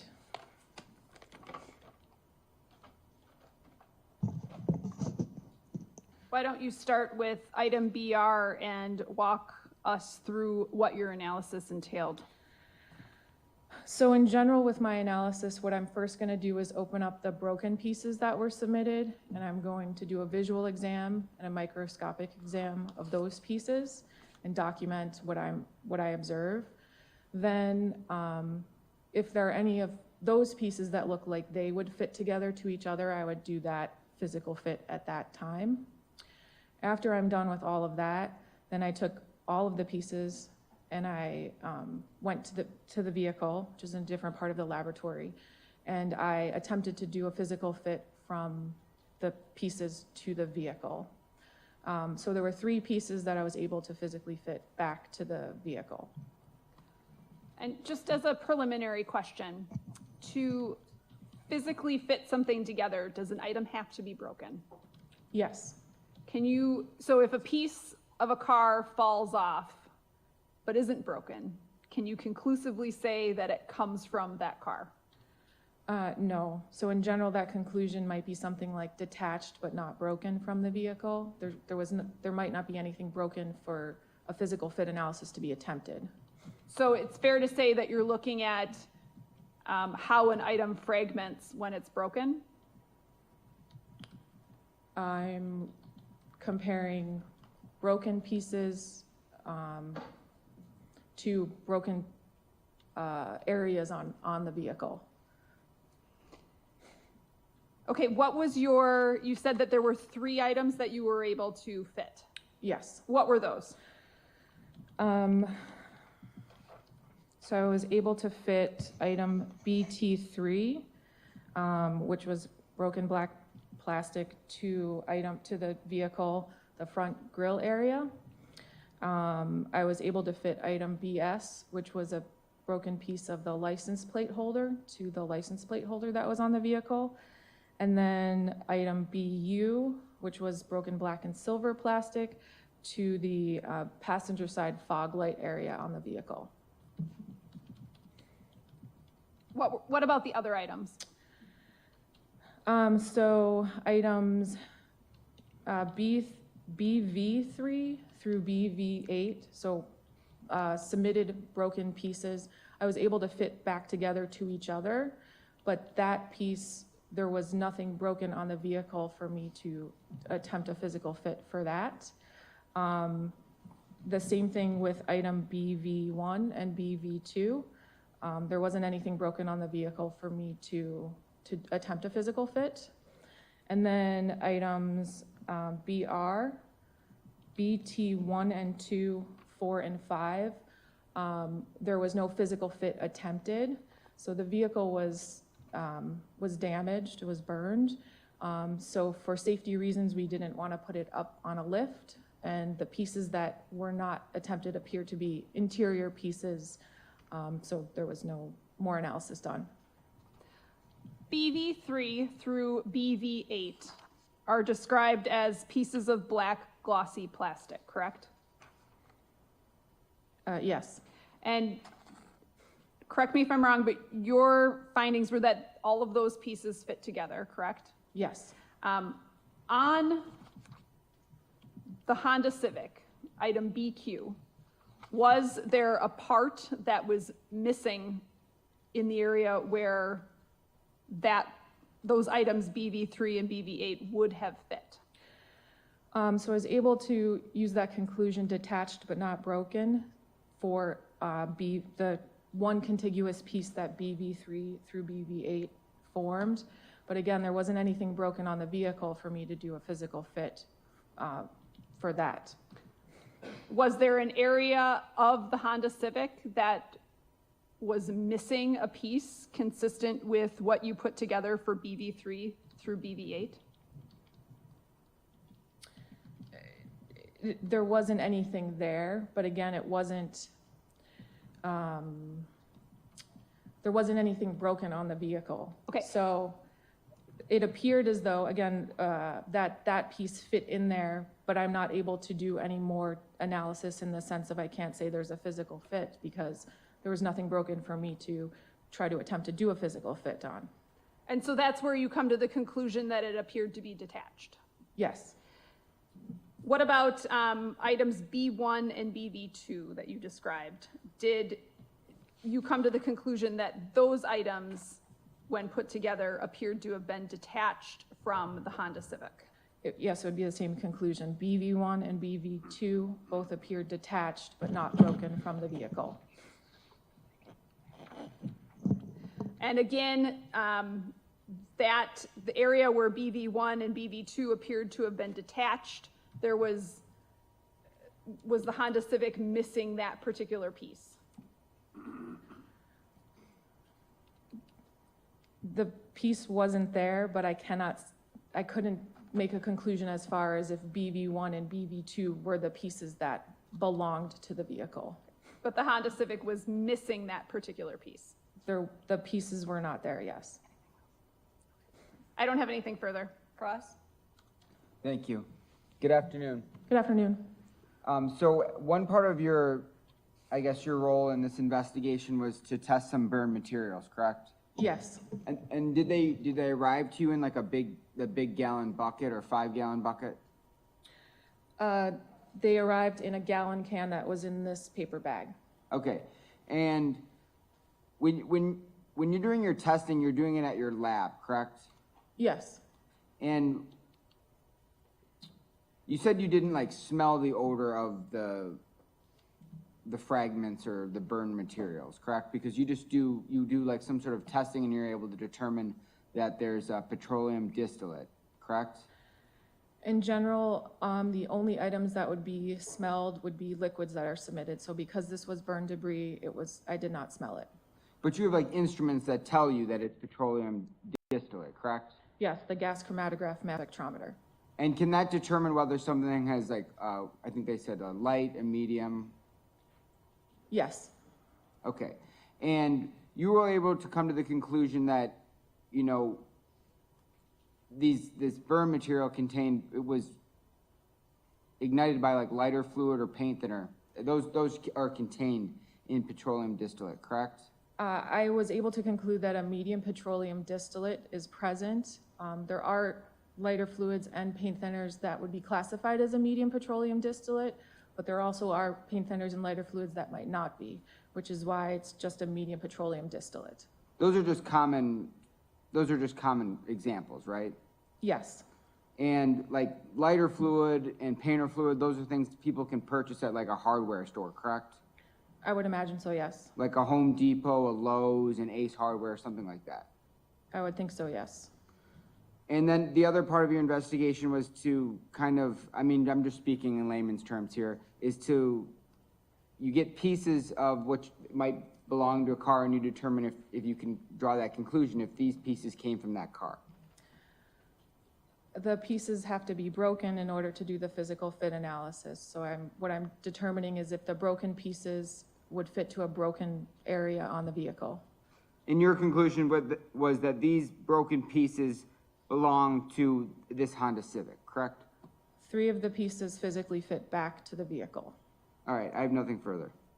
State? Nothing. Thank you. Thank you.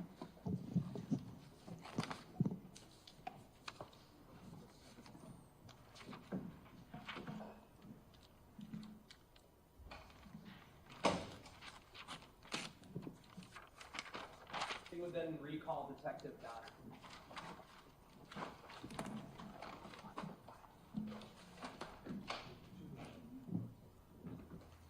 Next box, empty. I'm sorry. Next box, empty. Oh.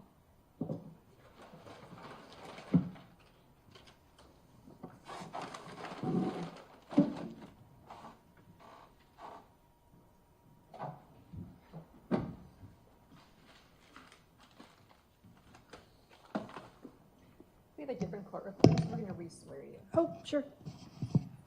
Do you solemnly swear that the testimony you give in this matter will be the truth, the whole truth, and nothing but the truth, so help you God? I do. If you could please be seated, restate and respell your name for the record. Detective Joanne Donner, Joannndonner. Detective Donner, as part of your follow-up investigation into this case, on October 1st of 2024, did you conduct an experiment related to the seat positions as they were known to have been found in Sade Robinson's Honda Civic? I did. Did that involve you going out to some car dealership in Milwaukee County? It actually was in Waukesha County, Menominee Falls. Okay. And tell us what the purpose of that experiment was. I volunteered one of my detectives who is 6'1", which is based on the same DOT height for Maxwell Anderson, and another deputy who is 5'1", which is actually 1 inch taller than Sade Robinson's DOT. I couldn't find anybody that was 5 foot, so she would have to do. What I did was then go out to the dealership and found a 2020 Honda Civic, same model and make of her car, same year, and positioned the seat according to those that you saw in the arson photos.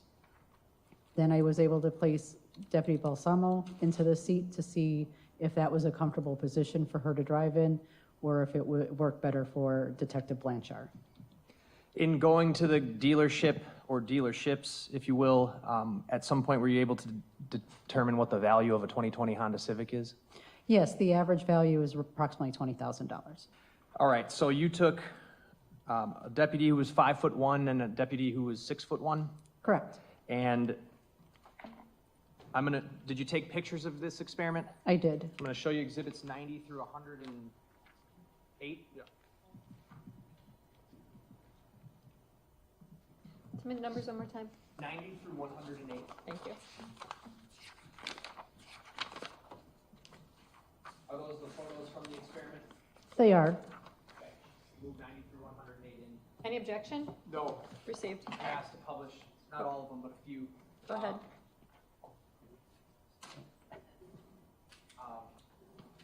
Detective Donner, what was the seat position of Sade Robinson's Honda Civic?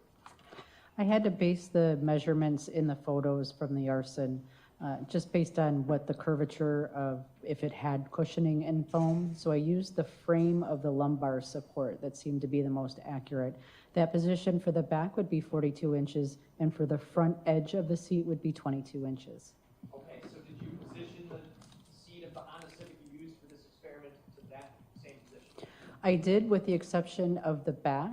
It is the manual style, and I couldn't lock it in at 42 inches, and I could only lock it in at 43. So it was 1 inch farther back on the back of the seat. All right, and then did you have both deputies sit in that seat? I did. For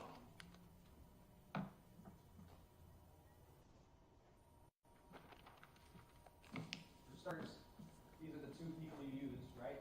That's correct. The one on the right actually testified in this trial. Correct. Okay. And then could you show me the picture of you pick out the picture of each of them sitting in the seat when it was at the distance of Sade's car, when Sade's car was recovered? I took several photos showing the arm extension and also the feet towards the foot pedals. I'm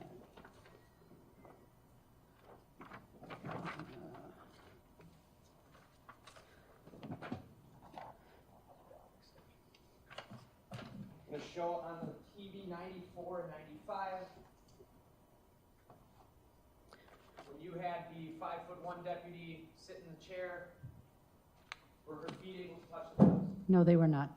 And her arms, exhibit 95, fully outstretched? Fully outstretched, elbows locked. When Detective Blanchard on the right here sat in that seat,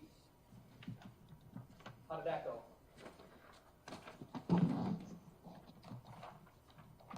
Much better. 97, feet reached the pedals comfortably? Yes, they did. And sat in the chair comfortably? Correct. Looks relaxed? Yes. Did you then have, what was her name Balsamo. I sure can. It's Balsamo. Did you have Deputy Balsamo adjust the seat to a position where she felt comfortable? I did. And did you have Detective Blanchard sit in that seat? I did. Can you show us what that looked like?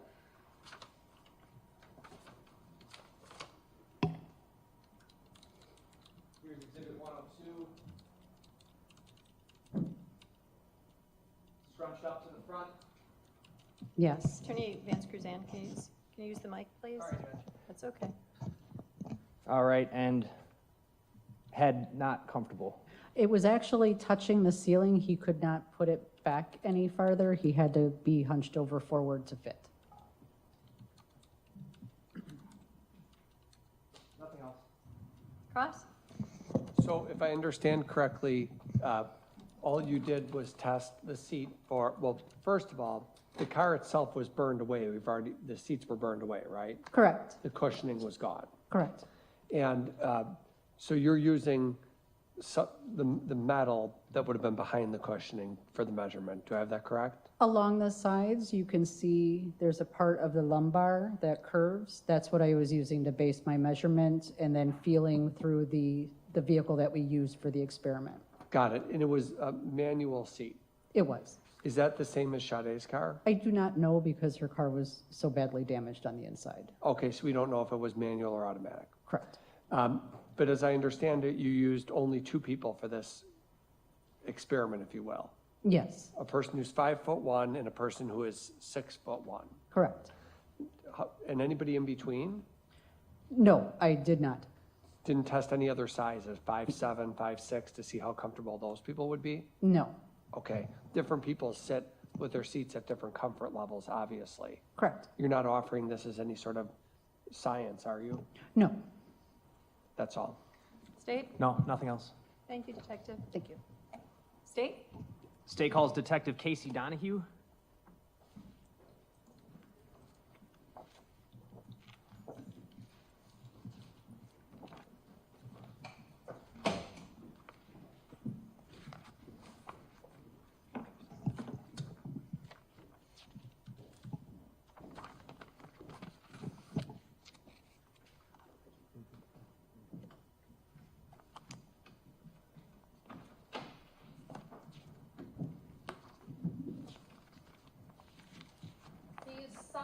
Swear that the testimony you give in this matter will be the truth, the whole truth, and nothing but the truth, so help you God? Yes, I do. Would you please be seated, state and spell your name for the record?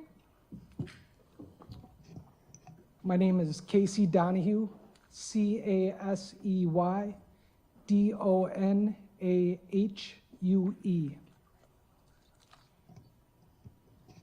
How are you employed? I'm a detective with the City of Milwaukee Police Department. Are you assigned to the City of Milwaukee Police Department's homicide unit? Yes, I am. How long have you been a detective with the city? I've been a detective for over 4 years, and I've been with the Homicide Division since June of 2022.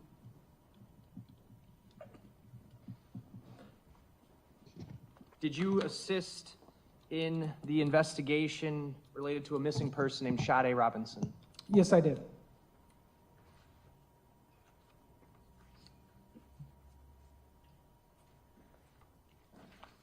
And when your department, the Milwaukee Police Department, became involved in the investigation, had you come to learn that her car was set on fire near the intersection of 30th and Lisbon? Yes, I was. And I have Exhibit 190 on the TV screen. Are you able to see that? Yes. Do you need a second to orient what the map's showing? Yes, I'm familiar with that area. Okay, we got Lisbon Avenue right here at the top, right? Yes. Okay, and then 30th Street, where my pen is here? Yes, that is correct. All right. The vehicle fire that we're talking about, were you aware that it occurred right where my pen's pointing now? Yes, it was behind 2928 West Lisbon. This entire map depicts a location within the city and county of Milwaukee, Wisconsin, right? It is, yes. Was one of the things that you were tasked with doing trying to locate video from the area where Sade Robinson's car was set on fire? Yes, I was. Did you locate video from the address of 2900 West Lisbon Avenue? Yes, I did. What is 2900 West Lisbon Avenue? 2900 West Lisbon Avenue is a liquor store that is in the area. Is it on this map? It is, yes. Would you be able to stand up and point out where that building is? Yes. The liquor store is located right here. All right. So basically at the other corner from where the car was burned. It would have been just to the east from where the car was burned. Car would have been burned in the rear of this location right here, which the building is actually no longer there. At the time you recovered video, the building was there? Yes, it was. I'm going to bring up on the screen in a moment here Exhibit 192. Were you able to recover video footage from multiple cameras that was of interest to this investigation? Yes, we did. What were those? Can you, using the map, please tell us generally what those cameras were and where they were facing? Yes. Can you bring the mic closer to you as well?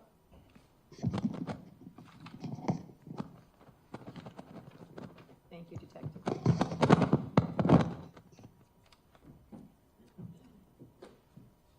So from the liquor store, one of the cameras that we recovered video from would have been pointing in a western direction down the sidewalk area and was affixed to the south part of this building. The second camera view that we had would have been actually on top of the roof of the liquor store, and it was pointed in a northern direction. Basically pointed off the map here. Yes.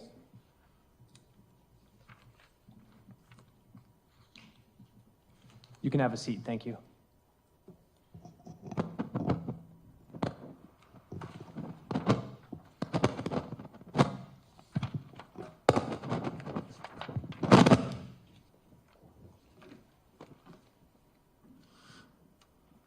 This video, did it have audio? It did, yes.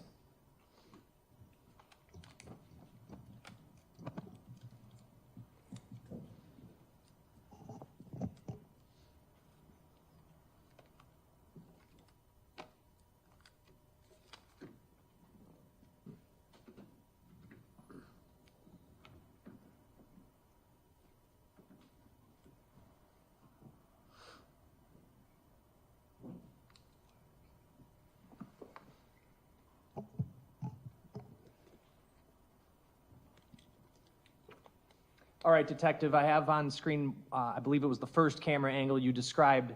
So we're looking up at the date and timestamp here in the upper left-hand corner. It says February 4, 2024, 06:48:37, correct? That is correct, yes. And did you, when you were covering this video, ascertain whether or not the date and timestamp on this video was accurate? Yes, it was in fact accurate. The street... I'm sorry, before we go any further, there's a brief matter, I think, could we just be heard at sidebar real quick? Sure. And what exhibit is this? 192. Thank you.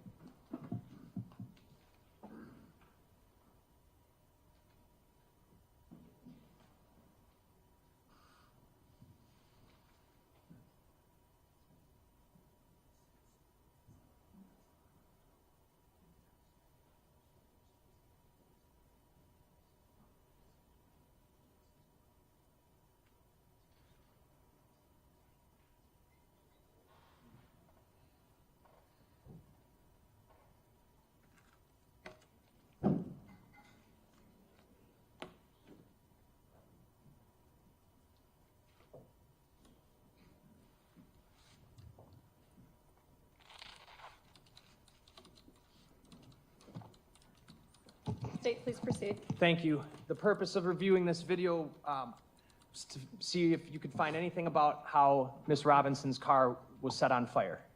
Yes, and if I could just clarify one thing quick. Sure. So if you notice the date in the top left-hand corner, it is going to appear in what I consider like European date. So it's gonna have the day, then the month, and then the year.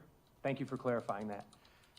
I'm going to advance the first video I have up, and for the record, the video title is extremely long. It starts with D2 and ends in 1900, and it's on the disc that's marked Exhibit 194. Sorry, 192. Okay. You had originally indicated 192. Yes, it is 192. Okay. All right. I'm advancing that video to 1:47. One of the things you were also looking for was to see if you could see her car driving. Yes. And did you in fact find instances in this camera footage of her Honda Civic driving around? Yes. I have the video queued up to 1:47. The date and timestamp is what, Detective? If I could just stand up. The date and time is going to be April 2nd, 2024 at 6:50 a.m. and 29 seconds.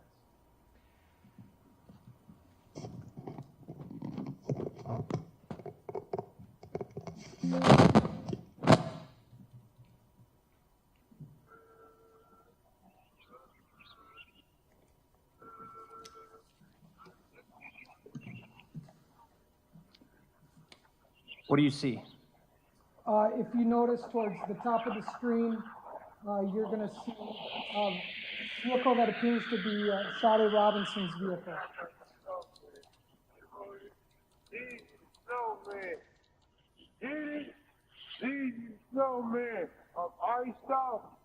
Paused at 2:15. I'm going to switch back real briefly to the map. What we just watched was that vehicle, which appeared consistent with a Honda Civic, right? Yes. It traveled northbound on 30th Street through the intersection right here of Lisbon, correct? Yes, that is correct. That's what we just watched. Yes. And in a little bit, if we get there today, did you also recover a video coming from where that car came from? Yes. And where is that video on this map? That video is going to be from the H-Bar Cylinder Services, and that's located at 1651 North 30th Street. All right, so the video that you got from here actually would precede what we just watched, and it shows that car going up 30th, correct? Yes, that is correct. Is that how you knew that car was the same one? Yes, and also there's identifiable features on the car, more specifically damage, that we were able to determine that that was in fact Sade Robinson's vehicle. And related to all of this, where is the 31st and Galena playground? That is going to be located right here, at approximately 1650 North 31st Street. That's going to be between the streets of Walnut, and then to the south is going to be Galena. Going back to the video. I'm going to advance this clip to the 11-minute 58-second mark. The timestamp, we've gone up to 7:01:16 a.m. Is that correct? Yes. I'm going to play until 12:14.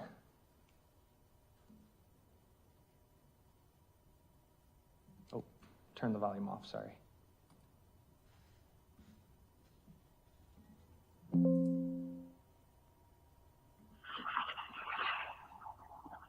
See the vehicle again?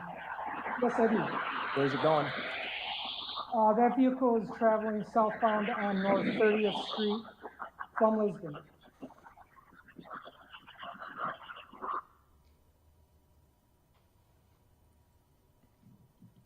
I'm going to shift to the next video.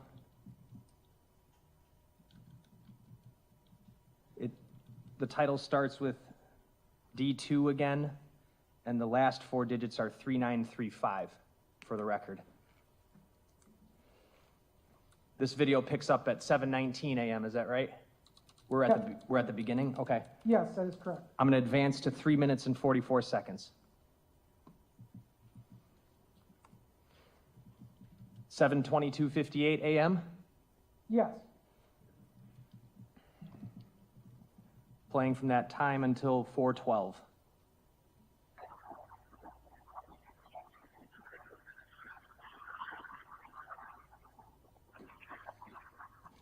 the upper right, you see the vehicle pull off of 31st Street? Yes.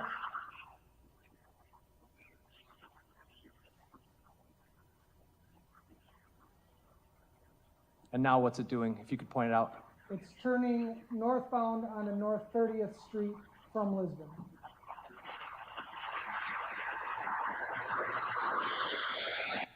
Paused at 4:14. So that timestamp is 7:23:31? Yes, that is correct. Okay. Gonna pull up clip D15, last four digits ending in 3307. Different camera, correct? Yes, this is going to be the camera I'm referring to on top of the roof. So this is going to be pointed in a northern direction. It does capture what is an L-shaped alley behind the address where the vehicle fire was located. All right, so off to the left side of this screen is where that alley entrance would be, and you're telling me you can't get out onto this street that's on the right? Not from there. This portion of the alley goes east to west and then turns to the north-south. Point So out. it's shaped as an L, which you can see would be kind of like this. So the alley comes here, and you have to turn to go north. I'm going to advance this video to 3 minutes and 3 seconds. The timestamp on this clip is actually in the lower right, and what time do we have? This is going to be 7:23 and 34 seconds. What are we going to be looking for here, Detective? So you'll notice Sade's vehicle will pull up right down here and then conducts something like a Y-turn to go back in the other direction. That other direction being where it would eventually be lit on fire. That is correct, yes. I'm going to zoom in just to the left side of the video. Oh, never mind, I have it on my computer. Got it, Jay. Yeah. And I'm going to play until 4:24.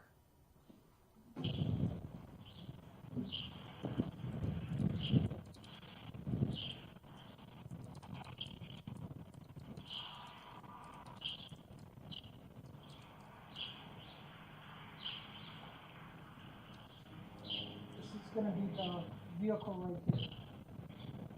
As you can see, there's damage to the passenger side mirror.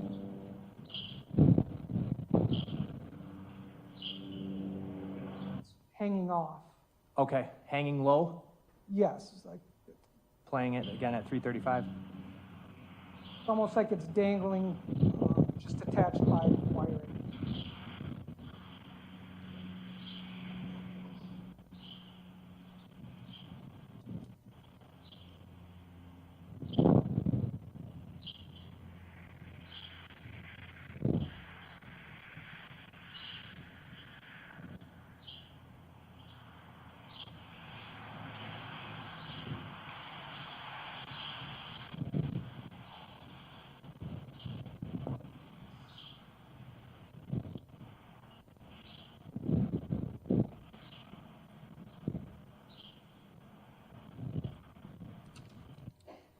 Paused it at 4 minutes, 20 seconds. And if I get out of the zoom here, you can see this is at 7:24:51 a.m., correct, Detective? Yes, that is correct. And the vehicle kind of, once it does that turn, very slowly kind of creeps forward. Is that fair? Yes, and it goes out of camera view. I'm going to go back to D2 ending in 3935 and cue the video up to 9 minutes and 49 seconds.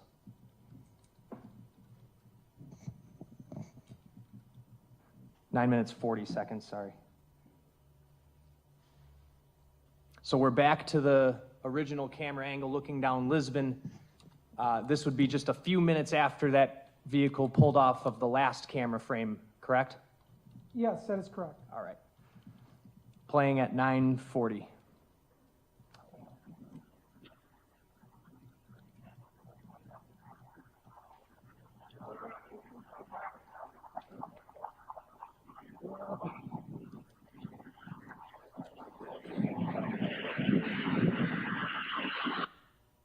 Paused at 9:56. Did two individuals just enter the frame from the bottom? Yes, these two right here. Okay, one of them has a LeBron James jacket on, correct? Yes, And the other holding a large umbrella. yes, that is correct. Are you going to see them do anything in the upcoming clip? Yes, when they get to approximately right here on the sidewalk, you will see them react to something that's happening over here. And at that same time, you're going to see a subject wearing dark clothing with a tan camouflage backpack.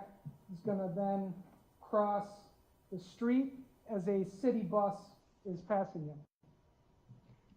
Heading south, the person with the backpack? The person in the backpack is crossing in a southwest direction, and the bus is traveling westbound. I'm going to play until 11:51.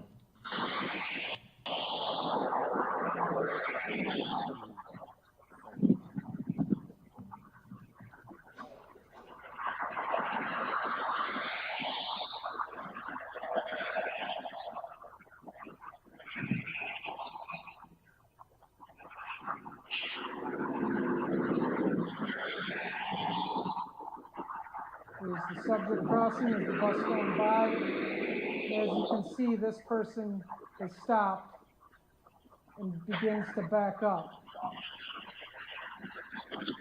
And you see the other subject up here begins to run backwards, or run back in the station.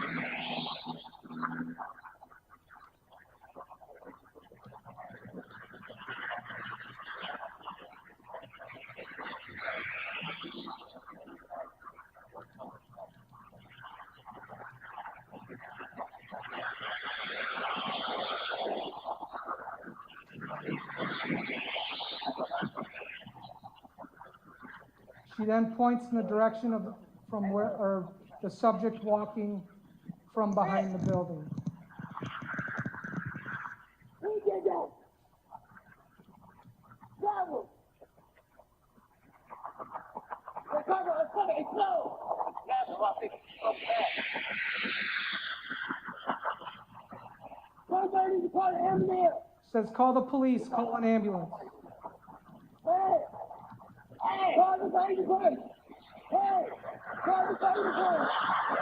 Call the fire department!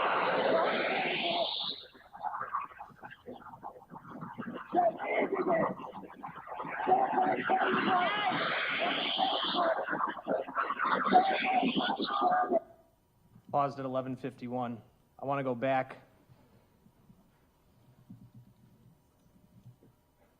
to the point in the video. The audio doesn't seem to align up to the second with the video. Would that be fair to say? Yes, that's fair to say. But you can hear the words she is yelling, at least when you listen to this?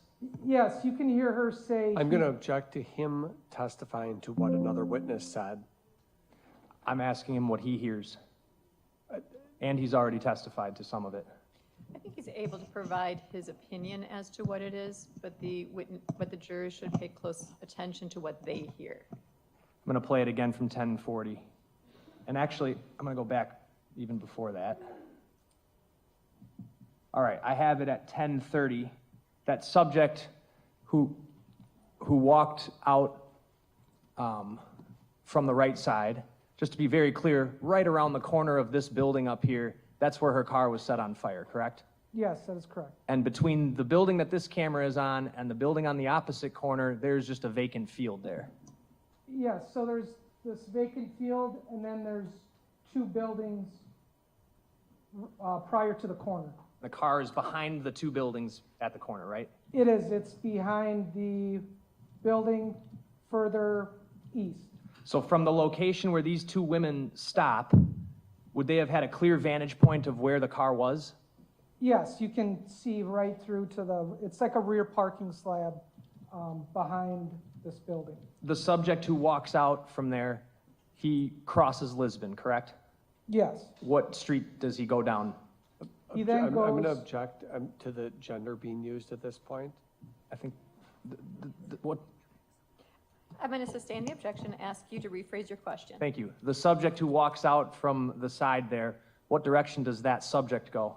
The subject goes southbound on North 30th Street. And going back to that other camera we're talking about down 30th Street that you also recovered that we'll watch, are you able to pick up that subject when he gets to the intersection of 30th and Walnut? Yes, so 1651 North 30th Street is going to be on the southwest corner of Walnut and North 30th Street. All right, back to this video. I'm going to pick it up from 10:10. Is there a way to turn it up at all? Sorry? Can you turn it up? Up? Louder? I can.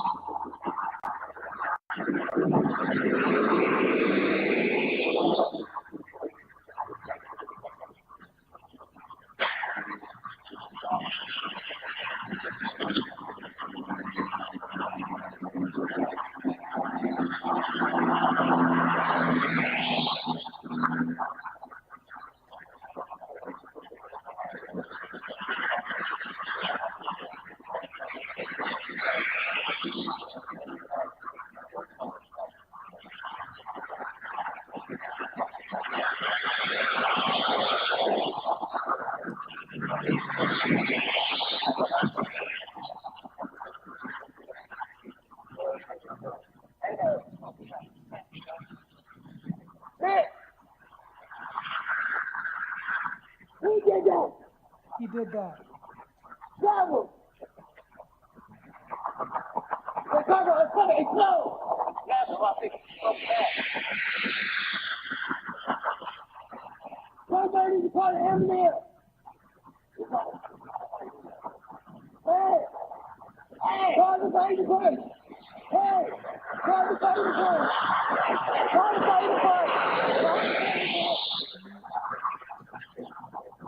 Pause at 11:39. What did you hear her yelling after that? After you heard he did that. Then she's saying to call the police, call the ambulance. And where does she point? She points in the direction where the subject walks off to, and she's pointing to where the vehicle fire was located. Or in a westbound direction.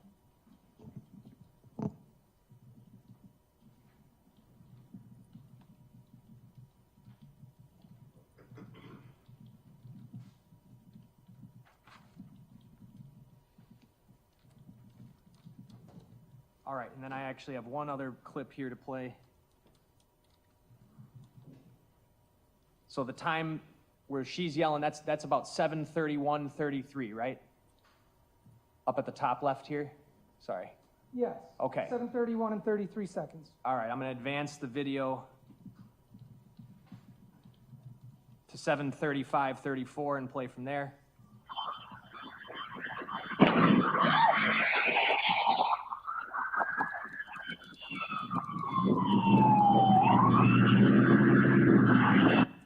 Pause at 15 minutes, 30 seconds. So by 7:35, the Milwaukee Fire Department is arriving on scene. Yes, that is correct.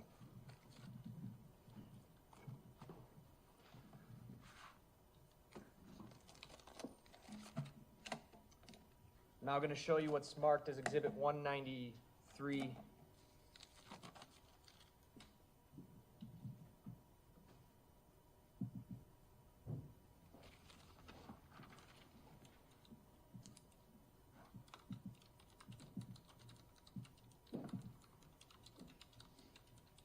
While that's loading,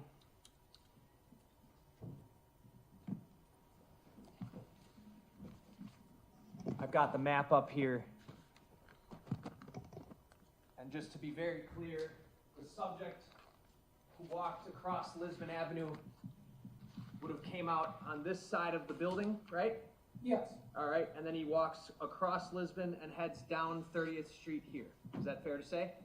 Yes, that is correct. And does the video you got from this business or whatever this is pick up that same person walking? Yes, it does. Where does that person walk from and towards that we're about to see? The person is on the east sidewalk of North 30th Street, and then he'll cross North 30th Street westbound on the north sidewalk. On Walnut. Correct.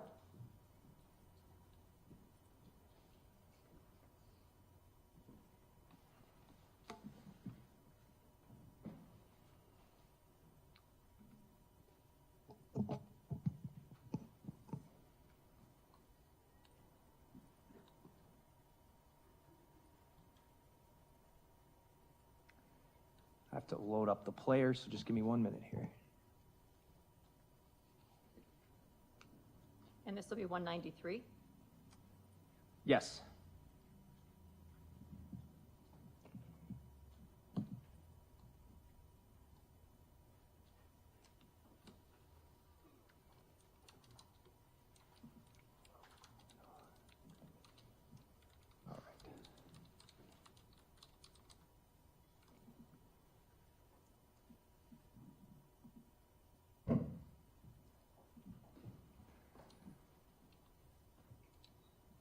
All right, first camera angle we're going to look at.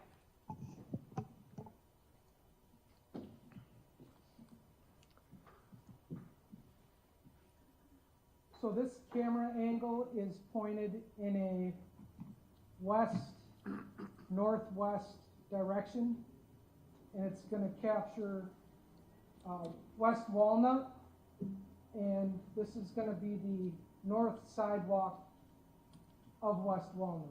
Okay. What, and the date and time stamp up here on the upper right corner, April 2nd, 2024, 6:50 a.m.?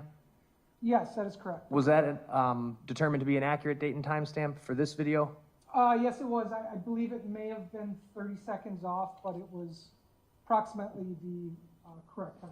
All right, and I'm playing it from 6:50, I think it was 05. Bless you. So that's Walnut Street right there. That is correct, yes. And there's a vehicle coming. Yes, as you can see, that's going to be Sade Robinson's Honda Civic, and we know that because of the damaged mirror that's hanging off of the vehicle. That I'm circling with my mouse right here? Yes. All right, so 6:50 a.m., the car is appearing, and this is what? What is this area over here? Is that the playground? No, so this area is going to be like a wooded area. It then goes down to a set of train tracks that cuts through the city. And this right here is going to be a bridge that goes over the train tracks. And then the playground is located directly on the other side of that, just to the south. That playground in that area, would you later be involved in recovering human remains from there? Yes, I was. Playing from 6:50:26. And it's off camera by 6:50:29. I'm gonna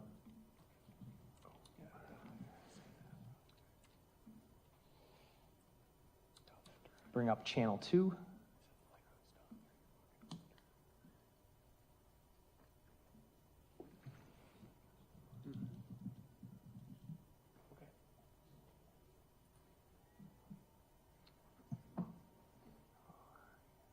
Me.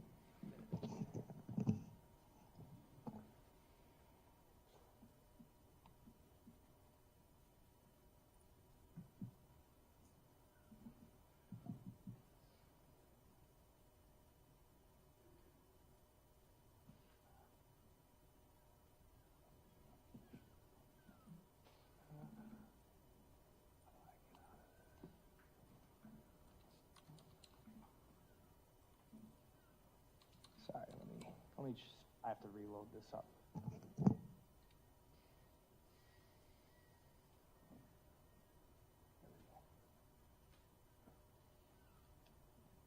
All right, I'm gonna bring channel 2 forward to that same time period, 6:50. Where does this camera pick up as to where the other one left off? So the other one was pointed in a more western direction. This covers more of a panorama view and shows north and west. So this is going to be the intersection of North 30th Street and West Walnut. And this is the bridge that I was referring to, that the train tracks go underneath. The car we watched in the last clip that was coming eastbound, is it going to then appear on this camera? Yes, it will. Playing at 6:50:18.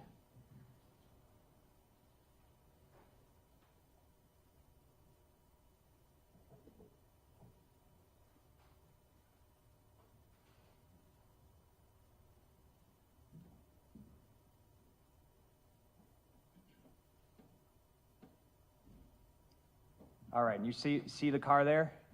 Yes. And the window is rolling up. Yes. Okay. Able to see anybody in the passenger seat?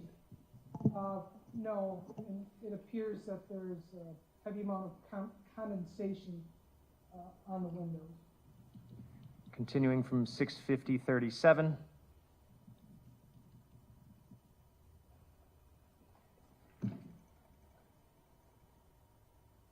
The vehicle makes a northbound turn onto 30th Street, correct? Yes, it does. And then that's where we later pick it up on the liquor store video, the one we watched before this. Fair to say? Yes. Okay.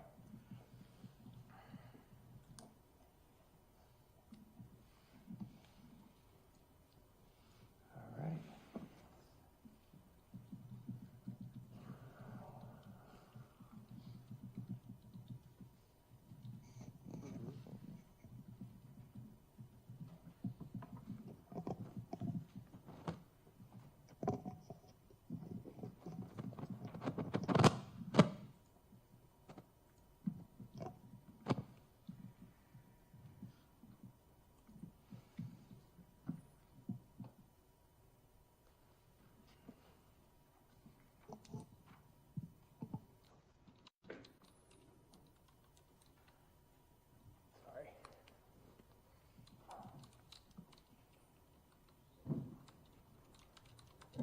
All right, same camera. We've now advanced to 7:30 a.m. And from the Lisbon Avenue camera that we watched previously, what do we know happened around 7:30 a.m.? 7:30 a.m. is where you see the subject that is coming from the vacant field area and crossing Lisbon towards North 30th Street and continuing to walk southbound. Do you pick him up on this camera?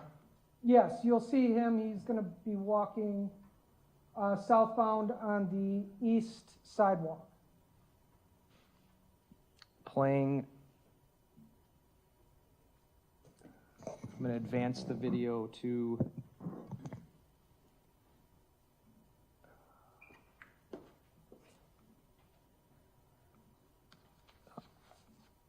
7:31:43.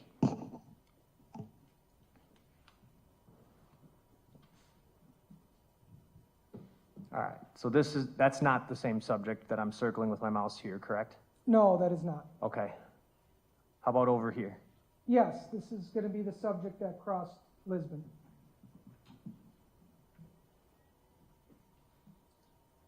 As you can see, he's carrying a very large backpack. What race does he appear to be? He appears to be a white male.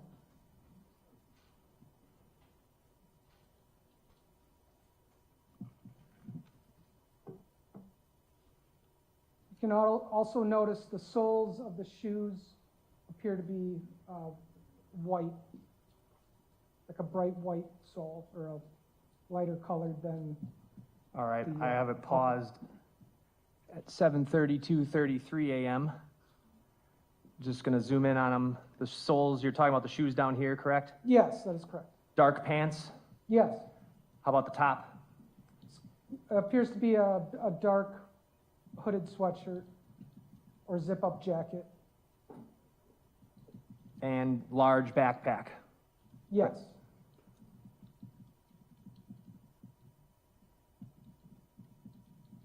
And are you able to catch glimpses of his face there?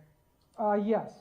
He appears to be a white male, and also with the backpack appears to be a large military-style rucksack. pause that video at 7:32:53 a.m. I'm going to go back to the other channel.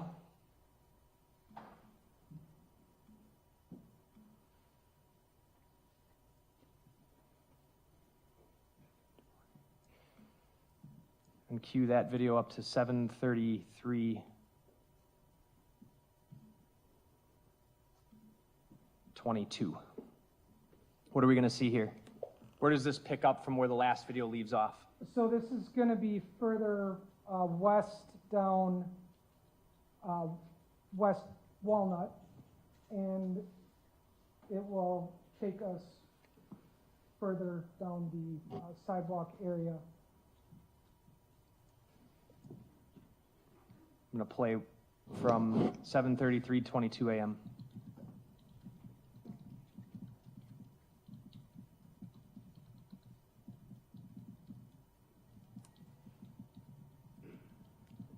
As you can see, with the same shoes, pants, continuing to walk westbound on the sidewalk. Until he's out of frame. Yes, that is correct.